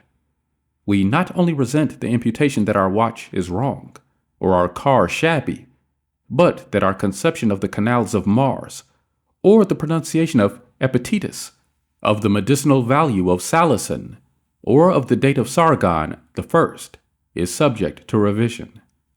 We like to continue to believe what we have been accustomed to accept as true, and the resentment aroused when doubt is cast upon any of our assumptions leads us to seek every manner of excuse for clinging to it. The result is that most of our so-called reasoning consists in finding arguments for going on believing what we already do. Carl Rogers, the eminent psychologist, wrote in his book on Becoming a Person, "I have found it of enormous value when I can permit myself to understand the other person." The way in which I have worded that statement may seem strange to you. Is it necessary to permit oneself to understand another? I think it is. Our first reaction to most of the statements, which we hear from other people, is an evaluation or judgment rather than an understanding of it.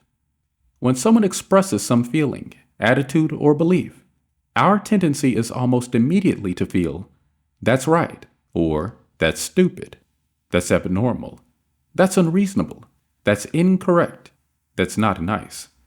Very rarely do we permit ourselves to understand precisely what the meaning of the statement is to the other person. I once employed an interior decorator to make some draperies for my home. When the bill arrived, I was dismayed. A few days later, a friend dropped in and looked at the draperies. The price was mentioned, and she exclaimed with a note of triumph, "What? That's awful. I am afraid he put one over on you." True? Yes, she had told me the truth, but few people like to listen to truths that reflect on their judgment. So, being human, I tried to defend myself. I pointed out that the best is eventually the cheapest, that one can't expect to get quality and artistic taste at bargain basement prices, and so on and so on. The next day another friend dropped in, admired the draperies, bubbled over with enthusiasm, and expressed a wish that she could afford such exquisite creations for her home. My reaction was totally different. "Well, to tell the truth," I said, "I can't afford them myself. I paid too much. I'm sorry I ordered them." When we are wrong, we may admit it to ourselves.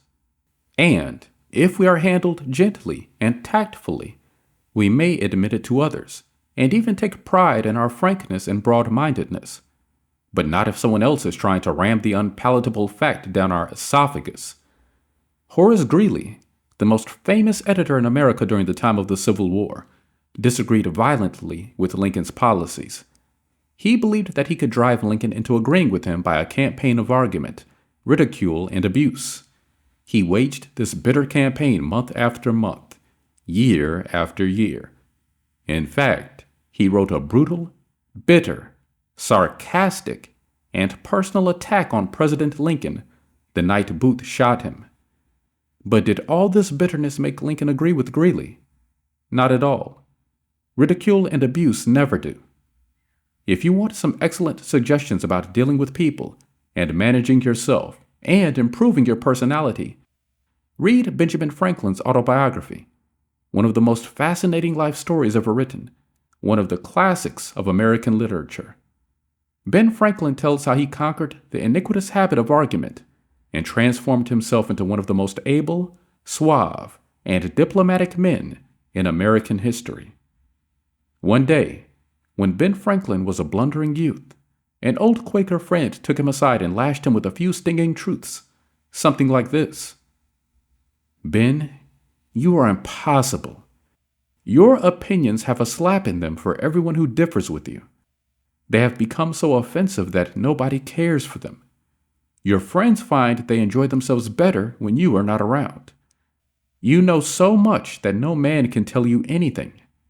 Indeed, no man is going to try, for the effort would lead only to discomfort and hard work. So you are not likely ever to know any more than you do now, which is very little. One of the finest things I know about Ben Franklin is the way he accepted that smarking rebuke.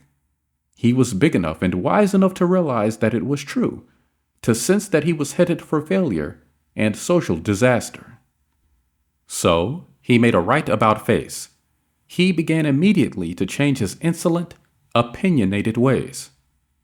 I made it a rule, said Franklin, to forbear all direct contradiction to the sentiment of others, and all positive assertion of my own.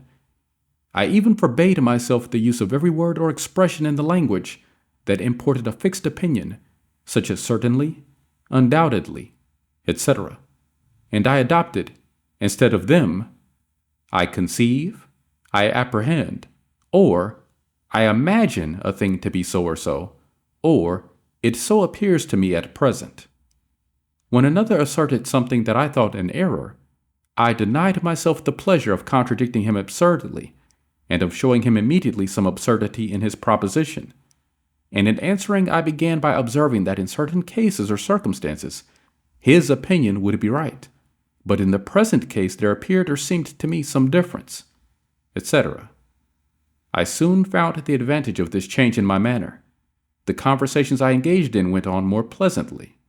The modest way in which I proposed my opinions procured them a readier reception and less contradiction.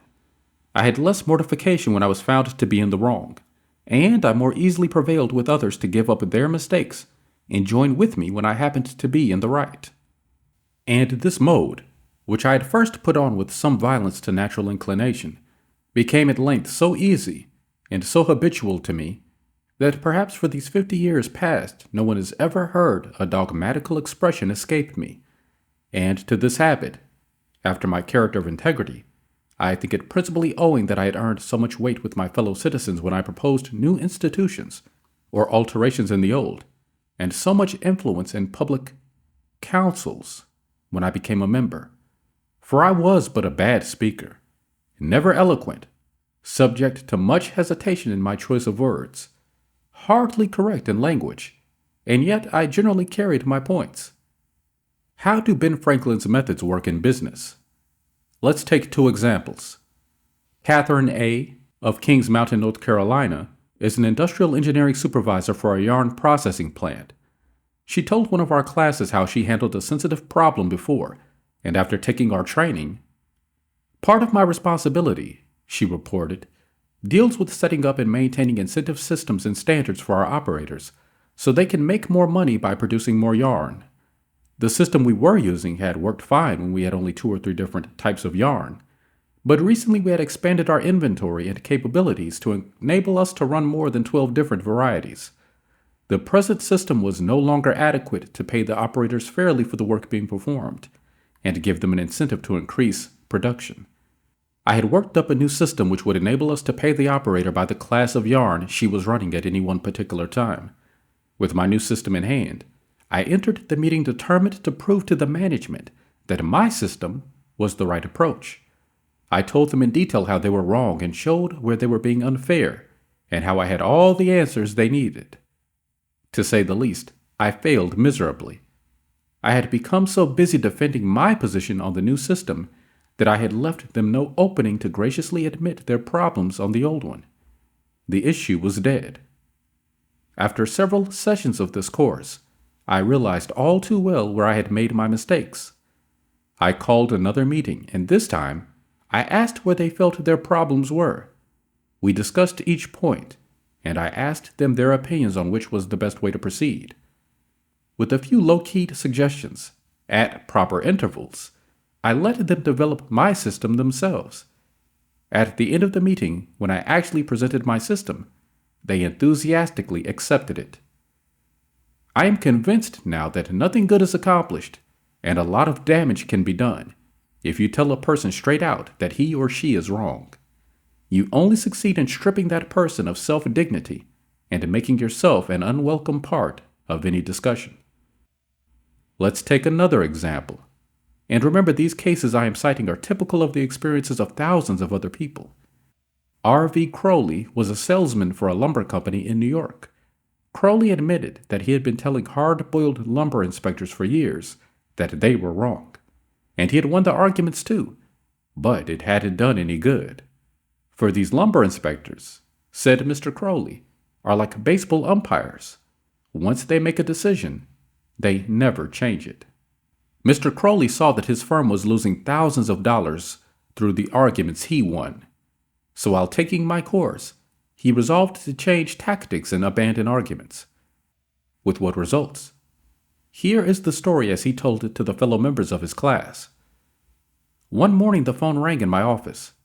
A hot and bothered person at the other end proceeded to inform me that a car of lumber we had shipped into his plant was entirely unsatisfactory. His firm had stopped unloading and requested that we make immediate arrangements to remove the stock from their yard. After about 1/4 of the car had been unloaded, their lumber inspector reported that the lumber was running 55% below grade. Under the circumstances, they refused to accept it. I immediately started for this plant, and on the way turned over in my mind the best way to handle the situation. Ordinarily, under such circumstances, I should have quoted grading rules and tried, as a result of my own experience and knowledge as a lumber inspector, to convince the other inspector that the lumber was actually up to grade and that he was misinterpreting the rules in his inspection. However, I thought I would apply the principles learned in this training. When I arrived at the plant, I found the purchasing agent and the lumber inspector in a wicked humor, both set for an argument and a fight. We walked out to the car that was being unloaded, and I requested that they continue to unload so that I could see how things were going. I asked the inspector to go right ahead and lay out the rejects, as he had been doing, and to put the good pieces in another pile. After watching him for a while, it began to dawn on me that his inspection was actually too strict, and that he was misinterpreting the rules. This particular lumber was white pine, and I knew the inspector was thoroughly schooled in hardwoods, but not a competent, experienced inspector on white pine. White pine happened to be my own strong suit, but did I offer any objection to the way he was grading the lumber? None whatsoever. I kept on watching and gradually began to ask questions as to why certain pieces were not satisfactory. I did not for one instant insinuate that the inspector was wrong. I emphasized that my only reason for asking was in order that we could give his firm exactly what they wanted in future shipments. By asking questions in a friendly, cooperative spirit, and insisting continually that they were right in laying out boards not satisfactory to their purpose, I got him warmed up, and the strained relations between us began to thaw and melt away. An occasional carefully put remark on my part gave birth to the idea in his mind that possibly some of these rejected pieces were actually within the grade that they had bought, and that their requirements demanded a more expensive grade. I was very careful, however, not to let him think I was making an issue of this point. Gradually, his whole attitude changed. He finally admitted to me that he was not experienced on the white pine and began to ask me questions about each piece as it came out of the car. I would explain why such a piece came within the grade specified, but kept on insisting that we did not want him to take it if it was unsuitable for their purpose. He finally got to the point where he felt guilty every time he put a piece in the rejected pile. And at last he saw that the mistake was on their part for not having specified as good a grade as they needed. The ultimate outcome was that he went through the entire carload again after I left, accepted the whole lot, and we received a check in full. In that one instance alone, a little tact and the determination to refrain from telling the other person he was wrong saved my company a substantial amount of money, and it would be hard to place a money value on the goodwill that was saved. Martin Luther King was asked how, as a pacifist, he could be an admirer of Air Force General Daniel Chappie James, then the nation's highest-ranking black officer. Dr. King replied, "I judge people by their own principles, not by my own." In a similar way, General Robert E. Lee once spoke to the President of the Confederacy, Jefferson Davis, in the most glowing terms about a certain officer under his command. Another officer in attendance was astonished. "General," he said, "do you not know that the man of whom you speak so highly is one of your most bitter enemies who misses no opportunity to malign you?" "Yes," replied General Lee, "but the President asked my opinion of him. He did not ask for his opinion of me." By the way, I am not revealing anything new in this chapter. 2,000 years ago, Jesus said, "Agree with thine adversary quickly." And 2,200 years before Christ was born, King Akhtoy of Egypt gave his son some shrewd advice that is sorely needed today. "Be diplomatic," counseled the king. "It will help you gain your point." In other words, don't argue with your customer or your spouse or your adversary. Don't tell them they are wrong. Don't get them stirred up. Use a little diplomacy. Principle 2. Show respect for the other person's opinions. Never say you're wrong. 3. If you're wrong, admit it. Within a minute's walk of my house, there was a wild stretch of virgin timber, where the blackberry thickets foamed white in the springtime, where the squirrels nested and reared their young, and the horseweeds grew as tall as a horse's head. This unspoiled woodland was called Forest Park, and it was a forest, probably not much different in appearance from what it was when Columbus discovered America. I frequently walked in this park with Rex, my little Boston bulldog. He was a friendly, harmless little hound, and since we rarely met anyone in the park, I took Rex along without a leash or a muzzle. One day we encountered a mounted policeman in the park, a policeman itching to show his authority. "What do you mean to do by letting that dog run loose in the park without a muzzle and leash?" he reprimanded me. "Don't you know it's against the law?" "Yes, I know it is," I replied softly, "but I didn't think he would do any harm out here." "You didn't think? You didn't think? The law doesn't give a tinker's damn about what you think. That dog might kill a squirrel or bite a child. Now I'm going to let you off this time, but if I catch this dog out here again without a muzzle and a leash, you'll have to tell it to the judge." I meekly promised to obey. And I did obey, for a few times. But Rex didn't like the muzzle, and neither did I. So we decided to take a chance. Everything was lovely for a while, and then we struck a snag. Rex and I raced over the brow of a hill one afternoon, and there, suddenly, to my dismay, I saw the majesty of the law astride a bay horse. Rex was out in front, heading straight for the officer. I was in for it. I knew it. So I didn't wait until the policeman started talking. I beat him to it. I said, "Officer, you've caught me red-handed. I'm guilty. I have no alibis, no excuses. You warned me last week that if I brought the dog out here again without a muzzle, you would fine me." "Well now," the policeman responded in a soft tone, "I know it's a temptation to let a little dog like that have a run out here when nobody's around." "Sure, it's a temptation," I replied, "but it is against the law." "Well, a little dog like that isn't going to harm anybody," the policeman responded. "No, but he may kill squirrels," I said.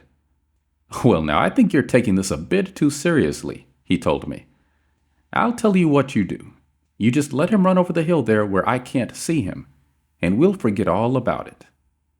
That policeman, being human, wanted a feeling of importance. So when I began to condemn myself, the only way he could nourish his self-esteem was to take the magnanimous attitude of showing mercy. But suppose I tried to defend myself. Well, did you ever argue with the policeman? How did that go? But instead of breaking lances with him, I admitted that he was absolutely right, and I was absolutely wrong. I admitted it quickly, openly, and with enthusiasm. The affair terminated graciously in my taking his side, and his taking my side. Lord Chesterfield himself could hardly have been more gracious than this mounted policeman, who, only a week previously, had threatened to have the law on me. If we know we are going to be rebuked anyhow, isn't it far better to beat the other person to it and do it ourselves? Isn't it much easier to listen to self-criticism than to bear condemnation from alien lips?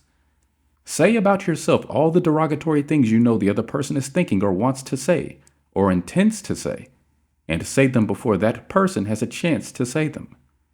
The chances are 100 to 1 that a generous, forgiving attitude will be taken, and your mistakes will be minimized, just as the mounted policeman did with me and Rex. Ferdinand E. Warren, a commercial artist, used this technique to win the goodwill of a petulant, scolding buyer of art. It is important, in making drawings for advertising and publishing purposes, to be precise and very exact, Mr. Warren said as he told the story. Some art editors demand that their commissions be executed immediately, and in these cases, some slight error is liable to occur. I knew one art director in particular who was always delighted to find fault with some little thing. I have often left his office in disgust, not because of the criticism, but because of his method of attack. Recently, I delivered a rush job to this editor, and he phoned me to call at his office immediately. He said something was wrong. When I arrived, I found just what I had anticipated and dreaded. He was hostile, gloating over his chance to criticize. He demanded with heat why I had done so-and-so. My opportunity had come to apply the self-criticism I had been studying about. So I said, Mr. So-and-so, if what you say is true, I am at fault and there is absolutely no excuse for my blunder. I have been doing drawings for you long enough to know better. I am ashamed of myself. Immediately he started to defend me. Yes, you're right, but after all, this isn't a serious mistake. It is only, I interrupted him. Any mistake, I said, may be costly, and they are all irritating. He started to break in, but I wouldn't let him. I was having a grand time. For the first time in my life, I was criticizing myself, and I loved it. I should have been more careful, I continued. You give me a lot of work, and you deserve the best, so I'm going to do this drawing all over. No, he protested. I wouldn't think of putting you to all that trouble. He praised my work, assured me that he wanted only a minor change and that my slight error hadn't cost his firm any money. And, after all, it was a mere detail, not worth worrying about. My eagerness to criticize myself took all the fight out of him. He ended up by taking me to lunch, and before we parted ways, he gave me a check and another commission. There is a certain degree of satisfaction in having the courage to admit one's errors. It not only clears the air of guilt and defensiveness, but often helps solve the problem created by the error. Bruce Harvey of Albuquerque, New Mexico, had incorrectly authorized payment of full wages to an employee on sick leave. When he discovered his error, he brought it to the attention of the employee and explained that to correct the mistake, he would have to reduce his next paycheck by the entire amount of the overpayment. The employee pleaded that as that would cause him a serious financial problem, could the money be repaid over a period of time? In order to do this, Harvey explained, he would have to obtain his supervisor's approval. And this, I knew, reported Harvey, would result in a boss-type explosion. While trying to decide how to handle this situation better, I realized that the whole mess was my fault, and I would have to admit it was my fault to my boss.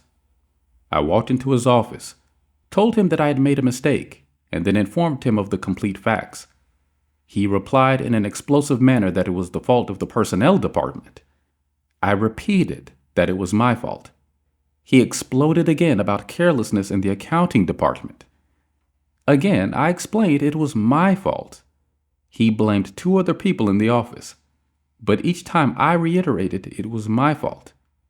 Finally, he looked at me and said, "Okay, it was your fault. Now straighten it out." The error was corrected and nobody got into trouble. I felt great because I was able to handle a tense situation and had the courage not to seek alibis. My boss has had more respect for me ever since. Any fool can try to defend his or her mistakes, and most fools do, but it raises one above the herd and gives one a feeling of nobility and exaltation to admit one's mistakes. For example, one of the most beautiful things that history records about Robert E. Lee is the way he blamed himself and only himself for the failure of Pickett's charge at Gettysburg. Pickett's charge was undoubtedly the most brilliant and picturesque attack that ever occurred in the Western world. General George E. Pickett himself was picturesque. He wore his hair so long that his auburn locks almost touched his shoulders, and like Napoleon in his Italian campaigns, he wrote ardent love letters almost daily while on the battlefield. His devoted troops cheered him that tragic July afternoon as he rode off jauntily toward the Union lines, his cap set at a rakish angle over his right ear. They cheered and they followed him, man touching man, rank pressing rank, with banners flying and bayonets gleaming in the sun.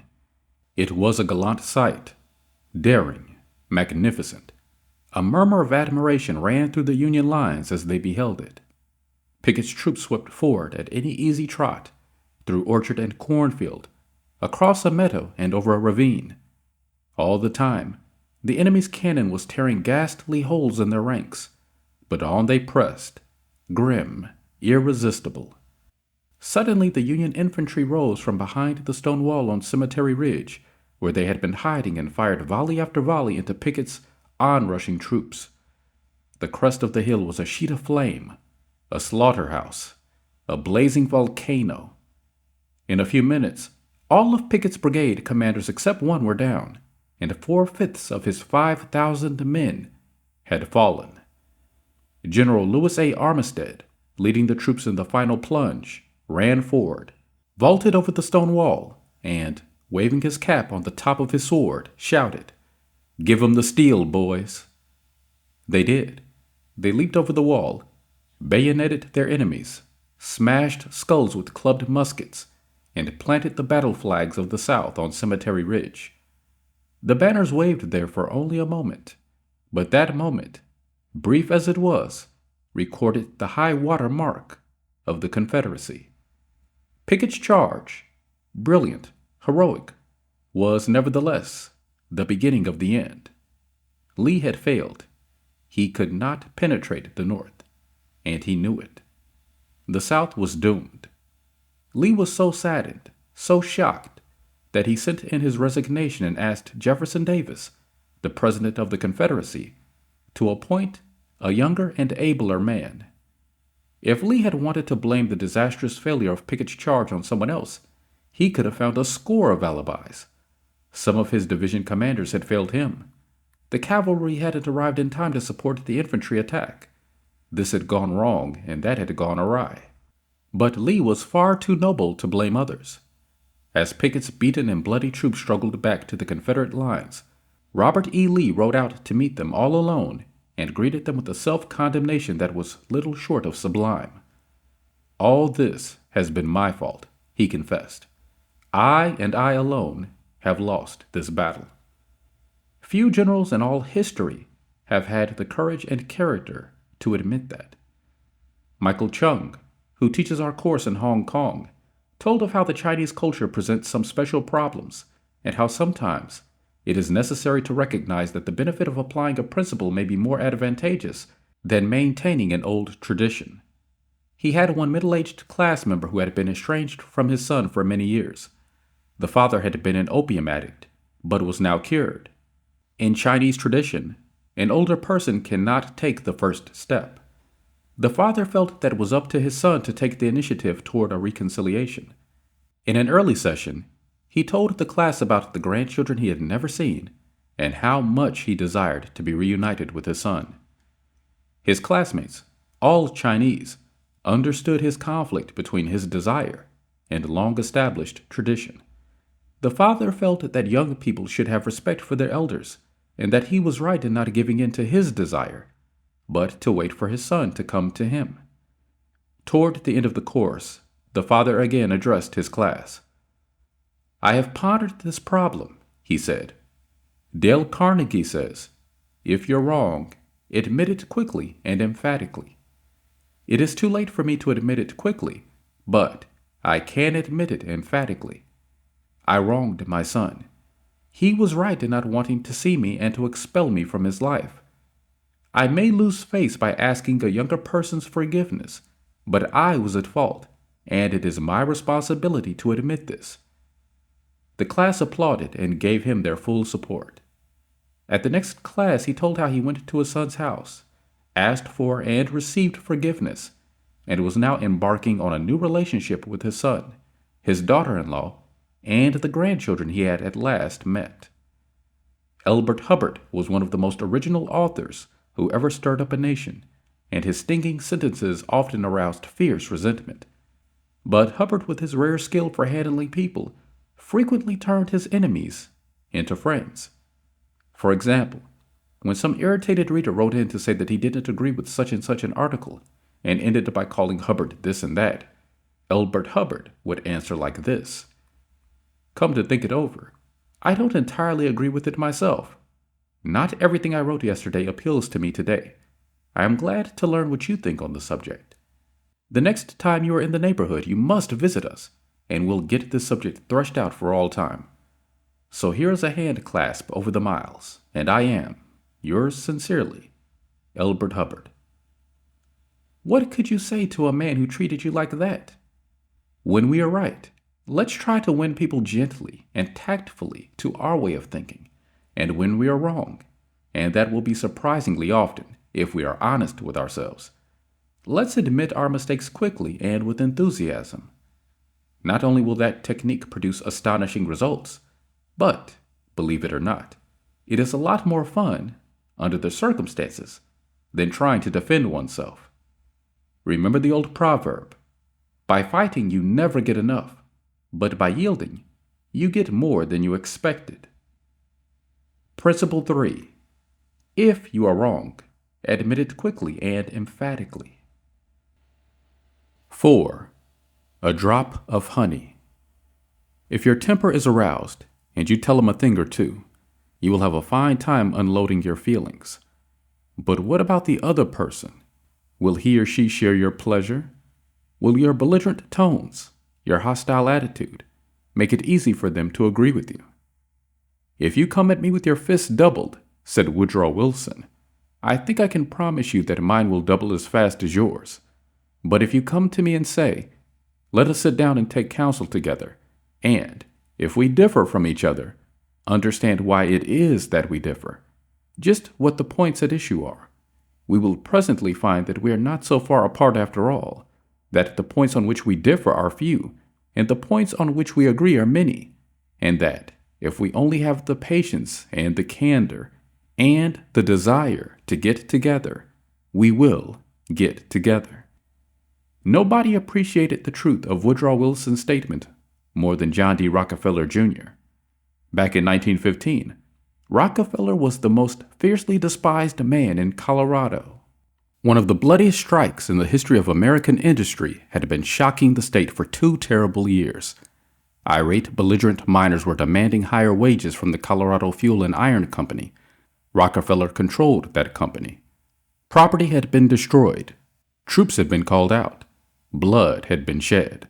Strikers had been shot, their bodies riddled with bullets. At a time like that, with the air seething with hatred, Rockefeller wanted to win the strikers to his way of thinking. And he did it. How? Here's the story. After weeks spent in making friends, Rockefeller addressed the representatives of the strikers. This speech, in its entirety, is a masterpiece. It produced astonishing results.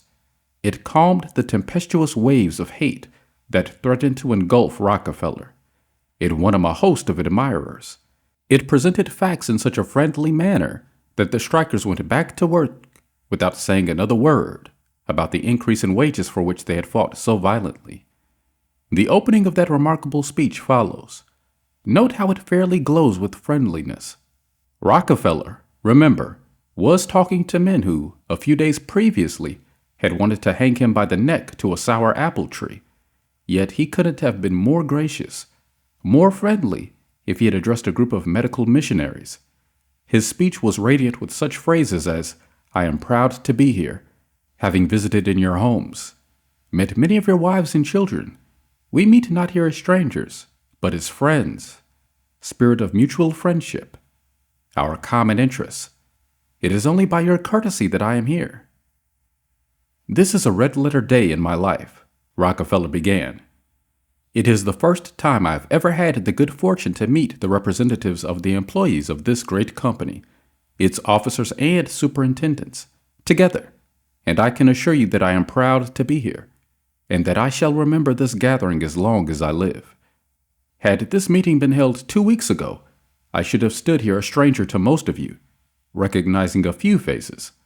Having had the opportunity last week of visiting all the camps in the southern coal field, and of talking individually with practically all of the representatives, except those who were away, having visited in your homes, meeting many of your wives and children, we meet here not as strangers, but as friends, and it is in that spirit of mutual friendship that I am glad to have this opportunity to discuss with you our common interests.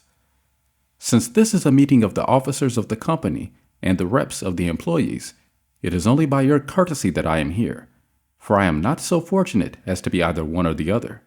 And yet I feel that I am intimately associated with you men, for, in a sense, I represent both the stockholders and the directors. Isn't that a superb example of the fine art of making friends out of enemies? Suppose Rockefeller had taken a different tack. Suppose he had argued with those miners and hurled devastating facts in their faces. Suppose he had told them by his tones and insinuations that they were wrong. Suppose that, by all rules of logic, he had proved that they were wrong. What would have happened? More anger would have been stirred up, more hatred, more revolt. If a man's heart is rankling with discord and ill feeling toward you, you can't win him to your way of thinking with all the logic in Christendom. Scolding parents and domineering bosses and husbands and nagging wives ought to realize that people don't want to change their minds. They can't be forced or driven to agree with you or me, but they may possibly be led to if we are ever so gentle and ever so friendly. Lincoln said that, in effect, over 100 years ago. His words were, "It is an old and true maxim that a drop of honey catches more flies than a gallon of gall." So it is with men. If you would win a man to your cause, first convince him that you are his sincere friend. Therein is a drop of honey that catches his heart, which, say what you will, is the great high road to his reason. Business execs have learned that it pays to be friendly to strikers.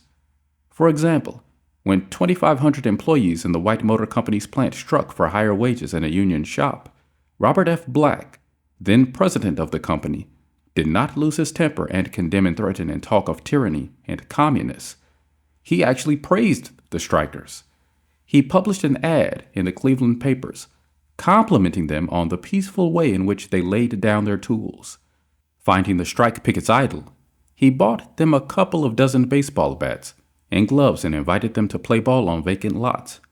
For those who preferred bowling, he rented a bowling alley. This friendliness on Mr. Black's part did what friendliness always does. It begot friendliness. So the strikers borrowed brooms, shovels, and rubbish carts, and began picking up matches, papers, cigarette stubs, and cigar butts around the factory. Imagine it. Imagine strikers tidying up the factory grounds while battling for higher wages and recognition of the union. Such an event had never been heard of before in the long, tempestuous history of American labor wars. That strike ended with a compromise settlement within a week. ended without any ill feeling or rancor. Daniel Webster, who looked like a god and talked like Jehovah, was one of the most successful advocates who ever pleaded a case, yet he ushered in his most powerful arguments with such friendly remarks as, "It will be for the jury to consider." This may perhaps be worth thinking of. Here are some facts that I trust you will not lose sight of. Or, you, with your knowledge of human nature, will easily see the significance of these facts. No bulldozing, no high-pressure methods, no attempt to force his opinions on others. Webster used the soft-spoken, quiet, friendly approach, and it helped to make him famous. You may never be called upon to settle a strike or address an injury, but you may want to get your rent reduced. Will the friendly approach help you then? Let's see. L. Straub, an engineer, wanted to get his rent reduced, and he knew his landlord was hard-boiled. "I wrote him," Mr. Straub said in a speech before the class, letting him know that I was vacating my apartment as soon as my lease expired. The truth was, I didn't want to move. I wanted to stay if I could get my rent reduced, but the situation seemed hopeless. Other tenants had tried and failed. Everyone told me that the landlord was extremely difficult to deal with, but I said to myself, I am studying a course on how to deal with people, so I'll try it on him and see how it works. He and his secretary came to see me as soon as he got my letter. I met him at the door with a friendly greeting. I fairly bubbled with goodwill and enthusiasm. I did not begin talking about how high the rent was. I began talking about how much I liked his apartment house. Believe me, I was hearty in my approbation and lavish in my praise. I complimented him on the way he ran the building, and I told him I should like so much to stay for another year, but I couldn't afford it. He had evidently never had such a reception from a tenant. He hardly knew what to make of it. Then he started to tell me his troubles. Complaining tenants.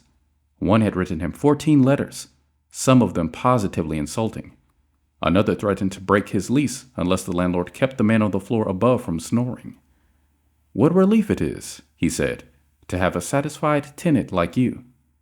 And then, without my even asking him to do it, he offered to reduce my rent a little. I wanted more, so I named the figure I could afford to pay, and he accepted without a word. As he was leaving, he turned to me and asked, "What decorating can I do for you?" If I had tried to get the rent reduced by the methods the other tenants were using, I am positive I should have met with the same failure they encountered. It was the friendly, sympathetic, appreciative approach that won. Dean Woodcock of Pittsburgh, Pennsylvania, is the superintendent of a department of the local electric company. His staff was called upon to repair some equipment on top of a pole. This type of work had formerly been performed by a different department and had only recently been transferred to Woodcock's section. Although his people had been trained in the work, this was the first time they had ever actually been called upon to do it. Everybody in the organization was interested in seeing if and how they could handle it. Mr. Woodcock, several of his subordinate managers, and members of other departments of the utility went to see the operation. Many cars and trucks were there, and a number of people were standing around watching the two lone men on top of the pole. Glancing around, Woodcock noticed a man up the street getting out his car with a camera. He began taking pictures of the scene. Utility people are extremely conscious of public relations, and suddenly Woodcock realized what this setup looked like to the man with the camera. Overkill. Dozens of people being called out to do a two-person job. He strolled up the street to the photographer. "I see you're interested in our operation." "Yes, my mother will be more than interested. She owns stock in your company. This will be an eye-opener for her. She may even decide her investment was unwise. I've been telling her for years there's a lot of waste motion in companies like yours. This proves it. The newspapers might like these pictures too." It does look like it, doesn't it? I'd think the same thing in your position. But this is a unique situation. And Dean Woodcock went on to explain how this was the first job of this type for his department, and how everybody from executives down was interested.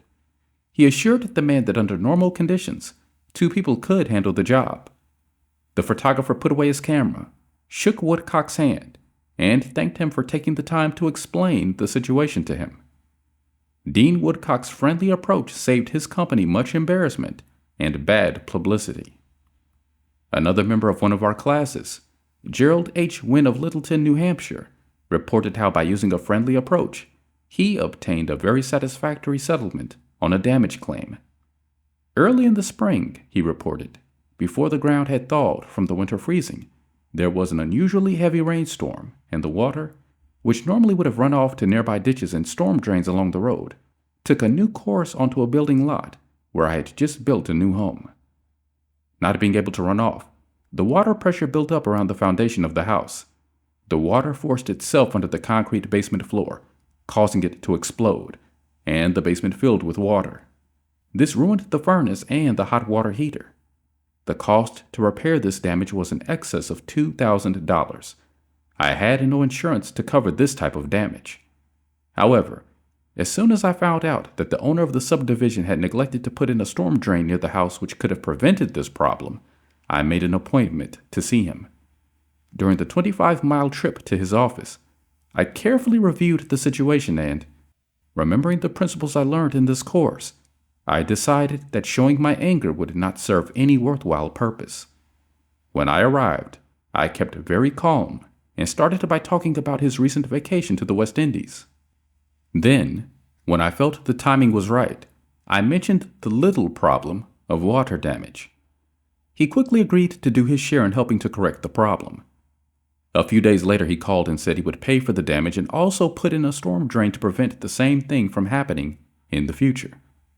Even though it was the fault of the owner of the subdivision, if I had not begun in a friendly way, there would have been a great deal of difficulty in getting him to agree to the total liability.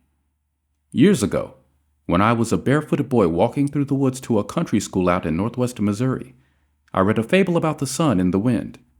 They quarreled about which was the stronger, and the wind said, "I'll prove I am. See the old man down there with the coat? I bet I can get his coat off him quicker than you can." So the sun went behind a cloud, and the wind blew until it was almost a tornado. But the harder it blew, the tighter the old man clutched his coat to him. Finally, the wind calmed down and gave up, and then the sun came out from behind the clouds and smiled kindly on the old man. Presently, he mopped his brow and pulled off his coat. The sun then told the wind that gentleness and friendliness were always stronger than fury and force.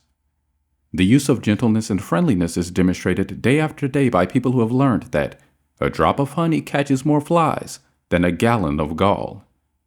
F. Gale Connor of Lutherville, Maryland, proved this when he had to take his 4-month-old car to the service department of the car dealer for the 3rd time. He told our class, "It was apparent that talking to, reasoning with, or shouting at the service manager was not going to lead to a satisfactory resolution of my problems. I walked over to the showroom and asked to see the agency owner, Mr. White. After a short wait, I was ushered into Mr. White's office. I introduced myself and explained to him that I had bought my car from his dealership because of the recommendations of friends who had had previous dealings with him. I was told that his prices were very competitive and his service was outstanding. He smiled with satisfaction as he listened to me. I then explained the problem I was having with the service department. I thought you might want to be aware of any situation that might tarnish your fine reputation," I added. He thanked me for calling this to his attention and assured me that my problem would be taken care of. Not only did he personally get involved, but he also lent me his car to use while mine was being repaired. Aesop was a Greek slave who lived at the court of Croesus and spun immortal fables 600 years before Christ. Yet the truths he taught about human nature are just as true in Boston and Birmingham now as they were 26 centuries ago in Athens. The sun can make you take off your coat more quickly than the wind. And kindliness, the friendly approach, and appreciation can make people change their minds more readily than all the bluster and storming in the world. Remember what Lincoln said, "A drop of honey catches more flies than a gallon of gall." Principle 4. Begin in a friendly way. 5. The Secret of Socrates. In talking with people, don't begin by discussing the things on which you differ. Begin by emphasizing, and keep on emphasizing, the things on which you agree. Keep emphasizing, if possible, that you are both striving for the same end and that your only difference is one of method and not purpose. Get the other person saying yes, yes at the outset. Keep your opponent, if possible, from saying no. A no response, according to Professor Overstreet, is the most difficult handicap to overcome. When you have said no, all your pride of personality demands that you remain consistent with yourself. You may later feel that the no was ill-advised. Nevertheless, there is your precious pride to consider. Once having said a thing, you feel you must stick to it. Hence, it is of the very greatest importance that a person be started in the affirmative direction. The skillful speaker gets, at the outset, a number of yes responses. This sets the psychological process of the listeners moving in the affirmative direction. It's like the movement of a billiard ball. Propel in one direction, and it takes some force to deflect it, far more force to send it back in the opposite direction. The psychological patterns here are quite clear. When a person says no, and really means it, he or she is doing far more than saying a word of 2 letters. The entire organism, glandular, nervous, muscular, gathers itself together into a condition of rejection. There is usually in minute, but sometimes in observable degree, a physical withdrawal or readiness for withdrawal. The whole neuromuscular system, in short, sets itself on guard against acceptance. When, to the contrary, a person says yes, none of the withdrawal activities takes place. The organism is in a forward-moving, accepting, open attitude. Hence, the more yeses we can, at the very outset, induce, the more likely we are to succeed in capturing the attention for our ultimate proposal. It's a very simple technique, this yes response, and yet how much it is neglected. It often seems as if people get a sense of their own importance by antagonizing others at the outset. Get a student to say no at the beginning, or a customer, child, husband, or wife, and it takes the wisdom and the patience of angels to transform that bristling negative into an affirmative. The use of this yes technique enabled James Eberson, who was a teller in the Greenwich Savings Bank in New York City, to secure a prospective customer who might otherwise have been lost. This man came in to open an account, said Mr. Eberson, and I gave him our usual form to fill out. Some of the questions he answered willingly, but there were others he flatly refused to answer.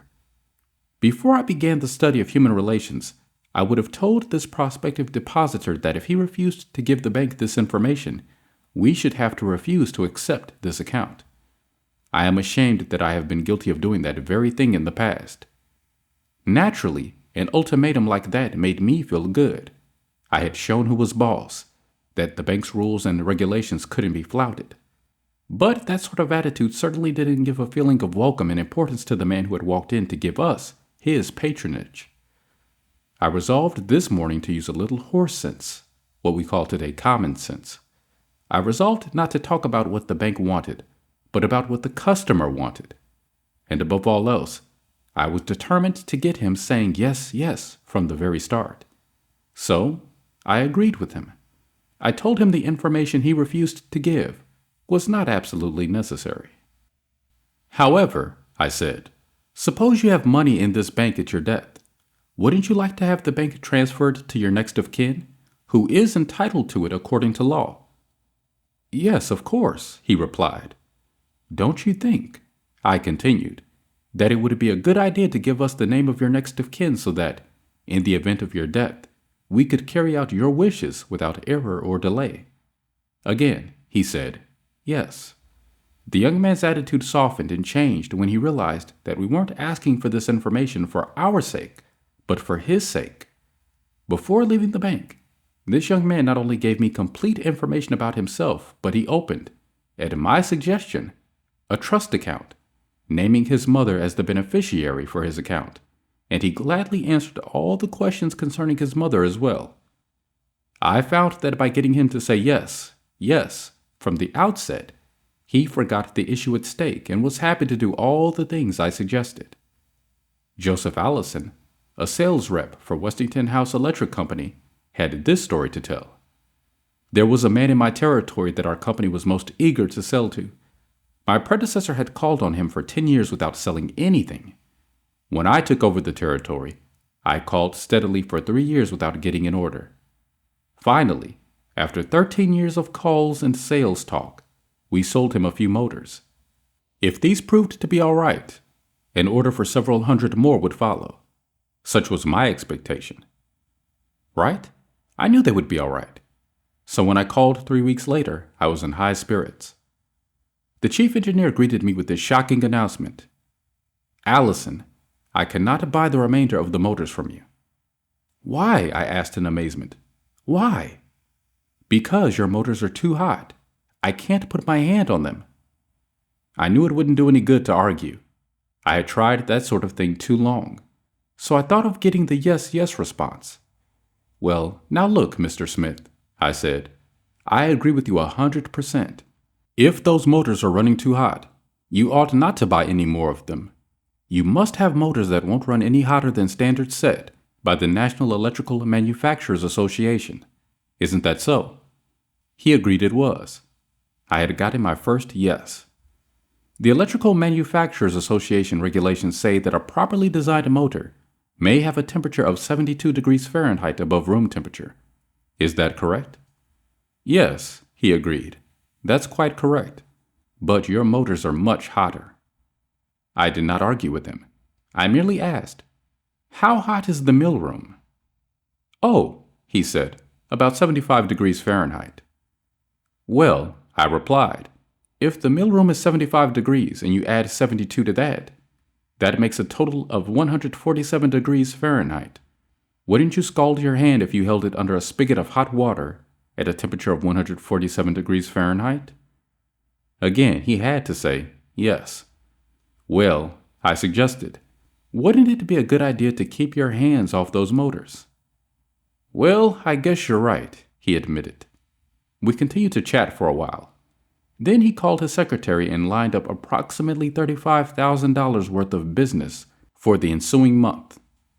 It took me years and cost me countless thousands of dollars in lost business before I finally learned that it doesn't pay to argue, that it is much more profitable and much more interesting to look at things from the other person's viewpoint and try to get that person to say yes. Yes. Eddie Snow, who sponsors our courses in Oakland, California, tells how he became a good customer of a shop because the proprietor got him to say yes, yes. Eddie had become interested in bow hunting and had spent considerable money in purchasing equipment and supplies from a local bow store. When his brother was visiting him, he wanted to rent a bow for him from this store. The sales clerk told him they didn't rent bows, so Eddie phoned another bow store. Eddie described what happened. A very pleasant gentleman answered the phone. His response to my question for a rental was completely different from the other place. He said he was sorry, but they no longer rented bows because they couldn't afford to do so. He then asked me if I had rented before. I replied, yes, several years ago. He reminded me that I probably paid $25 to $30 for the rental. I said yes again. He then asked if I was the kind of person who liked to save money. Naturally, I answered yes. He went on to say that they had bow sets with all the necessary equipment on sale for $34.95. I could buy a complete set for only $4.95 more than I could rent one. He explained that is why they had discontinued renting them. Did I think that was reasonable? My yes response led to a purchase of the set, and when I picked it up, I purchased several more items at the shop and have since become a regular customer. Socrates, the gadfly of Athens, was one of the greatest philosophers the world has ever known. He did something that only a handful of men in all history have been able to do. He sharply changed the whole course of human thought, and now, 24 centuries after his death, he is honored as one of the wisest persuaders who ever influenced this wrangling world. His method? Did he tell people they were wrong? Oh no, not Socrates. He was far too adroit for that. His whole technique, now called the Socratic method, was based upon getting a yes, yes response He asked questions with which his opponent would have to agree. He kept on winning one admission after another until he had an armful of yeses. He kept on asking questions until finally, almost without realizing it, his opponents found themselves embracing a conclusion they would have bitterly denied a few minutes previously. The next time we are tempted to tell someone he or she is wrong, let's remember old Socrates and ask a gentle question. A question that will get the yes, yes response. The Chinese have a proverb pregnant with the age-old wisdom of the East. He who treads softly goes far. They have spent 5,000 years studying human nature, those cultured Chinese, and they have garnered a lot of perspective. He who treads softly goes far. Principle 5. Get the other person to say yes, yes, immediately. 6. The safety valve in handling complaints. Most people trying to win others to their way of thinking do too much talking themselves. Let the other people talk themselves out. They know more about their business and problems than you do. So, ask them questions. Let them tell you a few things. If you disagree with them, you may be tempted to interrupt. But don't. It's dangerous. They won't pay attention to you while they still have a lot of their ideas crying for expression. So listen patiently and with an open mind. And be sincere about it. Encourage them to express their ideas fully. Does this policy pay in business? Let's see. Here is a story of a sales rep who was forced to try it. One of the largest automobile manufacturers in the USA was negotiating for a year's requirements of upholstery fabrics. 3 important manufacturers had worked up fabrics in sample bodies. These had all been inspected by the executives of the motor company, and notice had been sent out to each manufacturer saying that, on a certain day, a rep from each supplier would be given an opportunity to make a final plea for the contract. GBR, a representative of one manufacturer, arrived in town with a severe attack of laryngitis. When it came my turn to meet the executives in conference, Mr. GBR said as he related the story before one of my classes, I had lost my voice. I could hardly whisper. I was ushered into a room and found myself face to face with the textile engineer, the purchasing agent, the director of sales, and the president of the company.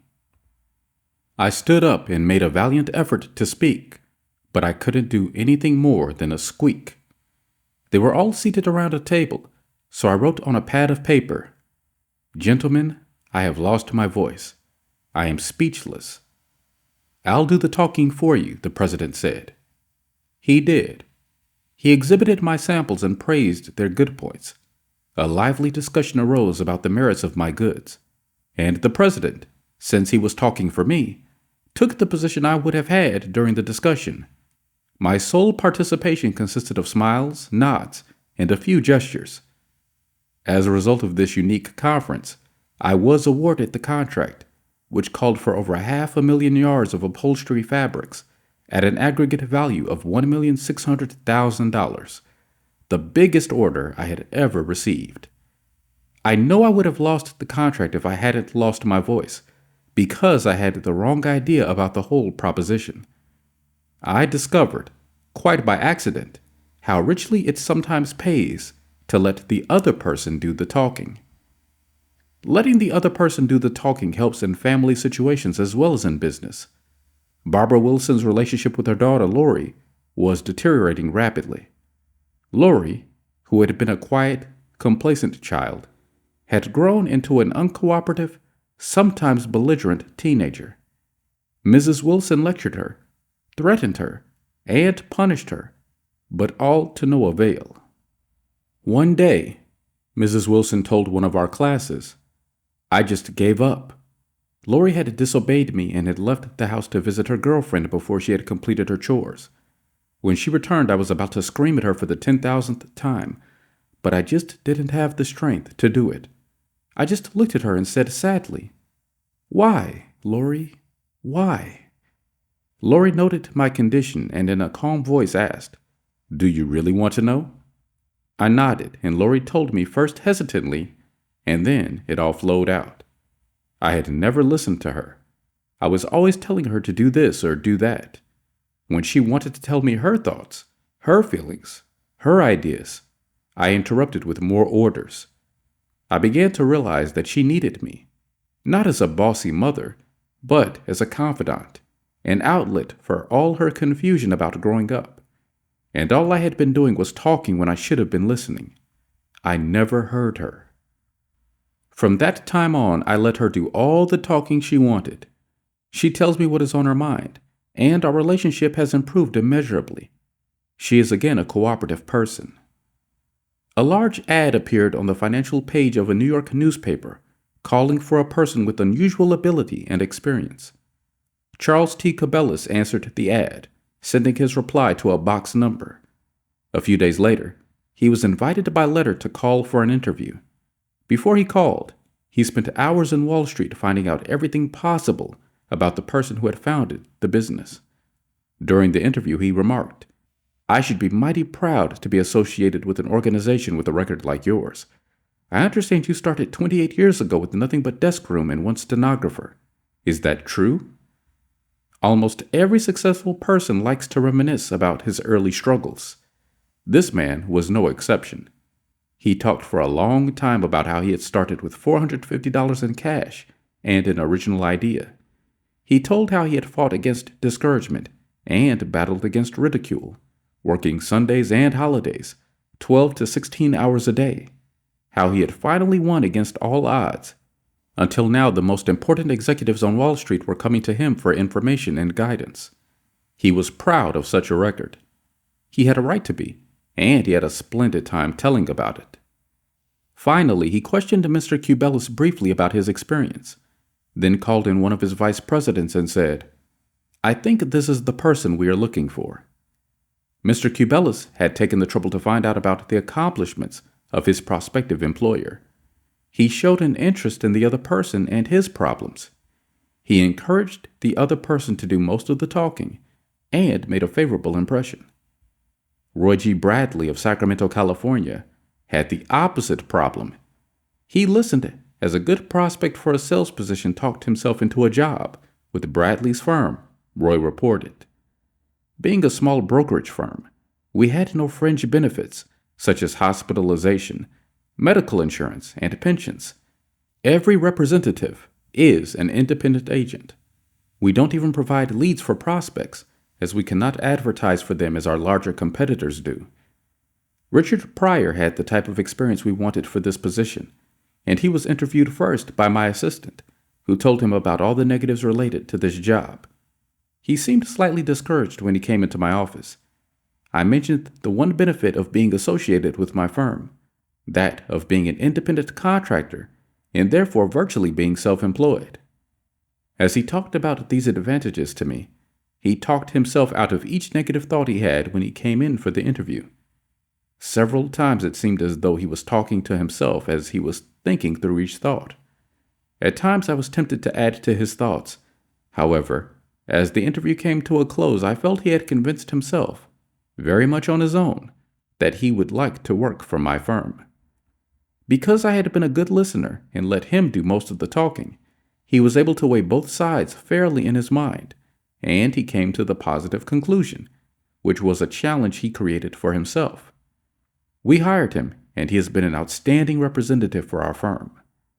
Even our friends would much rather talk to us about their achievements than listen to us boast about ours.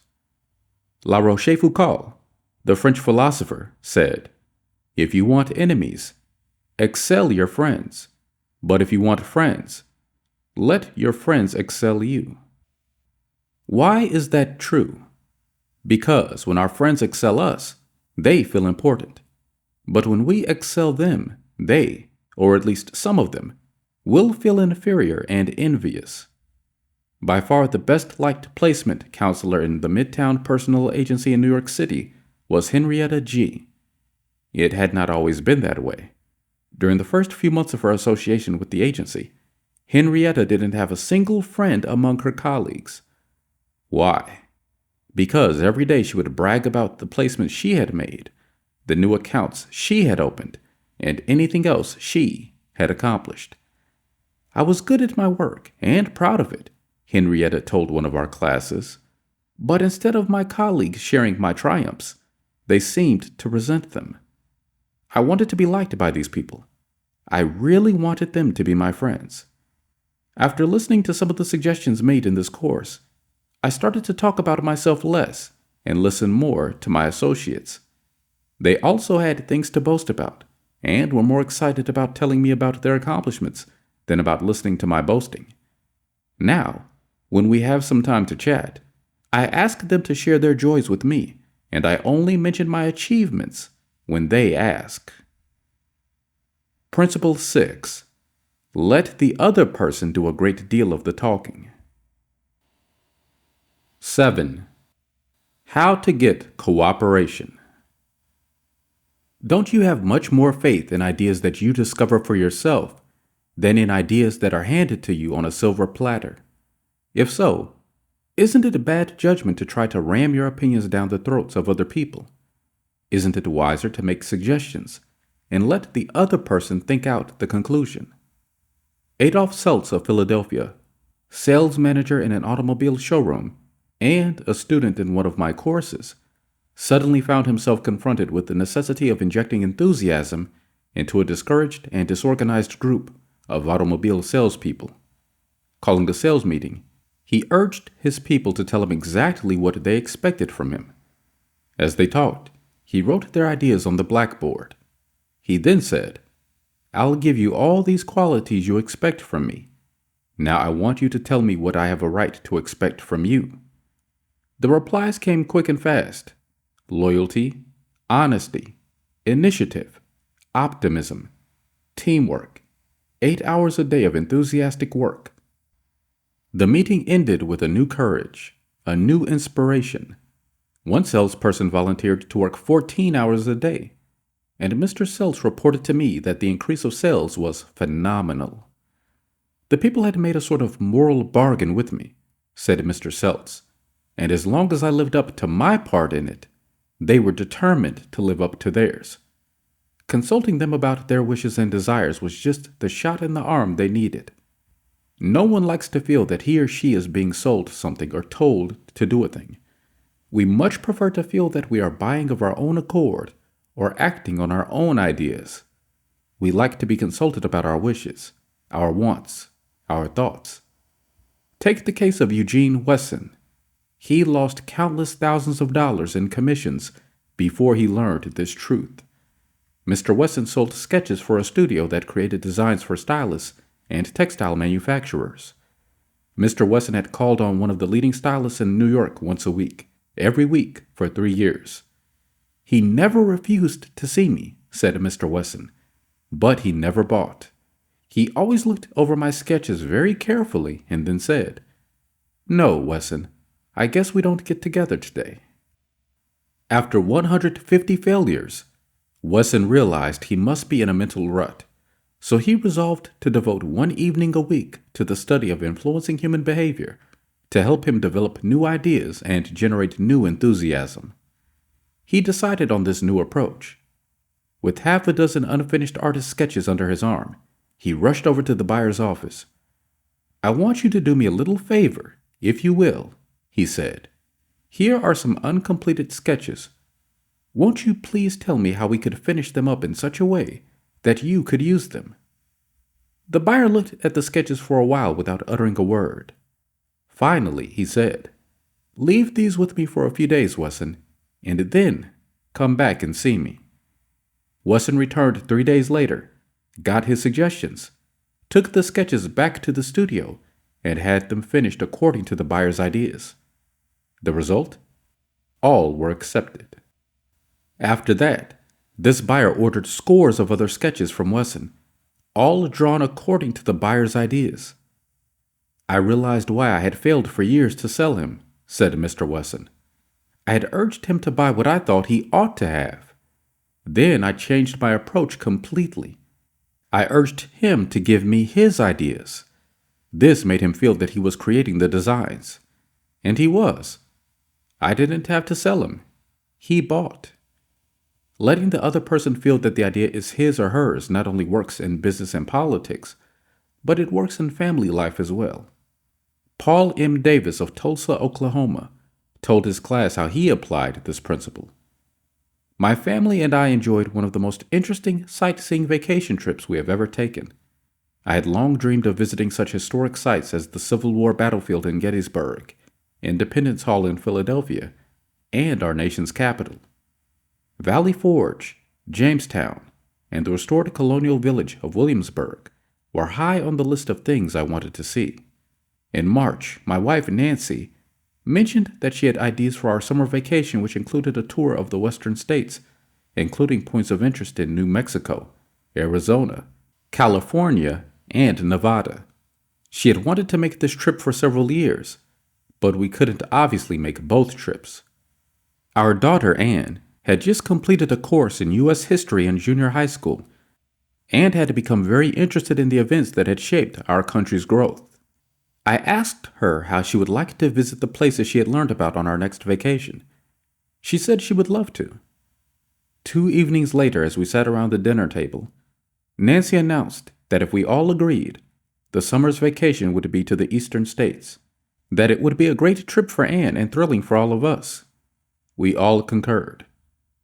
This same psychology was used by an X-ray manufacturer to sell his equipment to one of the largest hospitals in Brooklyn. This hospital was building an addition and preparing to equip it with the finest X-ray department in America. Dr. L, who was in charge of the X-ray department, was overwhelmed with sales representatives, each caroling the praises of his own company's equipment. One manufacturer, however, was more skillful. He knew far more about handling human nature than the others did. He wrote a letter something like this: Our factory has recently completed a new line of X-ray equipment. The first shipment of these machines has just arrived at our office. They are not perfect. We know that, and we want to improve them. So we would be deeply obligated to you if you could find time to look them over and give us your ideas about how they can be made more serviceable to your profession. Knowing how occupied you are, I should be glad to send my car for you at any hour you specify. I was surprised to get that letter, Dr. L said as he related the incident before the class. I was both surprised and complimented. I had never had an X-ray manufacturer seeking my advice before. It made me feel important. I was busy every night that week, but I canceled the dinner appointment in order to look over the equipment. The more I studied it, the more I discovered for myself how much I liked it.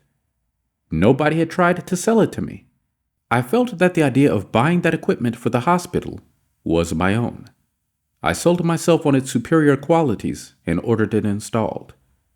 Ralph Waldo Emerson, in his essay, Self-Reliance, stated, "In every work of genius, we recognize our own rejected thoughts. They come back to us with a certain alienated majesty." Colonel Edward M. House wielded an enormous influence in national and international affairs, while Woodrow Wilson occupied the White House. Wilson leaned upon Colonel House for secret counsel and advice more than he did upon even members of his own cabinet. What method did the colonel use in influencing the president? Fortunately, we know, for House himself revealed it to Arthur D. Howden Smith, and Smith quoted House in an article in the Saturday Evening Post. "After I got to know the president," House said, "I learned the best way to convert him to an idea was to plant it in his mind casually, but so as to interest him in it, so as to get him thinking about it on his own account. The first time this worked, it was an accident. I had been visiting him at the White House and urged a policy on him which he appeared to disapprove. But several days later, at the dinner table, I was amazed to hear him trot out my suggestion as his own." Did House interrupt him and say, "That's not your idea, that's mine"? Oh no, not House. He was too clever for that. He didn't care about credit. He wanted results. So he let Wilson continue to feel that the idea was his. House did even more than that. He gave Wilson public credit for these ideas. Let's remember that everyone we come in contact with is just as human as Woodrow Wilson. So let's use Colonel House's technique. A man up in the beautiful Canadian province of New Brunswick used this technique on me and won my patronage. I was planning at the time to do some fishing and canoeing in New Brunswick, so I wrote the tourist bureau for information. Evidently, my name and address were put on a mailing list because I was immediately overwhelmed with scores of letters and booklets and printed testimonials from camps and guides. I was bewildered. I didn't know which one to choose. Then one camp owner did a clever thing. He sent me the names and telephone numbers of several New York people who had stayed at his camp, and he invited me to telephone them and discover for myself what he had to offer. I found to my surprise that I knew one of the men on his list. I called him, found out what his experience had been, and then sent the camp the date of my arrival. The others had been trying to sell me on their service, but one let me sell myself. The organization won. 25 centuries ago, Lao Tse, a Chinese sage, said some things that readers of this book might use today. The reason why rivers and seas receive the homage of 100 mountain streams is that they keep below them. Thus they are able to reign over all the mountain streams. So the sage, wishing to be above men, putteth himself below them. Wishing to be before them, he putteth himself behind them. Thus, though his place be above men, they do not feel his weight. Though his place be before them, they do not count it an injury. Principle 7. Let the other person feel that the idea is theirs. 8. A formula that will work wonders for you. Remember that other people may be totally wrong, but they don't think so. Don't condemn them. Any fool can do that. Try to understand them. Only wise, tolerant, exceptional people even try to do that. There is a reason why the other man thinks and acts as he does. Find out that reason, and you have the key to his actions, perhaps to his personality. Try honestly to put yourself in his place. If you say to yourself, "How would I feel? How would I react if I were in his shoes?" you will save yourself time and irritation. For, by becoming interested in the cause, we are less likely to dislike the effect. And in addition, you will sharply increase your skill in human relationships. Stop a minute, says Kenneth M. Good in his book, How to Turn People into Gold. Stop a minute to contrast your keen interest in your own affairs with your mild concern about anything else. Realize then that everybody else in the world feels exactly the same way. Then, along with Lincoln and Roosevelt, you will have grasped the only solid foundation for interpersonal relationships. Namely, that success in dealing with people depends on a sympathetic grasp of the other person's viewpoint. Sam Douglas of Hempstead, New York, used to tell his wife that she spent too much time working on their lawn, pulling weeds, fertilizing, cutting the grass twice a week when the lawn didn't look any better than it had when they moved into their home 4 years earlier. Naturally, she was distressed by his remarks, and each time he made such remarks, the balance of the evening was ruined. After taking our course, Mr. Douglas remarked how foolish he had been all those years. He realized that it never occurred to him that she enjoyed doing that work, and she might really appreciate a compliment on her diligence. One evening after dinner, his wife said she wanted to pull some weeds and invited him to keep her company. He first declined, but then thought better of it, and went out after her and began to help her pull weeds. She was visibly pleased, and together they spent an hour in hard work and pleasant conversation. After that, he often helped her with the gardening and complimented her on how fine the lawn looked, what a fantastic job she was doing with the yard where the soil was like concrete. The result? A happier life for both, because he had learned to look at things from her point of view, even if the subject was only weeds. In his book, Getting Through to People, Dr. Gerald Nierenberg commented, "Cooperativeness in conversation is achieved when you show that you consider the other person's ideas and feelings as important as your own. Starting your conversation by giving the other person the purpose or direction of your conversation, governing what you say by what you would want to hear if you were the listener, and accepting his or her viewpoint will encourage the listener to have an open mind to your ideas. I have always enjoyed walking and riding in a park near my home. Like the Druids of ancient Gaul, I all but worship an oak tree, so I was distressed season after season to see the younger trees and shrubs killed off by needless fires. These fires weren't caused by careless smokers. They were almost all caused by young people who went out to the park to go native and cook a frankfurter or an egg under the trees. Sometimes these trees raged so fiercely that the fire department had to be called out to fight the conflagration. There was a sign on the edge of the park saying that anyone who started a fire was liable to fine and imprisonment. But the sign stood in an unfrequented part of the park, and few of the culprits ever saw it. A mounted policeman was supposed to look after the park, but he didn't take his duties too seriously, and the fires continued to spread season after season. On one occasion, I rushed up to a policeman and told him about a fire spreading rapidly through the park and wanted him to notify the fire department. But he nonchalantly replied that it was none of his business because it wasn't in his precinct. I was desperate, so after that, when I went riding, I acted as a self-appointed committee of one to protect the public domain. In the beginning, I am afraid I didn't even attempt to see the other person's point of view. When I saw a fire blazing under the trees, I was so unhappy about it, so eager to do the right thing, that I did the wrong thing. I would ride up to the boys, warn them that they could be jailed for starting a fire, ordered with a tone of authority that it be put out, and if they refused, I would threaten to have them arrested. I was merely unloading my feelings without thinking of their point of view. The result?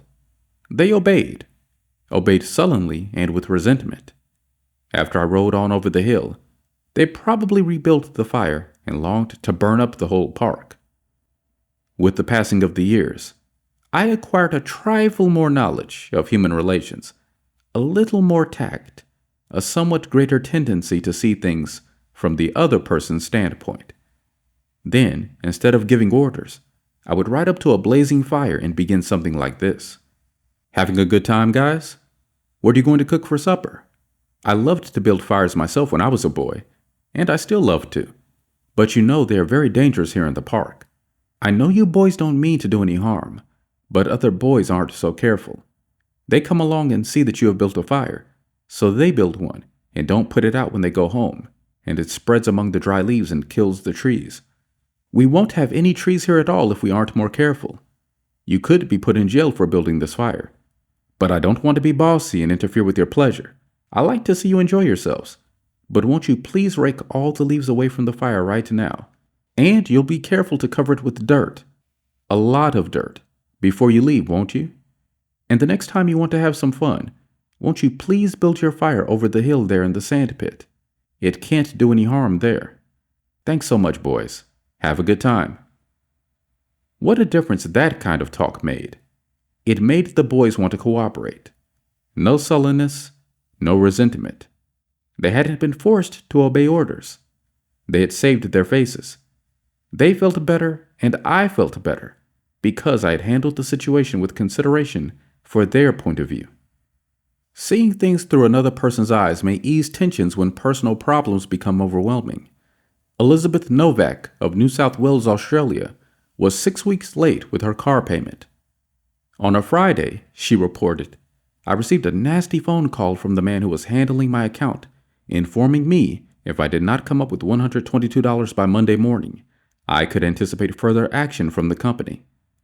I had no way of raising the money over the weekend, so when I received his phone call first thing on Monday morning, I expected the worst. Instead of becoming upset, I looked at the situation from his point of view.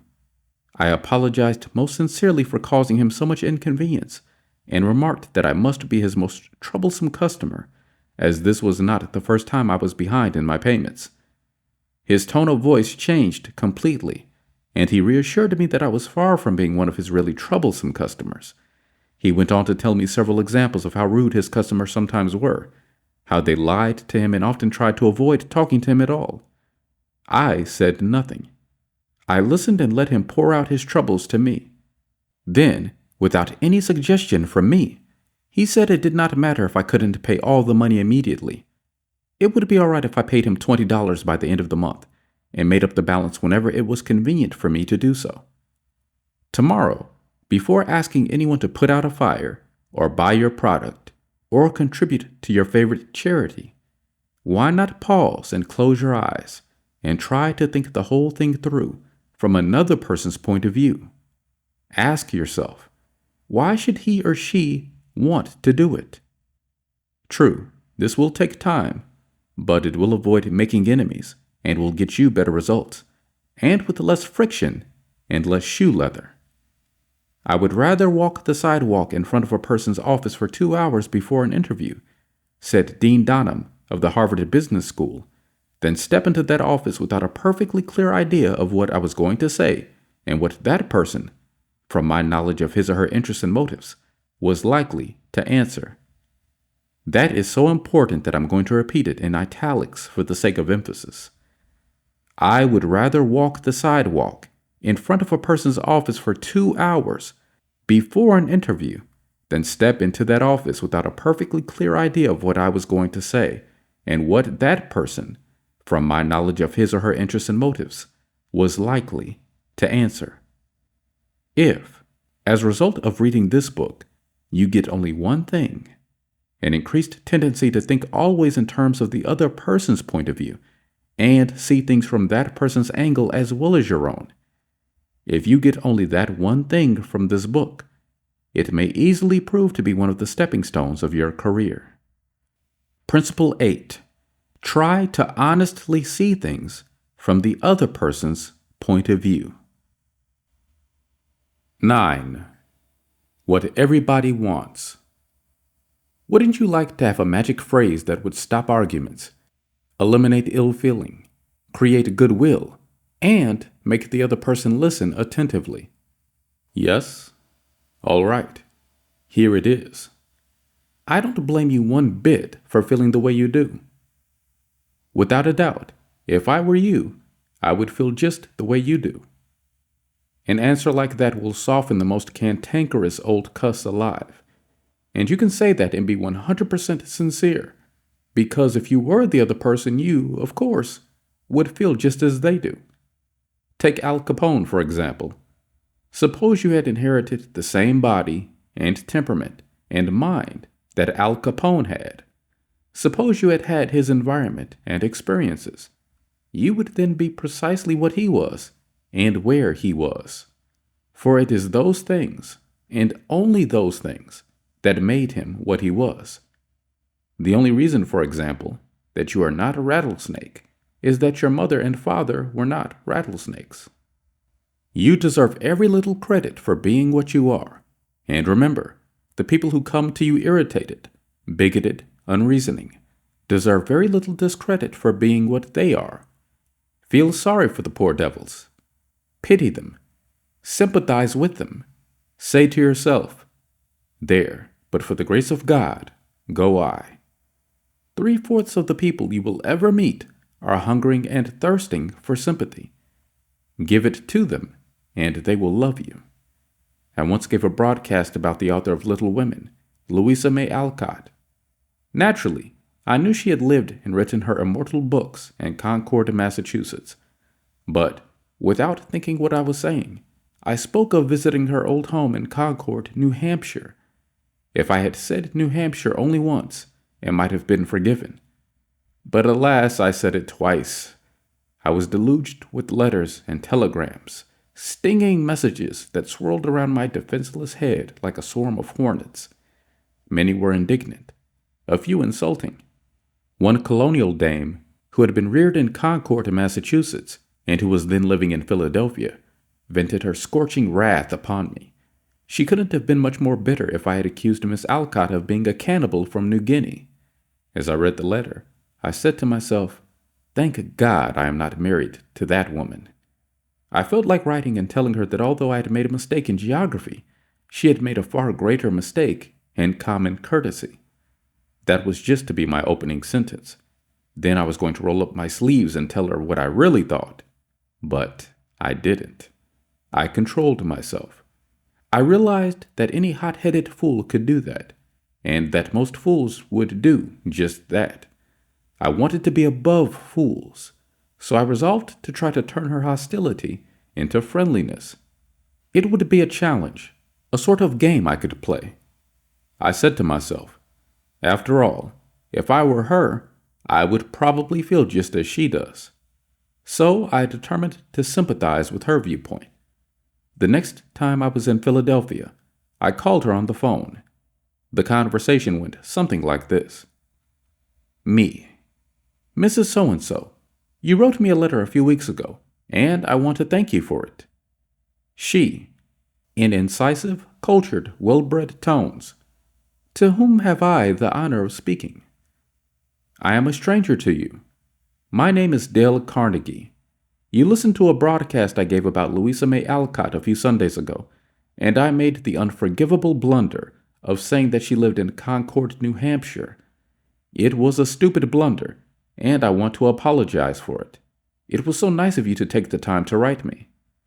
I am sorry, Mr. Carnegie, that I wrote as I did. I lost my temper. I must apologize. No, you were not the one to apologize. I am. Any schoolchild would have known better than to have said what I said. I apologized over the air the following Sunday, and I want to apologize to you personally now. I was born in Concord, Massachusetts. My family has been prominent in Massachusetts affairs for 2 centuries, and I am very proud of my native state. I was really distressed, quite distressed, to hear you say that Miss Alcott had lived in New Hampshire, but I am really ashamed of that letter. I assure you that you were not 1/10 as distressed as I am. My mistake did not hurt Massachusetts, but it did hurt me. It is so seldom that people of your standing and culture take the time to write people who speak on the radio, and I do hope you will write me again if you detect any error in my talks. You know, I really like very much the way you have accepted my criticism. You must be a very nice person. I should like to know you better. So, because I had apologized and sympathized with her point of view, she began apologizing and sympathizing with my point of view. I had the satisfaction of controlling my temper, the satisfaction of returning kindness for an insult. I got infinitely more real fun out of making her like me than I ever could have gotten out of telling her to go and take a jump in the river. Every man who occupies the White House is faced almost daily with thorny problems in human relations. President Taft was no exception, and he learned from experience the enormous chemical value of sympathy in neutralizing the acid of hard feelings. In his book, Ethics and Service, Taft gives rather an amusing illustration of how he softened the ire of a disappointed and ambitious mother. A lady in Washington, wrote Taft, whose husband had some political influence, came and labored with me for 6 weeks or more to appoint her son to a position. She secured the aid of senators and congressmen in formidable number, and came with them to see that they spoke with emphasis. The place was one requiring technical qualification, and, following the recommendation of the head of the bureau, I appointed somebody else. I then received a letter from the mother, saying that I was most ungrateful, since I declined to make her a happy woman as I could have done by a turn of my hand. She complained further that she had labored with her state delegation and got all the votes for an administration bill in which I was especially interested, and this was the way I had rewarded her. When you get a letter like that, the first thing you do is to think about how you can be severe with a person who has committed an impropriety or even been a little impertinent. Then you may compose an answer. Then, if you are wise, you will put the letter in a drawer and lock the drawer. Take it out in the course of 2 days. Such communications will always bear 2 days' delay in answering, and when you take it out after that interval, you will not send it. That is precisely the course I took. After that, I sat down and wrote her just as polite a letter as I could, telling her I realized a mother's disappointment under such circumstances, but that really the appointment was not left to my mere personal preference, that I had to select a man with technical qualifications, and had, therefore, to follow the recommendations of the head of the bureau. I expressed the hope that her son would go on to accomplish what she had hoped for him in the position which he then had. That mollified her, and she wrote me a note saying she was sorry she had written as she had. But the appointment I sent in was not confirmed at once, and, after an interval, I received a letter which purported to come from her husband, though it was in the same handwritings as all the others.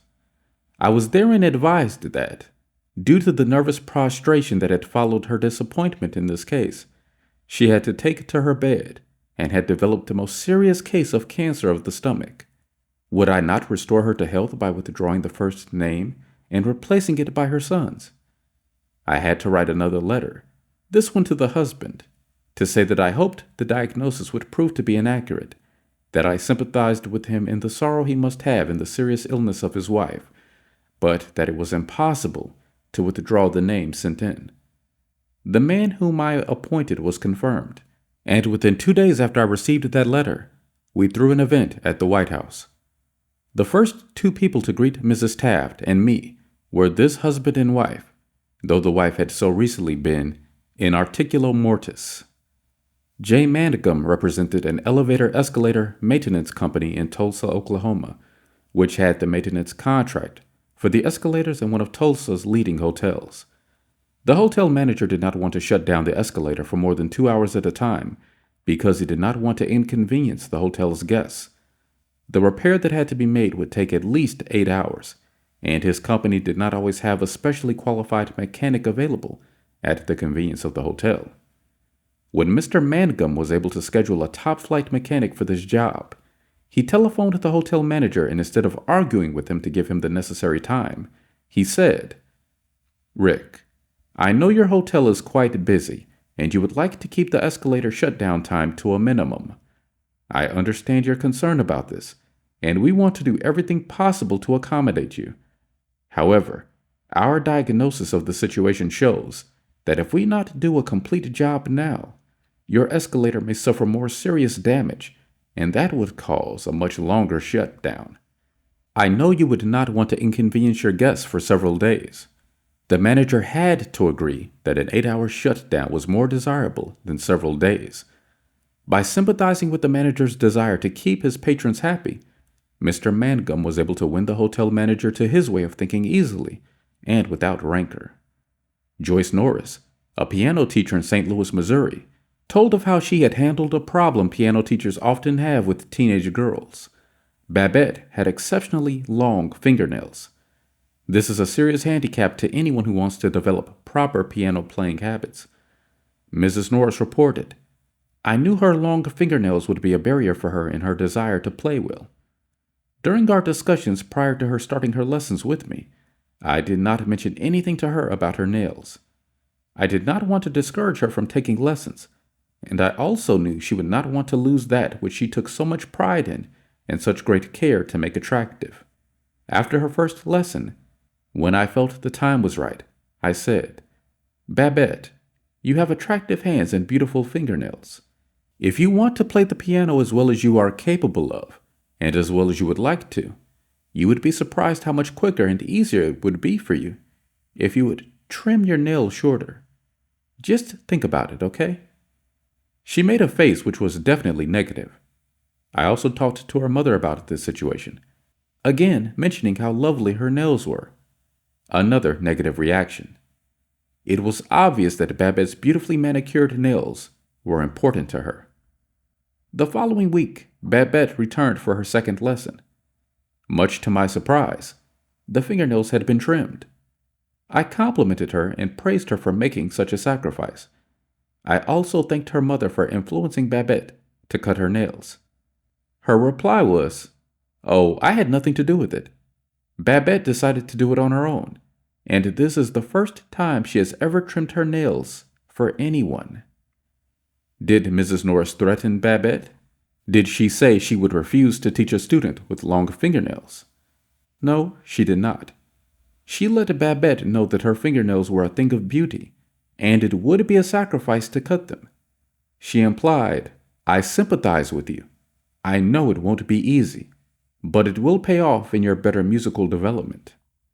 Saul Hurok was probably America's #1 impresario. For almost half a century, he handled artists including famous ones like Chaliapin, Isadora Duncan, and Pavlova. Mr. Hurok told me that one of the first lessons he had learned in dealing with his temperamental stars was the necessity for sympathy, and more sympathy with their idiosyncrasies. For 3 years, he was impresario for Fyodor Chaliapin, one of the greatest bassos who ever thrilled the ritzy box holders at the Metropolitan. Yet Chaliapin was a constant problem. He carried on like a spoiled child. To put it in Mr. Hurok's own inimitable phrase, he was a hell of a fellow in every way. For example, Chaliapin would call up Mr. Hurok about noon of the day he was going to sing and say, "Saul, I feel terrible. My throat is like raw hamburger. It is impossible for me to sing tonight." Did Mr. Hurok argue with him? Oh no. He knew that an entrepreneur couldn't handle artists that way. So he would rush over to Chaliapin's hotel, dripping with sympathy. "What a pity," he would mourn. "What a pity. My poor fellow. Of course you cannot sing. I will cancel the engagement at once. It will only cost you a couple of $1,000s, but that is nothing in comparison to your reputation." Then Chaliapin would sigh and say, "Perhaps you had better come over later in the day. Come at 5 and see how I feel then." At 5 o'clock, Mr. Hurok would again rush to his hotel, dripping with sympathy. Again he would insist on canceling the assignment, and again Chaliapin would sigh and say, "Well, maybe you had better come to see me later. I may be better then." At 7:30, the great basso would consent to sing, only with the understanding that Mr. Hurok would walk out on the stage of the Metropolitan and announce that Chaliapin had a very bad cold and was not in a good voice. Mr. Hurok would lie and say he would do it, for he knew that was the only way to get the basso out on the stage. Dr. Arthur I. Gates said in his splendid book, Educational Psychology, "Sympathy is something the human species universally craves. The child eagerly displays his injury, or even inflicts a cut or bruise in order to reap abundant sympathy. For the same purpose, adults show their bruises, relate their accidents, illnesses, especially details of surgical operations. Self-pity for misfortunes, real or imaginary, is in some measure practically a universal practice. So, if you want to win people to your way of thinking, put in practice. Principle 9. Be sympathetic with the other person's ideas and desires. 10. An appeal that everybody likes. I was reared on the edge of the Jesse James country out in Missouri, and I visited the James farm at Carnegie, Missouri, where the son of Jesse James was then living. His wife told me stories of how Jesse robbed trains and held up banks, and then gave money to the neighboring farmers to pay off their mortgages. Jesse James probably regarded himself as an idealist at heart, just as Dutch Schultz, Two Gun Crowley, Al Capone, and many other organized crime godfathers did generations later. The fact is that all people you meet have a high regard for themselves and like to be fine and unselfish in their own estimation. J. Pierpont Morgan observed, in one of his analytical interludes, that a person usually has 2 reasons for doing a thing, one that sounds good and a real one. The person himself will think of the real reason. You don't need to emphasize that. But all of us, being idealists at heart, like to think of motives that sound good. So, in order to change people, appeal to the nobler motives. Is that too idealistic to work in business? Let's see. Let's take the case of Hamilton J. Farrell of the Farrell Mitchell Company of Glenolden, Pennsylvania. Mr. Farrell had a disgruntled tenant who threatened to move. The tenant's lease still had 4 months to run. Nevertheless, he served notice that he was vacating immediately, regardless of lease. "These people have lived in my house all winter, the most expensive part of the year," Mr. Farrell said as he told the story to the class, "and I knew it would be difficult to rent the apartment again before fall. I could see all that rent income going over the hill, and believe me, I saw red." Now, ordinarily, I would have waded into that tenant and advised him to read his lease again. I would have pointed out that if he moved, the full balance of his rent would fall due at once, and that I could, and would, move to collect. However, instead of flying off the handle and making a scene, I decided to try other tactics. So I started like this. "Mr. Doe," I said, "I have listened to your story, and I still don't believe you intend to move. Years in the renting business have taught me something about human nature, and I sized you up in the first place as being a man of your word. In fact, I'm so sure of it that I'm willing to take a gamble. Now here's my proposition. Lay your decision on the table for a few days and think it over. If you come back to me between now and the first of the month, when your rent is due, and tell me you still intend to move, I give you my word I will accept your decision as final. I will privilege you to move and admit to myself I've been wrong in my judgment. But I still believe you're a man of your word and will live up to your contract.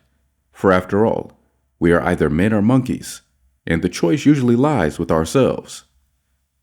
Well, when the new month came around, this gentleman came to see me and paid his rent in person. He and his wife had talked it over and decided to stay. They had concluded that the only honorable thing to do was to live up to their lease. When the late Lord Northcliffe found a newspaper using a picture of him he didn't want published, he wrote the editor a letter. But did he say, "Please do not publish that picture of me anymore. I don't like it"? No. He appealed to a nobler motive. He appealed to the respect and love that all of us have for motherhood. He wrote, "Please do not publish that picture of me anymore. My mother doesn't like it." When John D. Rockefeller Jr. wished to stop newspaper photographers from snapping pictures of his children, he also appealed to the nobler motives. He did not say, "I don't want their pictures published." No, he appealed to the desire, deep in all of us, to refrain from harming children. He said, "You know how it is, boys. You've got children yourselves, some of you, and you know it's not good for youngsters to get too much publicity." When Cyrus H.K. Curtis, the poor boy from Maine, was starting on his meteoric career, which was destined to make him millions as owner of the Saturday Evening Post and the Ladies' Home Journal, he couldn't afford to pay his contributors the prices that other magazines paid. He could not afford to hire first-class authors to write for money alone. So he appealed to their nobler motives. For example, he persuaded even Louisa May Alcott, the immortal author of Little Women, to write for him when she was at the flood tide of her fame, and he did it by offering to send a check for $100, not to her, but to her favorite charity. Right here, the skeptic might say, "Oh, that's all right for Northcliffe and Rockefeller or a sentimental novelist, but I'd like to see you make that stuff work with the tough babies I have to collect bills from." You may be right. Nothing will work in all cases, and nothing will work with all people. If you're satisfied with the results you are now getting, why change? If you are not satisfied, why not experiment? At any rate, I think you will enjoy reading this true story told by James L. Thomas, a former student of mine. 6 customers of a certain automobile company refused to pay their bills for servicing. None of the customers protested the entire bill, but each claimed that some one charge was wrong. In each case, the customer had signed for the work done, so the company knew it was right, and said so. That was the first mistake. Here are the steps the men in the credit department took to collect those overdue bills. Do you suppose they succeeded? 1. They called on each customer and told him bluntly that they had come to collect a bill that was long past due. 2. They made it very plain that the company was absolutely and unconditionally right. Therefore he, the customer, was absolutely and unconditionally wrong. 3. They intimated that they, the company, knew more about automobiles than they could ever hope to know. So what was the argument about? 4. Result? They argued. Did any of these methods reconcile the customer and settle the account? You can answer that one yourself. At this stage of affairs, the credit manager was about to open fire with a battery of legal talent, when fortunately the matter came to the attention of the general manager. The manager investigated these defaulting clients and discovered that they all had the reputation of paying their bills promptly. Something was wrong here. Something was drastically wrong about the method of collection. So he called in James L. Thomas and told him to collect these uncollectible accounts. Here, in his words, are the steps Mr. Thomas took. 1. My visit to each customer was likewise to collect a bill long past due, a bill that we knew was absolutely right. But I didn't say a word about that. I explained I had called to find out what it was the company had done or failed to do. 2. I made it clear that, until I had heard the customer story, I had no opinion to offer. I told him the company made no claims to being infallible. 3. I told him I was interested only in his car and that he knew more about his car than anyone else in the world, that he was the authority on the subject. 4. I let him talk, and I listened to him with all the interest and sympathy that he wanted and had expected. 5. Finally, when the customer was in a reasonable mood, I put the whole thing up to his sense of fair play. I appealed to the nobler motives. First, I said, I want you to know I also feel this matter has been badly mishandled. You've been inconvenienced and annoyed and irritated by one of our representatives. That should never have happened. I'm sorry, and, as a rep of the company, I apologize. As I sat here and listened to your side of the story, I could not help being impressed by your fairness and patience. And now, because you are fair-minded and patient, I'm going to ask you to do something for me. It's something that you can do better than anyone else, something you know more about than anyone else. Here is your bill. I know it is safe for me to ask you to adjust it, just as you would do if you were the president of my company. I'm going to leave it all up to you. Whatever you say goes. Did he adjust the bill? He certainly did, and got quite a kick out of it. The bills ranged from $150 to $400, but did the customer give himself the best of it? Yes, one of them did. One of them refused to pay a penny of the disputed charge, but the other 5 all gave the company the best of it. And here's the cream of the whole thing. We delivered new cars to all 6 of these customers within the next 2 years. Experience has taught me, says Mr. Thomas, that when no information can be secured about the customer, the only sound basis on which to proceed is to assume that he or she is sincere, honest, truthful, and willing and anxious to pay the charges, once convinced they are correct. To put it differently and perhaps more clearly, people are honest and want to discharge their obligations. The exceptions to that rule are comparatively few. And I am convinced that the individuals who are inclined to chisel will in most cases react favorably if you make them feel that you consider them honest, upright, and fair. Principle 10. Appeal to the nobler motives. 11. The movies do it. TV does it. Why don't you do it? Many years ago, the Philadelphia Evening Bulletin was being maligned by a dangerous whispering campaign. A malicious rumor was being circulated. Advertisers were being told that the newspaper was no longer attractive to readers because it carried too much advertising and too little news. Immediate action was necessary. The gossip had to be squelched. But how? This is the way it was done. The bulletin clipped from its regular edition all reading matter of all kinds on one average day, classified it, and published it as a book. The book was called One Day. It contained 307 pages, as many as a hard-covered book. Yet the bulletin had printed all this news into feature material on one day and sold it, not for several dollars, but for a few cents. The printing of that book dramatized the fact that the bulletin carried an enormous amount of interesting reading matter. It conveyed the facts more vividly, more interestingly, more impressively than pages of figures and mere talk could have done. That is the day of dramatization. Merely stating a truth isn't enough. The truth has to be made vivid, interesting, dramatic. You have to use showmanship. The movies do it, television does it, and you will have to do it if you want attention. Experts in window display know the power of dramatization. For example, the manufacturers of a new rat poison gave dealers a window display that included 2 live rats. The week the rats were shown, sales zoomed to 5 times their normal size.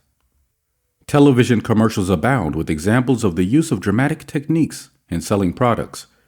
Sit down one evening in front of your TV set and analyze what the advertisers do in each of their presentations. You will note how an antacid medicine changes the color of the acid in a test tube, while its competitor doesn't. How one brand of soap or detergent gets a greasy shirt clean when the other brand leaves it gray. You'll see a car maneuver around a series of turns and curves. Far better than just being told about it. Happy faces will show contentment with a variety of products. All of these dramatize for the viewer the advantages offered by whatever is being sold, and they do get people to buy them. You can dramatize your ideas in business or in any other aspect of your life. It's easy. Jim Yeamans, who sells for the NCR Company, National Cash Register, in Richmond, Virginia, told how he made a sale by dramatic demonstration. Last week I called on a neighborhood grocer and saw that the cash registers he was using at his checkout counters were very old-fashioned. I approached the owner and told him, "You are literally throwing away pennies every time a customer goes through your line."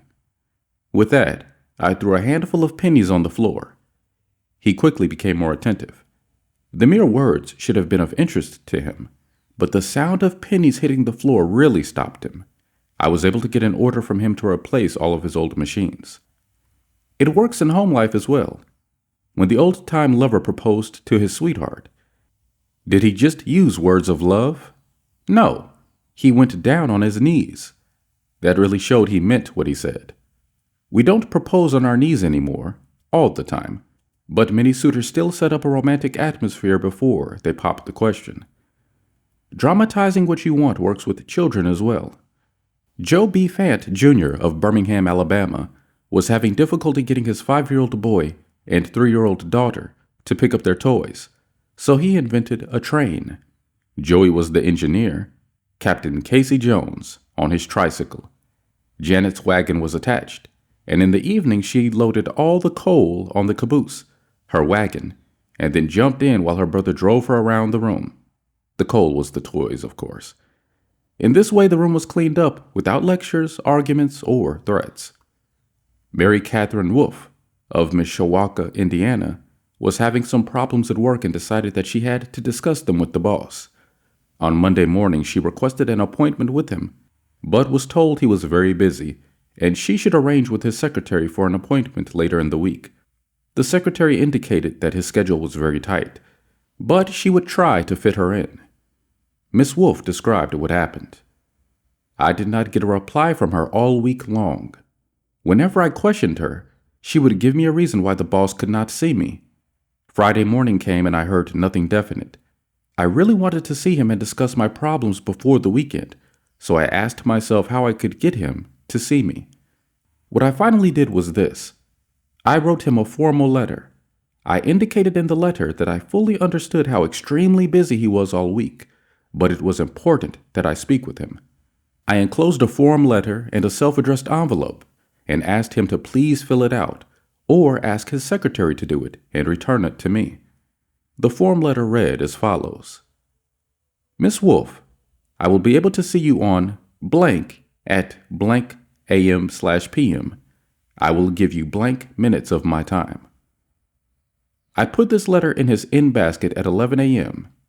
At 2 p.m., I checked my mailbox. There was my self-addressed envelope. He had answered my form letter himself and indicated he could see me that afternoon and could give me 10 minutes of his time. I met with him, and we talked for over an hour and resolved my problems. If I had not dramatized to him the fact that I really wanted to see him, I would probably still be waiting for an appointment. James B. Boynton had to present a lengthy market report. His firm had just finished an exhaustive study for a leading brand of cold cream. Data were needed immediately about the competition in this market. The prospective customer was one of the biggest and most formidable men in the advertising business, and his first approach failed almost before he began.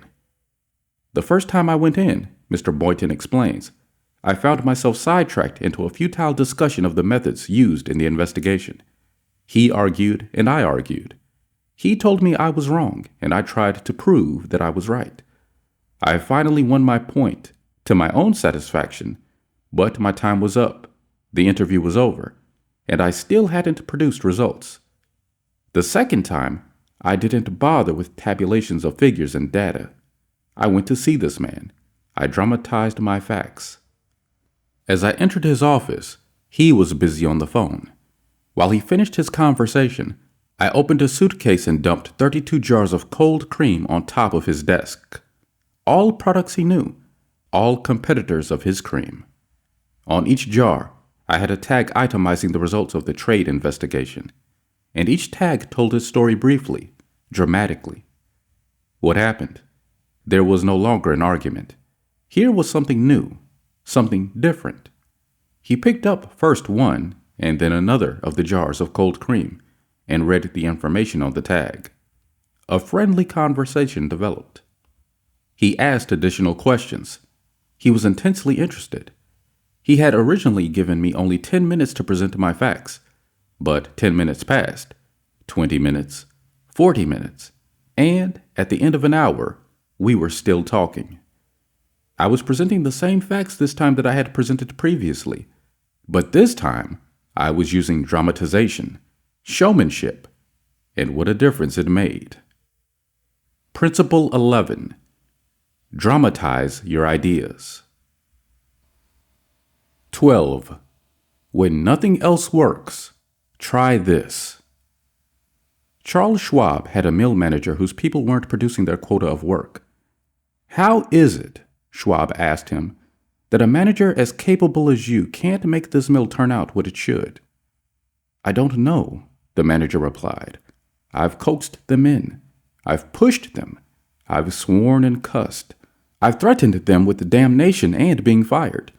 But nothing works. They just won't produce." This conversation took place at the end of the day, just before the night shift came in. Schwab asked the manager for a piece of chalk, then, turning to the nearest man, asked, "How many heats did your shift make today?" 6. Without another word, Schwab chalked a big figure 6 on the floor and walked away. When the night shift came in, they saw the 6 and asked what it meant. "The big boss was in here today," the day people said. "He asked us how many heats we made, and we told him 6. He chalked it down on the floor." The next morning, Schwab walked through the mill again. The night shift had rubbed out 6 and replaced it with a big 7. When the day shift reported for work the next morning, they saw a big 7 chalked on the floor. So the night shift thought they were better than the day shift, did they? Well, they would show the night shift a thing or two.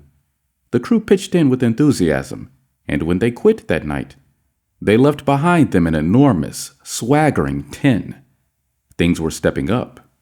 Shortly, this mill, which had been lagging way behind in production, was turning out more work than any other mill in the plant.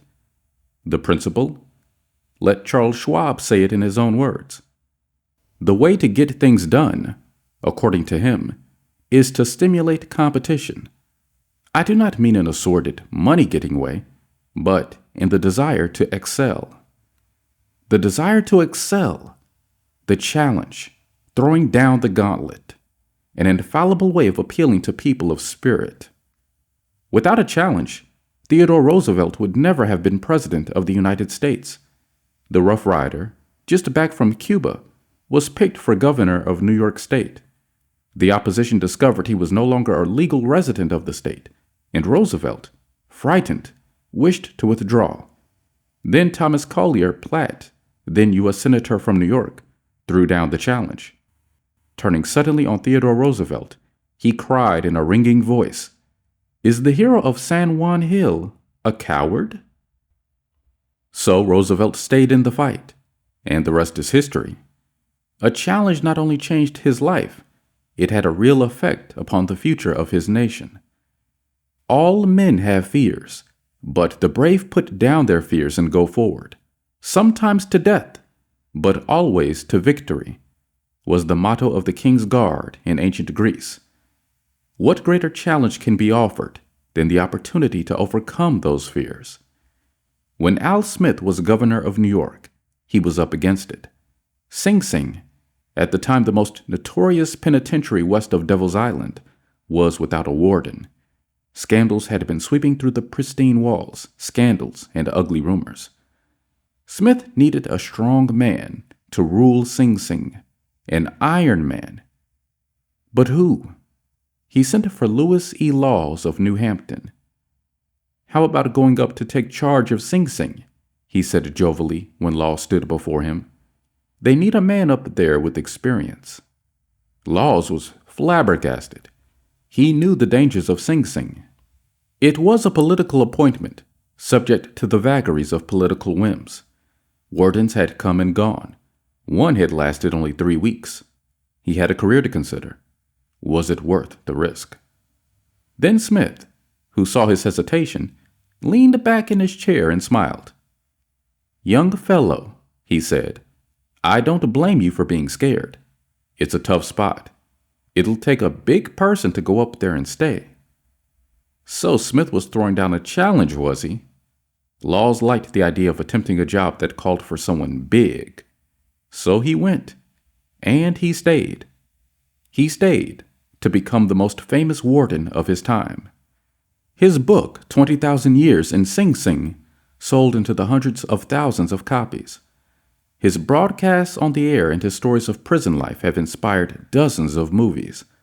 His humanizing of criminals wrought miracles in the way of prison reform. "I have never found," said Harvey S. Firestone, founder of the great Firestone Tire and Rubber Company, "that pay and pay alone would either bring together or hold good people. I think it was the game itself." Frederick Herzberg, one of the great behavioral scientists, concurred. He studied in depth the work attitudes of thousands of people, ranging from factory workers to senior executives. What do you think he found to be the most motivating factor?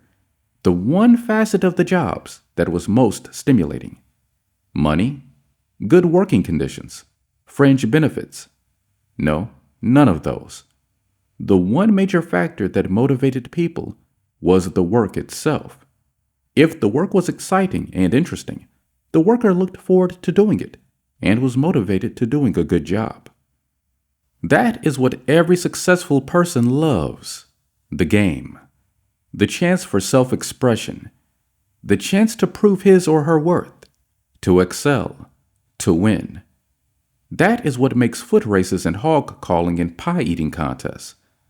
The desire to excel, the desire for a feeling of importance. Principle 12. Throw down a challenge. To summarize, how to win people to your way of thinking. 1. The only way to get the best of an argument is to avoid it. 2. Show respect for the other person's opinions. Never say outright, "You're wrong." 3. If you are wrong, admit it quickly and emphatically. 4. Begin in a friendly way. 5. Get the other person to say yes, immediately. 6. Let the other person do a great deal of the talking. 7. Let the other person feel that the idea is his or hers. 8. Try honestly to see things from the other person's point of view. 9. Be sympathetic with the other person's ideas and desires. 10. Appeal to the nobler motives. 11. Dramatize your ideas. And 12.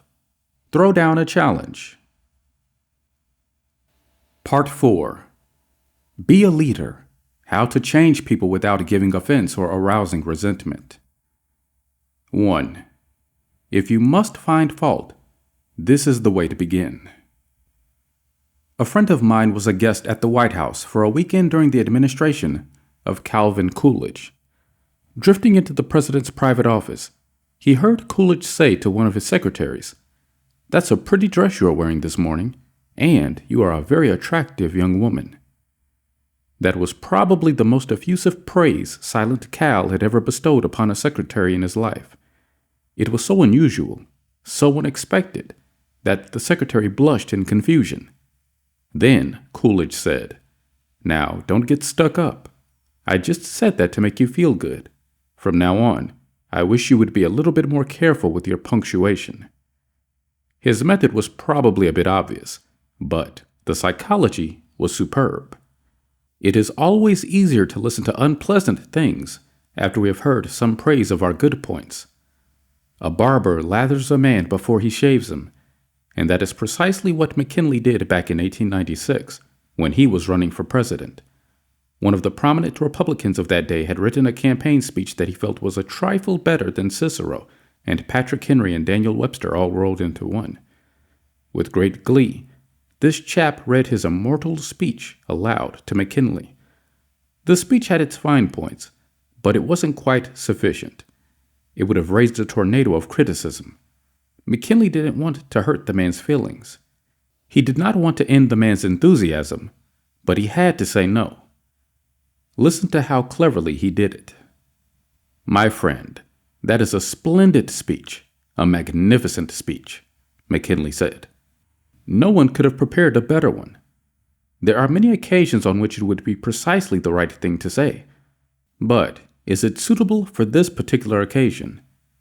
Sound and sober as it is from your standpoint, I must consider its effect from the party standpoint. Now you go home and write a speech along the lines I indicate, and send me a copy of it." He did just that. McKinley blue-penciled and helped him rewrite his second speech, and with it, he became one of the effective speakers of the campaign. Here is the second most famous letter that Abraham Lincoln ever wrote. His most famous one was written to Mrs. Bixby, expressing his sorrow for the death of the 5 sons she lost in battle. Lincoln probably dashed this letter off in 5 minutes, yet it sold at public auction in 1926 for $12,000, and that, by the way, was way more money than Lincoln was able to save during half a century of hard work. The letter was written to General Joseph Hooker on April 26, 1863, during the darkest period of the Civil War. For 18 months, Lincoln's generals had been leading the Union Army from one tragic defeat to another. Nothing but futile, stupid human butchery. The nation was appalled.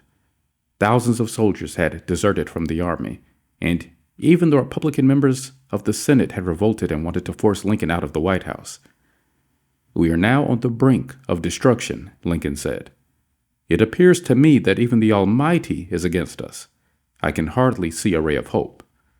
Such was the dark sorrow and chaos out of which this letter came.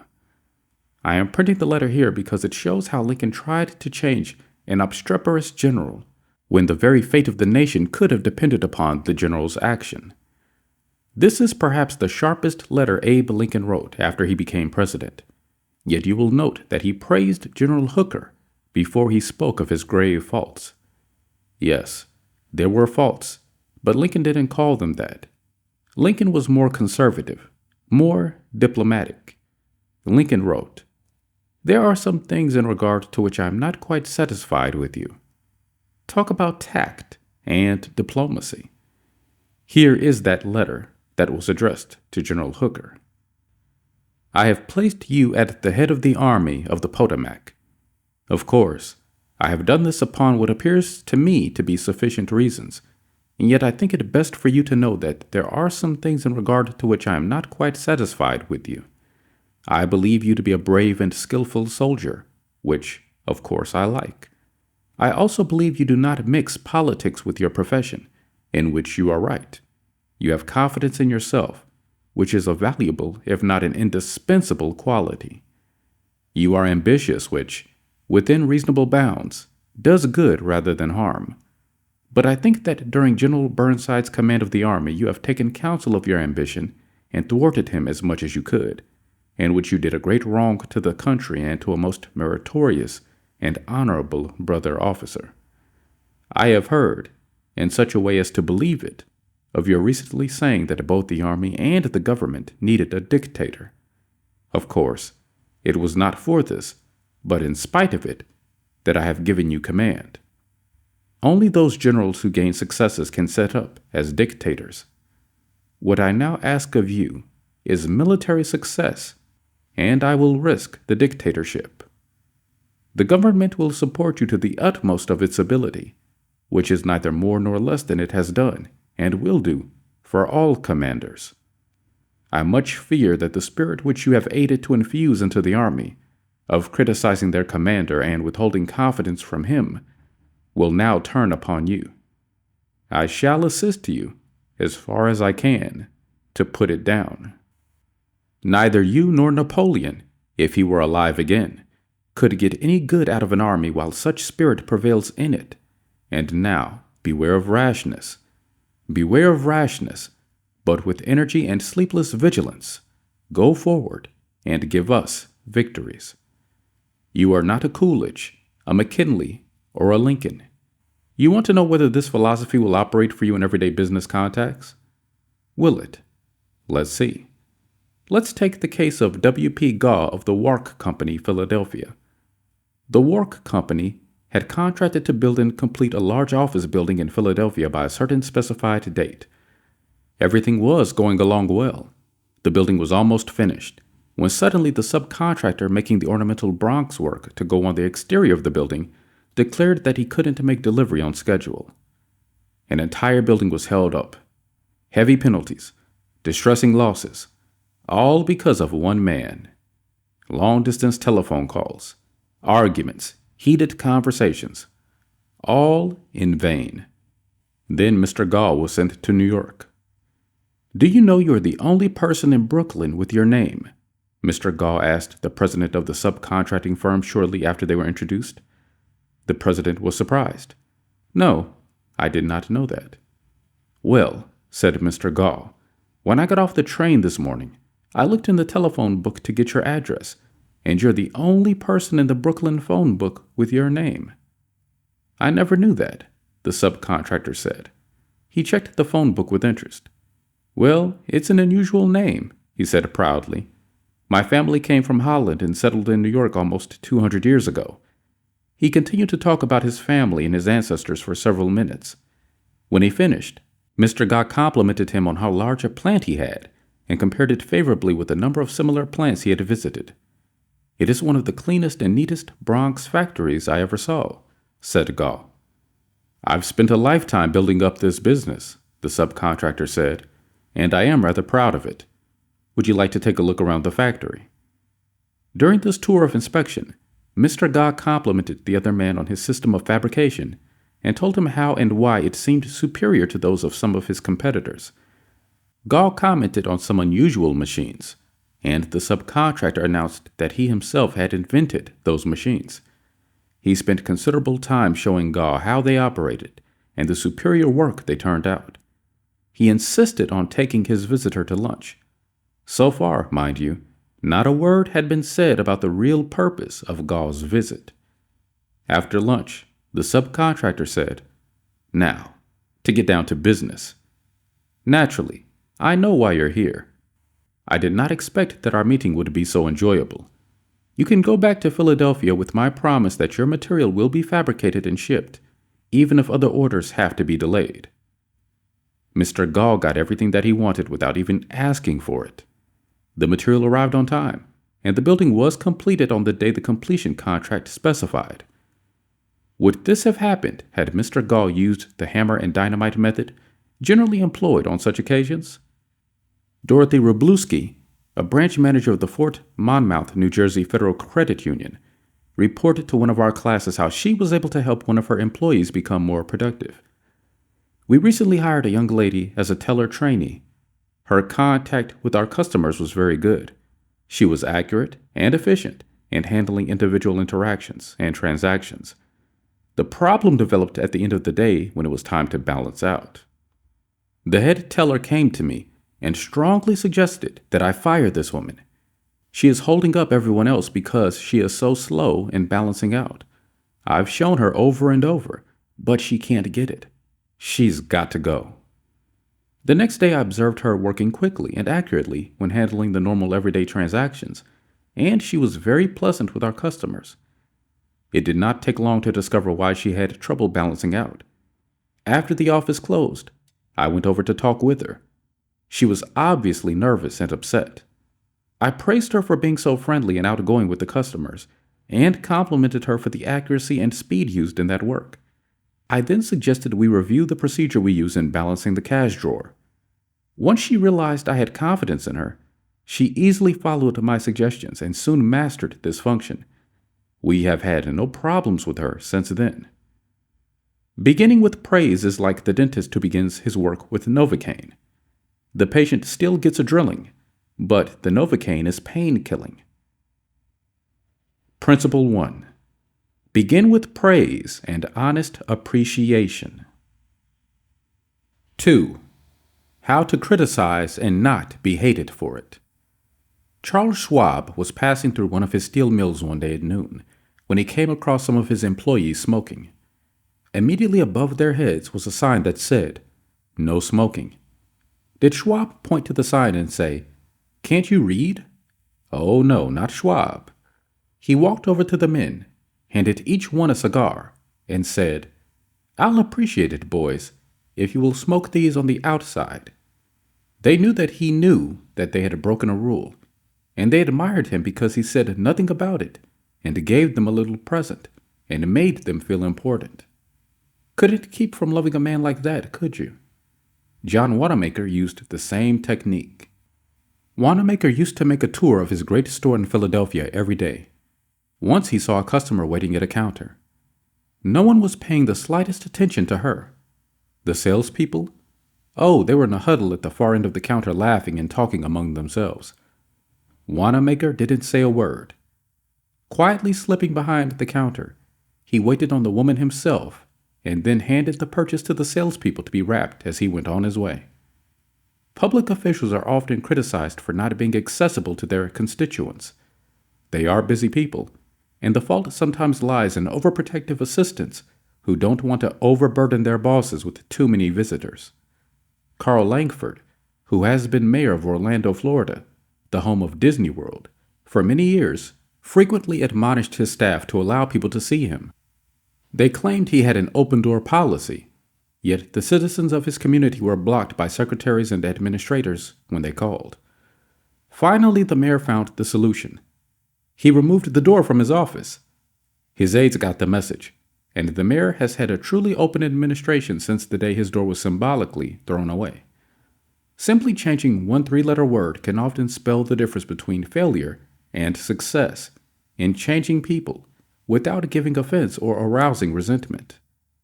Many people begin their criticism with sincere praise, followed by the word "but," and ending with a critical statement.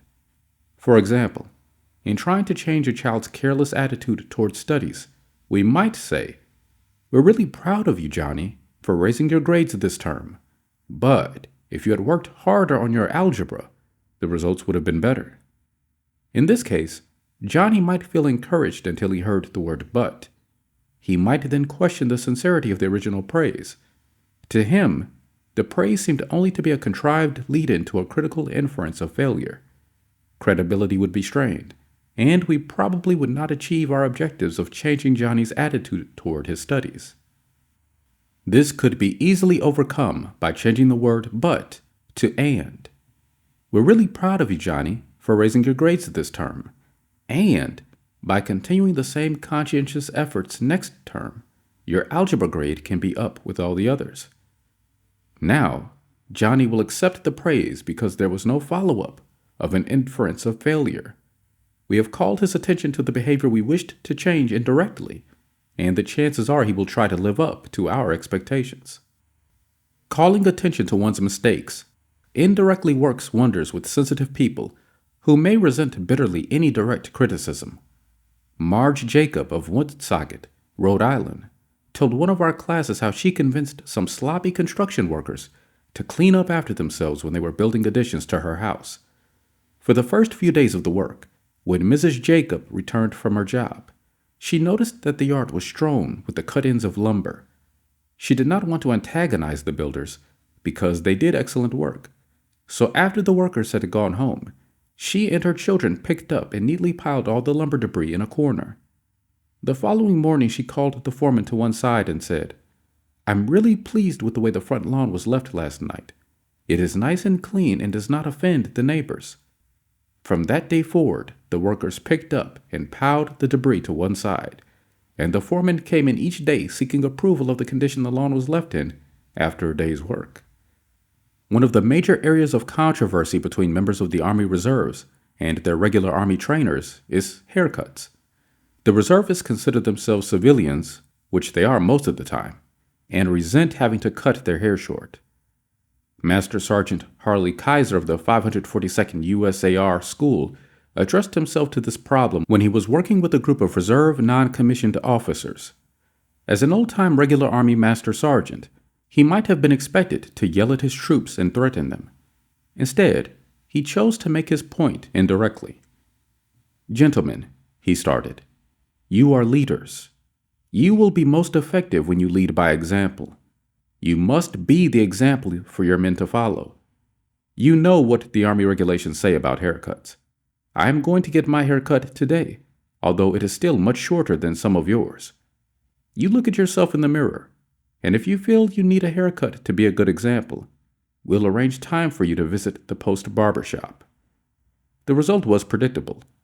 Several of the candidates did look in the mirror and went to the barber shop that afternoon and received regulation haircuts. Sergeant Kaiser commented the next morning that he already could see the development of leadership qualities in some of the members of the squad. On March 8, 1887, the eloquent Henry Ward Beecher died. The following Sunday, Lyman Abbott was invited to speak in the pulpit left silent by Beecher's passing. Eager to do his best, he wrote, rewrote, and polished his sermon with the meticulous care of a Flaubert. Then he read it to his wife. It was poor, as most written speeches are. She might have said, if she had less judgment, "Lyman, that is terrible.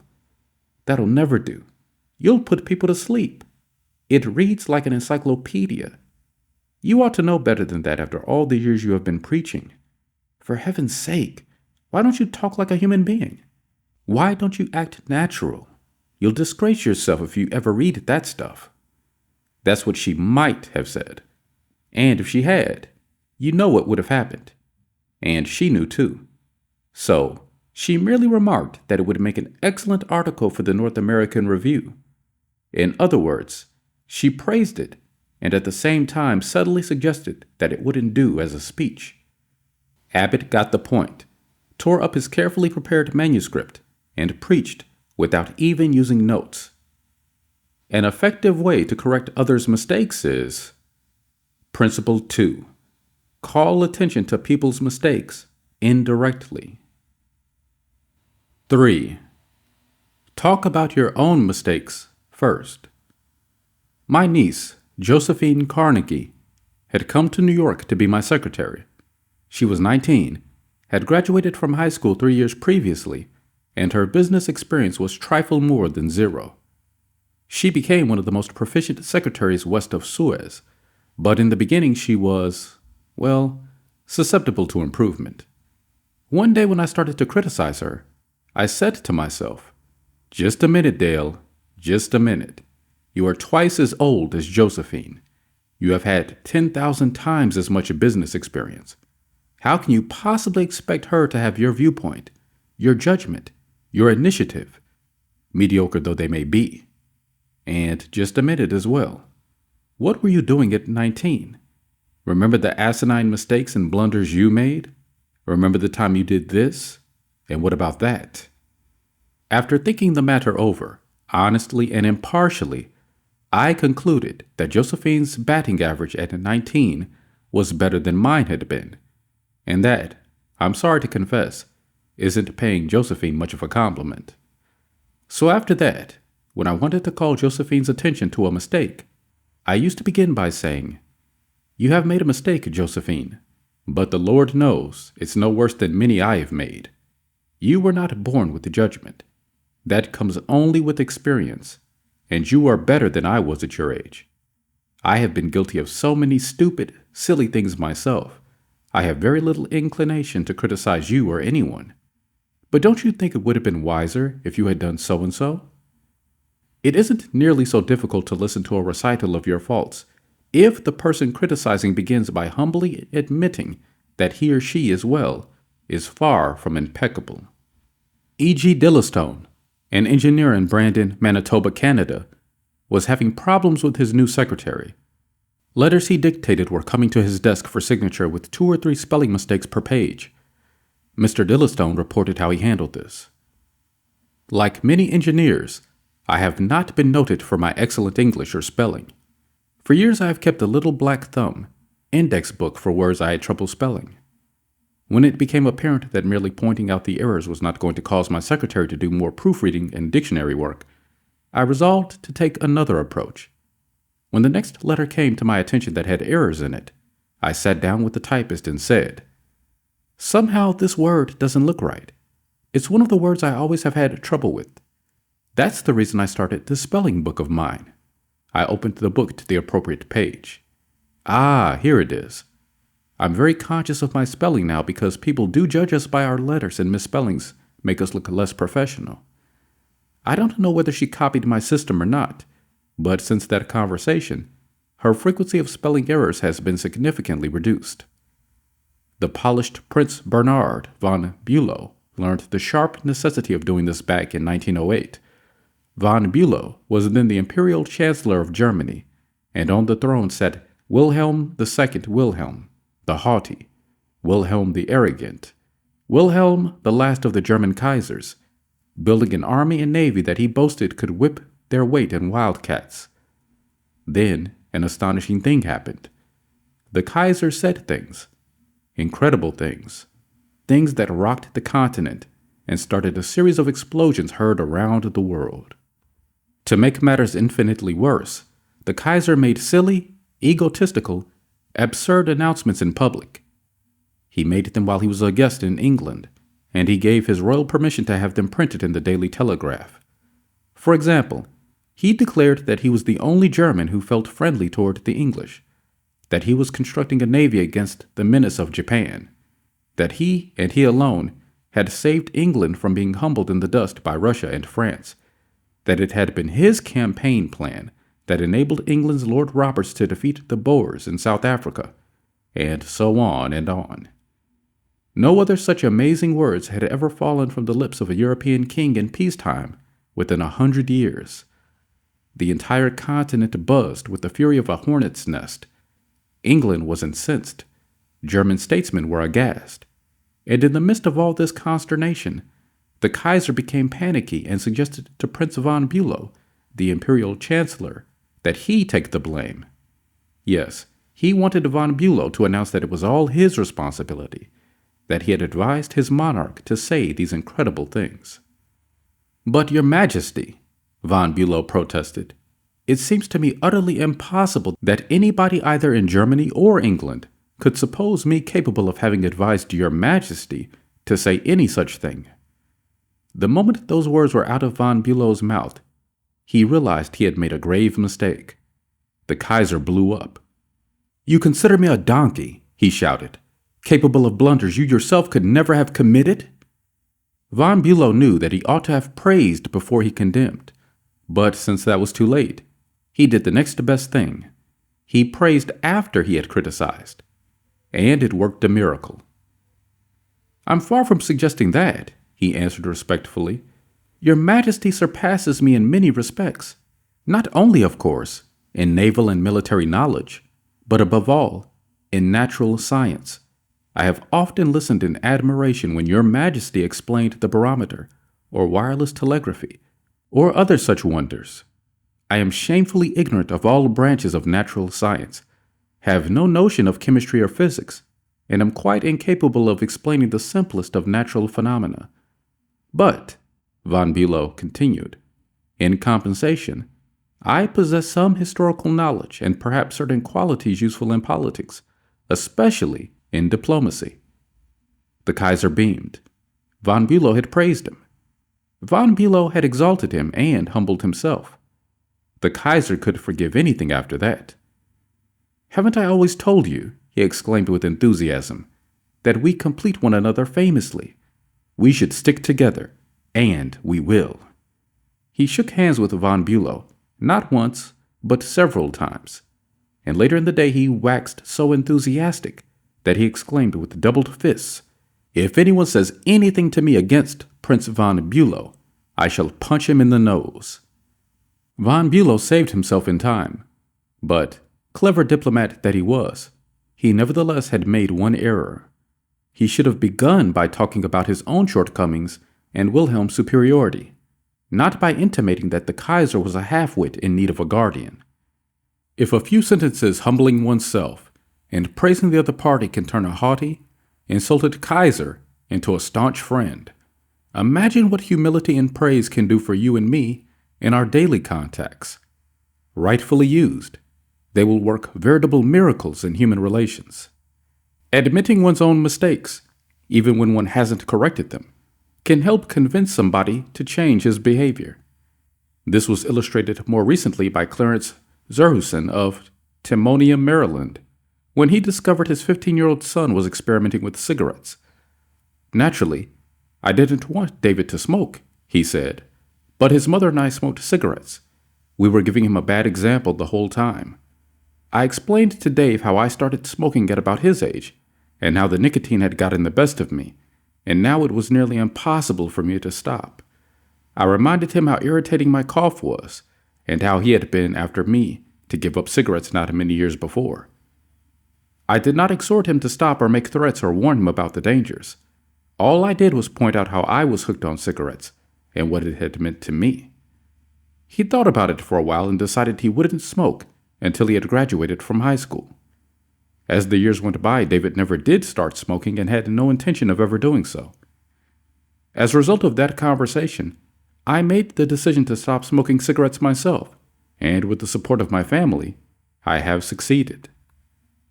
A good leader follows this principle. Principle 3. Talk about your own mistakes before criticizing the other person. 4. No one likes to take orders. I once had the pleasure of dining with Miss Ida Tarbell, the Dean of American Biographers. When I told her I was writing this book, she began discussing this all-important subject of getting along with people, and she told me that while she was writing her biography of Owen D. Young, she interviewed a man who had sat for 3 years in the same office with Mr. Young. This man declared that during all that time he had never heard Owen D. Young give a direct order to anyone. He always gave suggestions, not orders. Owen D. Young never said, for example, "Do this," or "do that," or "don't do this," or "don't do that." He would say, "You might consider this," or "Do you think that would work?" Frequently he would say, after he had dictated a letter, "What do you think of this?" And looking over a letter of one of his assistants, he would say, "Maybe if we were to phrase it this way, it would be better." He always gave people the opportunity to do things themselves. He never told his assistants to do things. He let them do them, let them learn from their mistakes. A technique like that makes it easy for a person to correct errors. A technique like that saves a person's pride, and it gives him or her a feeling of importance. It encourages cooperation instead of rebellion. Resentment caused by a brash order may last a long time, even if the order was given to correct an obviously bad situation. Dan Santarelli, a teacher at a vocational school in Wyoming, Pennsylvania, told one of our classes how one of his students had blocked the entranceway to one of the school shops by illegally parking his car in it. One of the other instructors stormed into the classroom and asked in an arrogant tone, "Whose car is blocking the driveway?" When the student who owned the car responded, the instructor screamed, "Move that car and move it right now, or I'll wrap a chain around it and drag it out of there." Now that student was wrong. The car should not have been parked there. But from that day on, not only did the student resent the instructor's action, but all the students in the class did everything they could to give the instructor a hard time and make his job unpleasant. How could he have handled it differently? If he had asked in a friendly way, "Whose car is in the driveway?" and then suggested that if it were moved, other cars could get in and out, the student would have gladly moved it, and neither he nor his classmates would have been upset and resentful. Asking questions not only makes an order more palatable, it often stimulates the creativity of the people who you ask. People are more likely to accept an order if they have had a part in the decision that caused the order to be issued. When Ian MacDonald of Johannesburg, South Africa, the general manager of a small manufacturing plant specializing in precision machine parts, had the opportunity to accept a very large order, he was convinced that he would not meet the promised delivery date. The work already scheduled in the shop and the short completion time needed for this order made it seem impossible for him to accept the order. Instead of pushing his people to accelerate their work and rush the order through, he called everybody together, explained the situation to them, and told them how much it would mean to the company and to them if they could make it possible to produce the order on time. Then he started asking questions. Is there anything we can do to handle this order? Can anyone think of different ways to process it through this shop that will make it possible to take the order? Is there any way to adjust our hours or personal assignments that would help?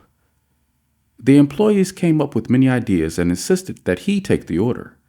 They approached it with a "we can do it" attitude, and the order was accepted, produced, and delivered on time. An effective leader will use Principle 4. Ask questions instead of giving direct orders. 5. Let the other person save face. Years ago, the General Electric Company was faced with the delicate task of removing Charles Steinmetz from the head of the department. Steinmetz, a genius of the first magnitude when it came to electricity, was a failure as the head of the calculating department. Yet the company didn't dare offend the man. He was indispensable and highly sensitive. So they gave him a new title. They made him consulting engineer of the General Electric Company, a new title for work he was already doing, and let someone else head up the department. Steinmetz was happy. So were the officers of GE. They had gently maneuvered their most temperamental star, and they had done it without a storm, by letting him save face. Letting one save face, how vitally important that is, and how few of us ever stop to think of it. We ride roughshod over the feelings of others, getting in our own way, finding fault, issuing threats, criticizing a child or an employee in front of others, without even considering the hurt to the other person's pride. Whereas a few minutes of thought, a considerate word or two, a genuine understanding of the other person's attitude would go so far toward alleviating the sting.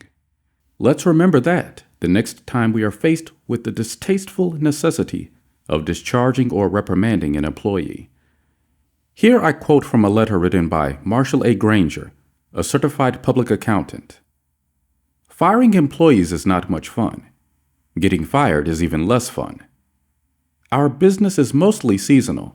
Therefore, we have to let a lot of people go after the income tax rush is over. It's a byword in our profession that no one enjoys wielding the axe. Consequently, the custom has developed of getting it over as soon as possible, and usually in the following way. Sit down, Mr. Smith. The season's over, and we don't seem to see any more assignments for you. Of course, you understood you were only employed for the busy season anyhow, etc., etc. The effect on these people is one of disappointment and a feeling of being let down. Most of them are in the accounting field for life, and they retain no particular love for the firm that drops them so casually. I recently decided to let our seasonal personnel go with a little more tact and consideration, so I call each one in only after carefully thinking over his or her work during the winter, and I've said something like this. Mr. Smith, you've done a fine job, if he has. That time we sent you to Newark, you had a tough assignment. You were on the spot, but you came through with flying colors, and we want you to know the firm is proud of you. You've got the stuff. You're going a long way, wherever you're working. This firm believes in you and is rooting for you, and we don't want you to forget it. The effect? People go away feeling a lot better about being fired. They don't feel let down. They know if we had work for them, we'd keep them on, and when we need them again, they come to us with a keen, personal affection. At one session of our course, 2 class members discussed the negative effects of fault-finding versus the positive effects of letting the other person save face. Fred Clark of Harrisburg, Pennsylvania, told of an incident that occurred in his company. At one of our production meetings, a vice president was asking very pointed questions of one of our production supervisors regarding a production process. His tone of voice was aggressive and aimed at pointing out faulty performance on the part of the supervisor. Not wanting to be embarrassed in front of his peers, the supervisor was evasive in his responses. This caused the vice president to lose his temper, berate the supervisor, and accuse him of lying. Any working relationship that might have existed prior to this encounter was destroyed in a few brief moments. This supervisor, who was basically a good worker, was useless to our company from that time on. A few months later, he left our firm and went to work for a competitor, where I understand he is doing a fine job. Another class member, Anna Mazzone, related how a similar incident had occurred at her job. But what a difference in approach and results. Miss Mazzone, a marketing specialist for a food packer, was given her first major assignment, the test marketing of a new product. She told the class, "When the results of the test came in, I was devastated. I had made a serious error in my planning, and the entire test had to be done all over again. To make this worse, I had no time to discuss it with my boss before the meeting in which I was to make my report on the project. When I was called in to give the report, I was shaking with fright. It was all I could do to keep from breaking down, but I resolved I would not cry and have all those men make remarks about women not being able to handle a management job because they are too emotional. I made my report briefly and stated that due to an error, I would repeat the study before the next meeting. I sat down, expecting my boss to blow up. Instead, he thanked me for my work and remarked that it was not unusual for a person to make an error on a new project, and that he had confidence that the repeat survey would be accurate and meaningful to the company. He assured me, in front of all my colleagues, that he had faith in me and knew I had done my best, and that my lack of experience, not my lack of ability, was the reason for the failure. I left that meeting with my head in the air and with the determination that I would never let that boss of mine down again. Even if we are right and the other person is definitely wrong, we only destroy ego by causing someone to lose face. The legendary French aviation pioneer and author Antoine de Saint-Exupéry wrote, "I have no right to say or do anything that diminishes a man in his own eyes. What matters is not what I think of him, but what he thinks of himself. Hurting a man in his dignity is a crime. A real leader will always follow. Principle 5. Let the other person save face." 6. How to spur people on to success. Pete Barlow was an old friend of mine. He had a dog and pony act and spent his life traveling with circuses and vaudeville shows.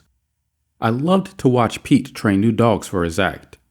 I noticed that the moment a dog showed the slightest improvement, Pete patted and praised him and gave him meat and made a great to-do about it.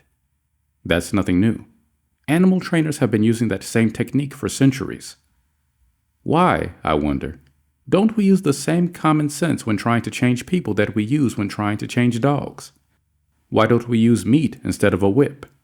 Why don't we use praise instead of condemnation? Let us praise even the slightest improvement.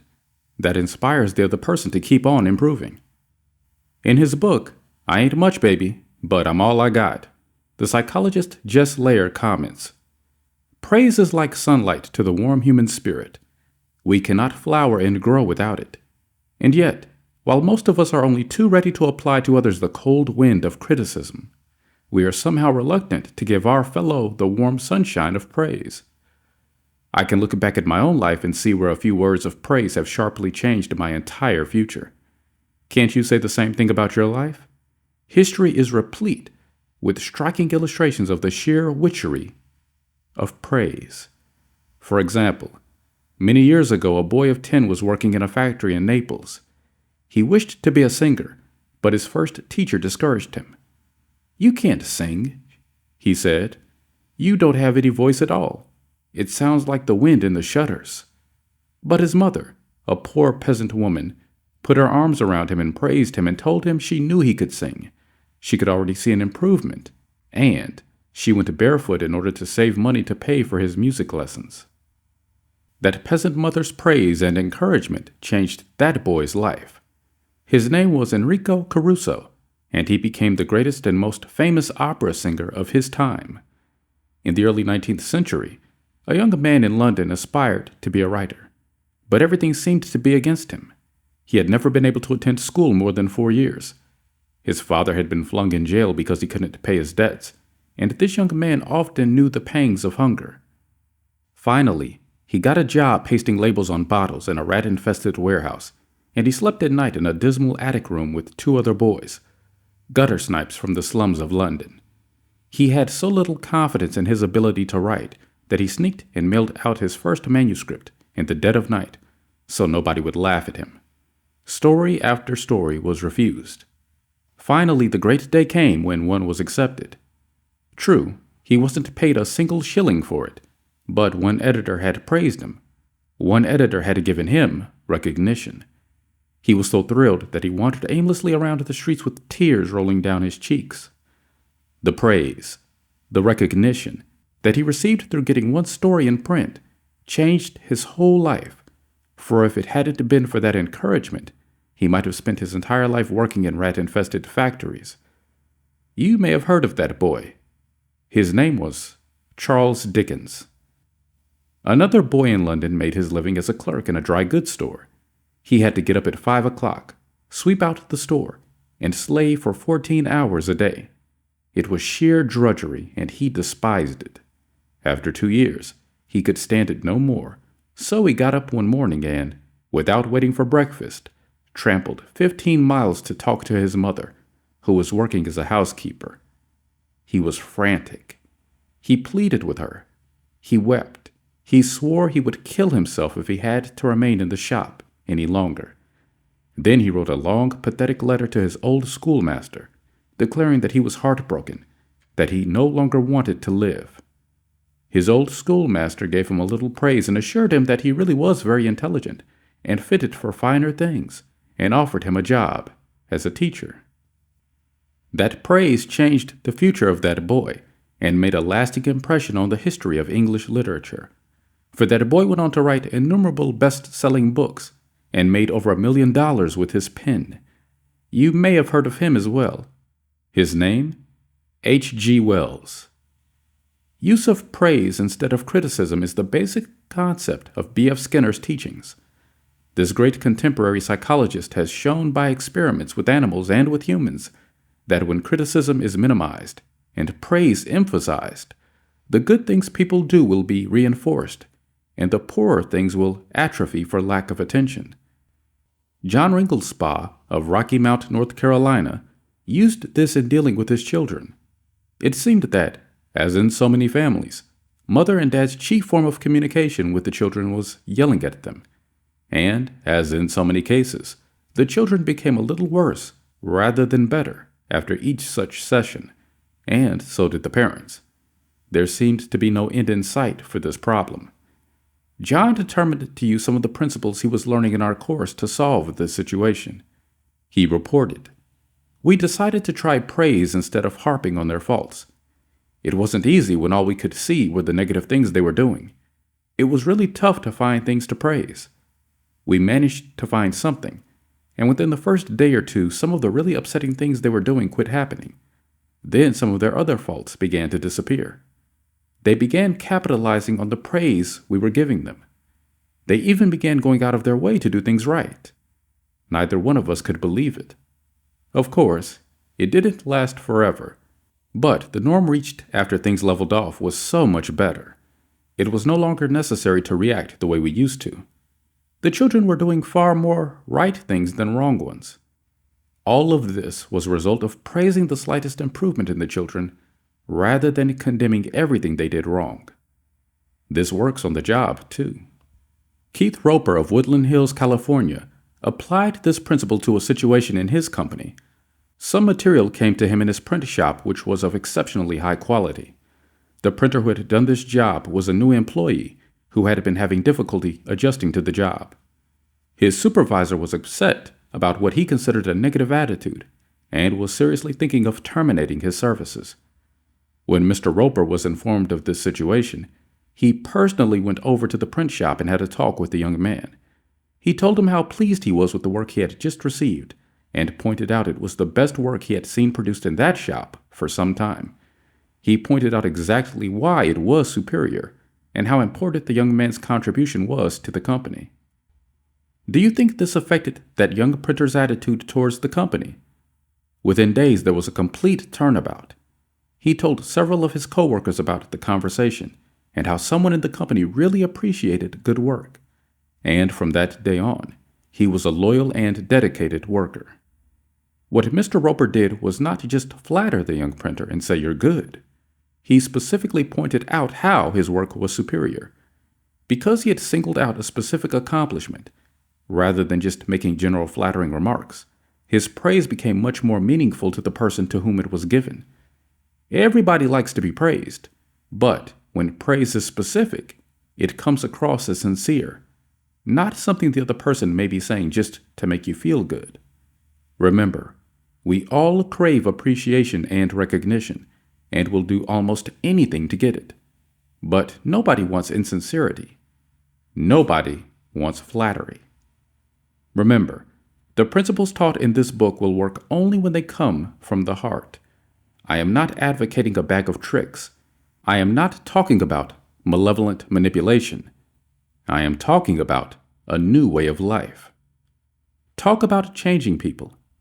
If you and I will inspire the people with whom we come into contact to a realization of the hidden treasures they possess, we can do far more than change people.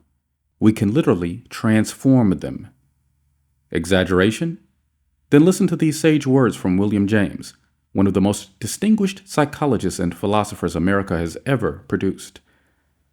Compared with what we ought to be, we are only half awake. We are making use of only a small part of our physical and mental resources. Stating the thing broadly, the human individual thus lives far within his limits. He possesses powers of various sorts which he habitually fails to use. Yes, you who are reading these lines possess powers of various sorts which you habitually fail to use. And one of these powers you are probably not using to the fullest extent is your magic ability to praise people and inspire them with the realization of their latent possibilities. Abilities wither under criticism. They blossom under encouragement. To become a more effective leader of people, apply Principle 6. Praise the slightest improvement and praise every improvement.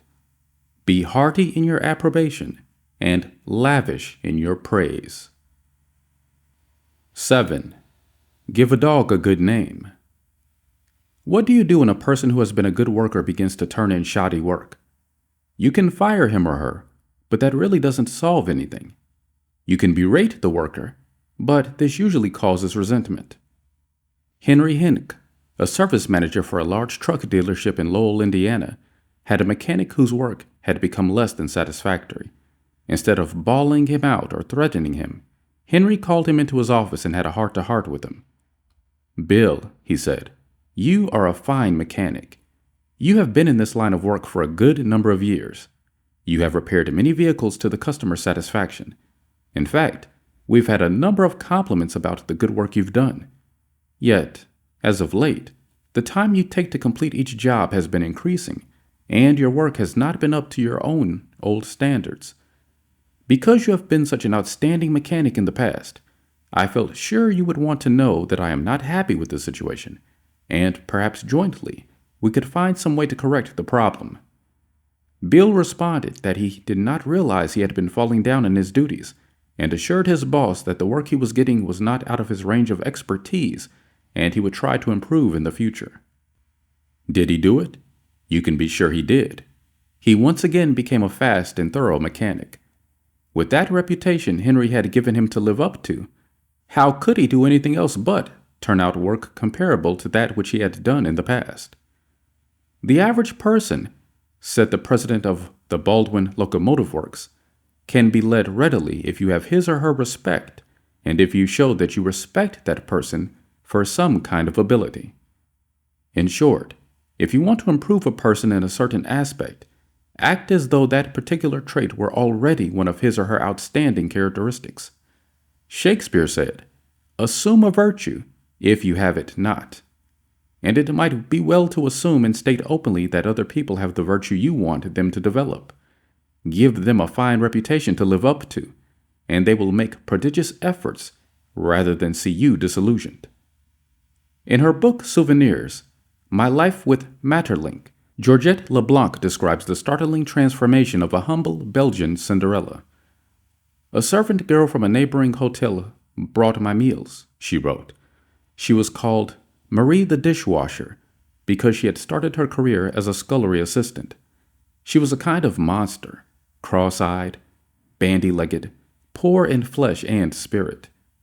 One day, while she was holding my plate of macaroni in her red hand, I said to her point blank, "Marie, you do not know what treasures are within you." Accustomed to holding back her emotion, Marie waited a few moments, not daring to risk the slightest gesture for fear of a catastrophe. Then she put the dish on the table, sighed, and said ingenuously, "Madame, I would never have believed it." She did not doubt. She did not ask a question. She simply went back to the kitchen and repeated what I had said. And such is the force of faith that no one made fun of her. From that day on, she was even given a certain consideration. But the most curious change of all occurred in the humble Marie herself. Believing she was the tabernacle of unseen marvels, she began taking care of her face and body so carefully that her starved youth seemed to bloom and modestly hide her plainness. 2 months later, she announced her coming marriage with the nephew of the chef. "I'm going to be a lady," she said, and thanked me. A small phrase had changed her entire life. Georgette Leblanc had given Marie the dishwasher a reputation to live up to, and that reputation had transformed her. Bill Parker, a sales rep for a food company in Daytona Beach, Florida, was very excited about the new line of products his company was introducing, and was upset when the manager of a large independent food market turned down the opportunity to carry it in his store. Bill brooded all day over his rejection and decided to return to the store before he went home that evening and try again. "Jack," he said, "since I left this morning, I realized I hadn't given you the entire picture of our new line, and I would appreciate some of your time to tell you about the points I omitted. I have respected the fact that you are always willing to listen and are big enough to change your mind when the facts warrant a change." Could Jack refuse to give him another hearing? Not with that reputation to live up to. There is an old saying, "Give a dog a bad name and you may as well hang him, but give him a good name and see what happens." When Mrs. Ruth Hopkins, a 4th grade teacher in Brooklyn, New York, looked at her class roster the first day of school, her excitement and joy of starting a new year was tinged with anxiety. In her class this year, she would have Tommy T., the school's most notorious bad boy. His 3rd grade teacher had constantly complained about Tommy to colleagues, the principal, and anyone else who would listen. He was not just mischievous. He caused serious discipline problems in the class, picked fights with the boys, teased the girls, was fresh with the teacher, and seemed to get worse as he grew older. His only redeeming feature was his ability to learn rapidly and master the schoolwork easily. Mrs. Hopkins decided to face the Tommy problem immediately. When she greeted her new students, she made little comments to each of them. "Rose, that's a pretty dress you're wearing. Alicia, I hear you draw beautifully." When she came to Tommy, she looked him straight in the eyes and said, "Tommy, I understand you are a natural leader. I'm going to depend on you to help me make this class the best class in the 4th grade this year." She reinforced this over the first few days by complimenting Tommy on everything he did and commenting on how this showed what a good student he was. With that reputation to live up to, even a 9-year-old couldn't let her down, and he did not. If you want to excel in that difficult leadership role of changing the attitude or behavior of others, use Principle 7. Give the other person a fine reputation to live up to. 8. Make the fault seem easy to correct.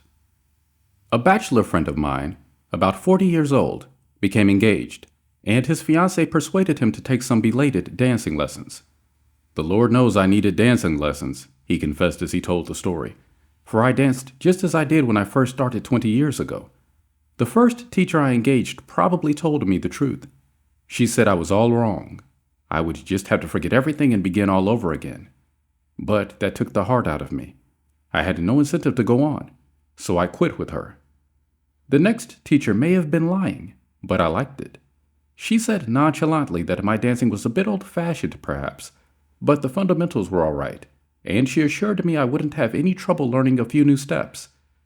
The first teacher had discouraged me by emphasizing my mistakes.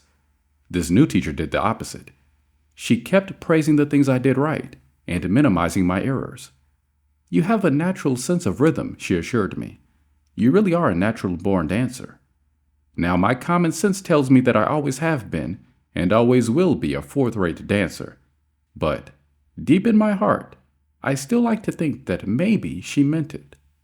At any rate, I know I am a better dancer than I would have been if she hadn't told me that I had a natural sense of rhythm. That encouraged me. That gave me hope. That made me want to improve. Tell your child, your spouse, or your employee that he or she is stupid or dumb at a certain thing, has no gift for it, and is doing it all wrong, and you have destroyed almost every incentive to try to improve. But use the opposite technique. Be liberal with your encouragement. Make the thing seem easy to do. Let the other person know that you have faith in his ability to do it, that he has an undeveloped flair for it, and he will practice until the dawn comes in the window in order to excel. Lowell Thomas, a superb artist in human relations, used this technique. He gave you confidence, inspired you with courage and faith. For example, I spent a weekend with Mr. and Mrs. Thomas, and on Saturday night, when I asked to sit in on a friendly bridge game before a roaring fire. "Bridge? Oh, no, not me. I don't know anything about that game. It's always been a mystery to me. Impossible." "Why, Dale, there's no trick to it at all," Lowell replied. "There is nothing to bridge except memory and judgment. You've written articles on memory. Bridge will be a cinch for you. It's right up your alley." And presto, almost before I realized what I was doing, I found myself for the first time at a bridge table. All because I was told I had a natural flair for it, and the game was made to seem easy. Speaking of bridge reminds me of Eli Culbertson, whose books on bridge have been translated into a dozen languages and have sold more than 1 million copies. Yet he told me he never would have made a profession out of the game if a certain young woman hadn't assured him he had a flair for it. When he came to America in 1922, he tried to get a job teaching in philosophy and sociology, but he could not. Then he tried selling coal, and he failed at that. Then he tried selling coffee, and he failed at that too. He had played some bridge, but it had never occurred to him in those days that someday he would teach it. He was not only a poor card player, but he was also very stubborn. He asked so many questions and held so many post-mortem examinations that no one wanted to play with him. Then he met a pretty bridge teacher, Josephine Dillon, fell in love, and married her. She noticed how carefully he analyzed his cards and persuaded him that he was a potential genius at the card table. It was that encouragement, and that alone, Culbertson told me, that caused him to make a profession of bridge. If you want to help others to improve, remember, Principle 8. Use encouragement. Make the fault seem easy to correct. 9. Making people glad to do what you want. Back in 1915, America was aghast. For more than a year, the nations of Europe had been slaughtering one another on a scale never before dreamed of in all the bloody annals of mankind. Could peace be brought about? No one knew.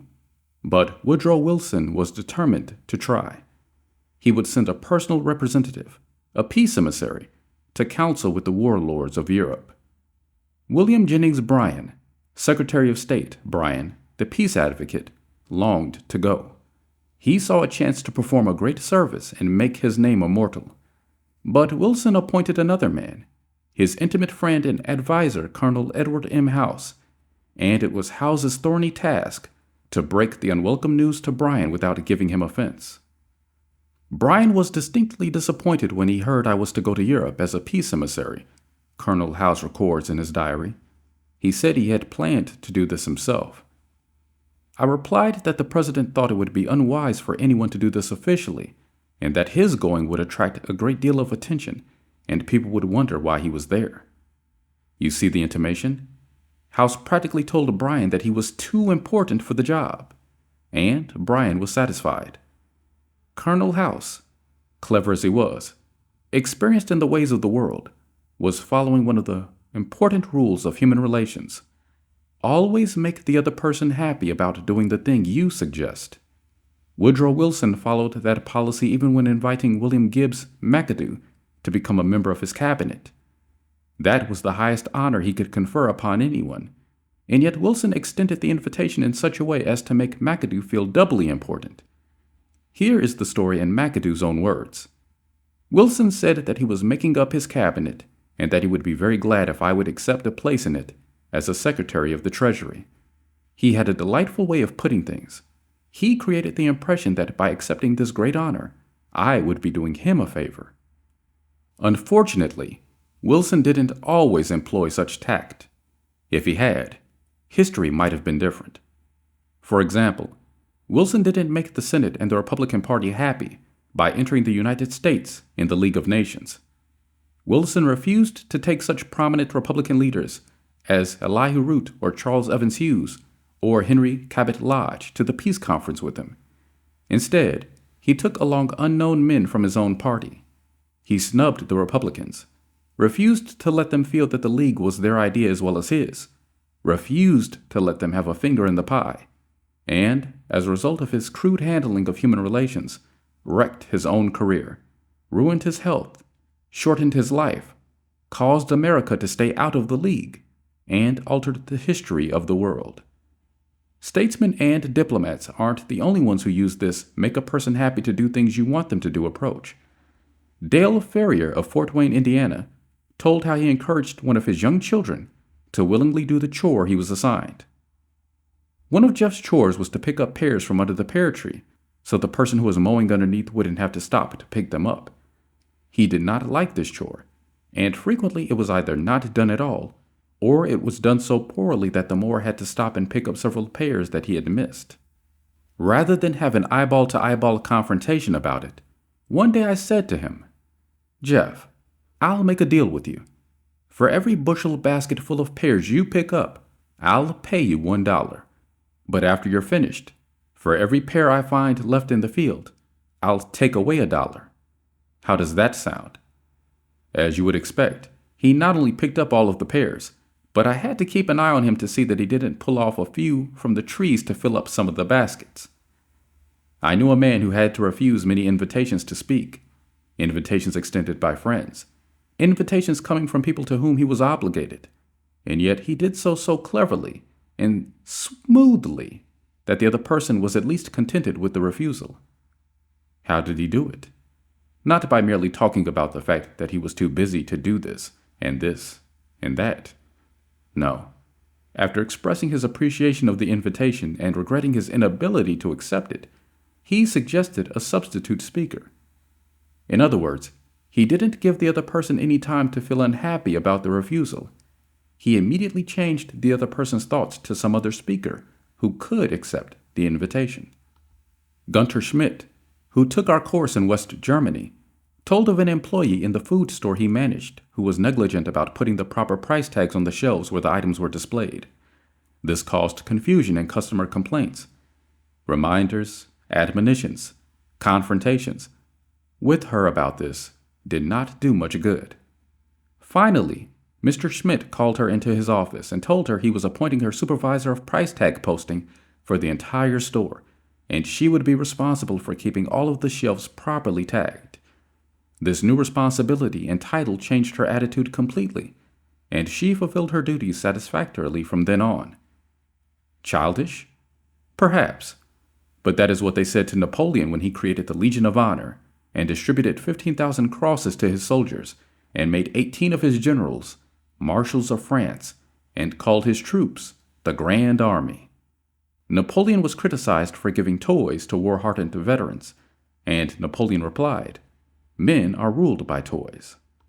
This technique of giving titles and authority worked for Napoleon, and it will work for you. For example, a friend of mine, Mrs. Ernest Gent of Scarsdale, New York, was troubled by boys running across and destroying her lawn. She tried criticism. She tried coaxing. Neither worked. Then she tried giving the worst sinner in the gang a title and a feeling of authority. She made him her detective and put him in charge of keeping all trespassers off her lawn. That solved her problem. Her detective built a bonfire in the backyard, heated an iron red hot, and threatened to brand any boy who stepped on the lawn. The effective leader should keep the following guidelines in mind when it is necessary to change attitudes or behavior. 1. Be sincere. Do not promise anything that you cannot deliver. Forget about the benefits to yourself and concentrate on the benefits to the other person. 2. Know exactly what it is you want the other person to do. 3. Be empathetic. Ask yourself what it is the other person really wants. 4. Consider the benefits that person will receive from doing what you suggest. 5. Match those benefits to the other person's wants. 6. When you make your request, put it in a form that will convey to the other person the idea that he personally will benefit. As an example, we could give a curt order like this: "John, we have customers coming in tomorrow and I need the stockroom cleaned out.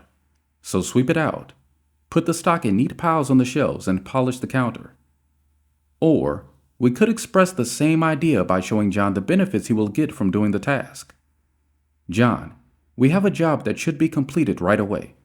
If it is done now, we won't be faced with it later. I am bringing in some customers tomorrow to show our facilities.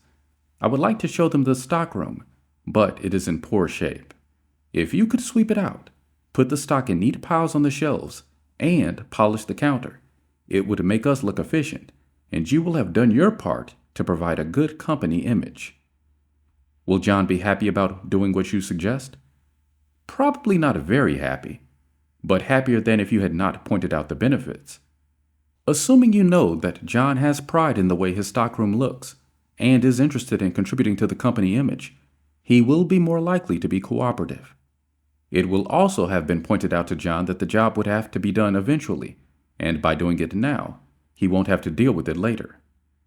It's naive to believe you will always get a favorable reaction from other people when you use these approaches, but the experience of most people shows that you are more likely to change attitudes this way than by not using these principles.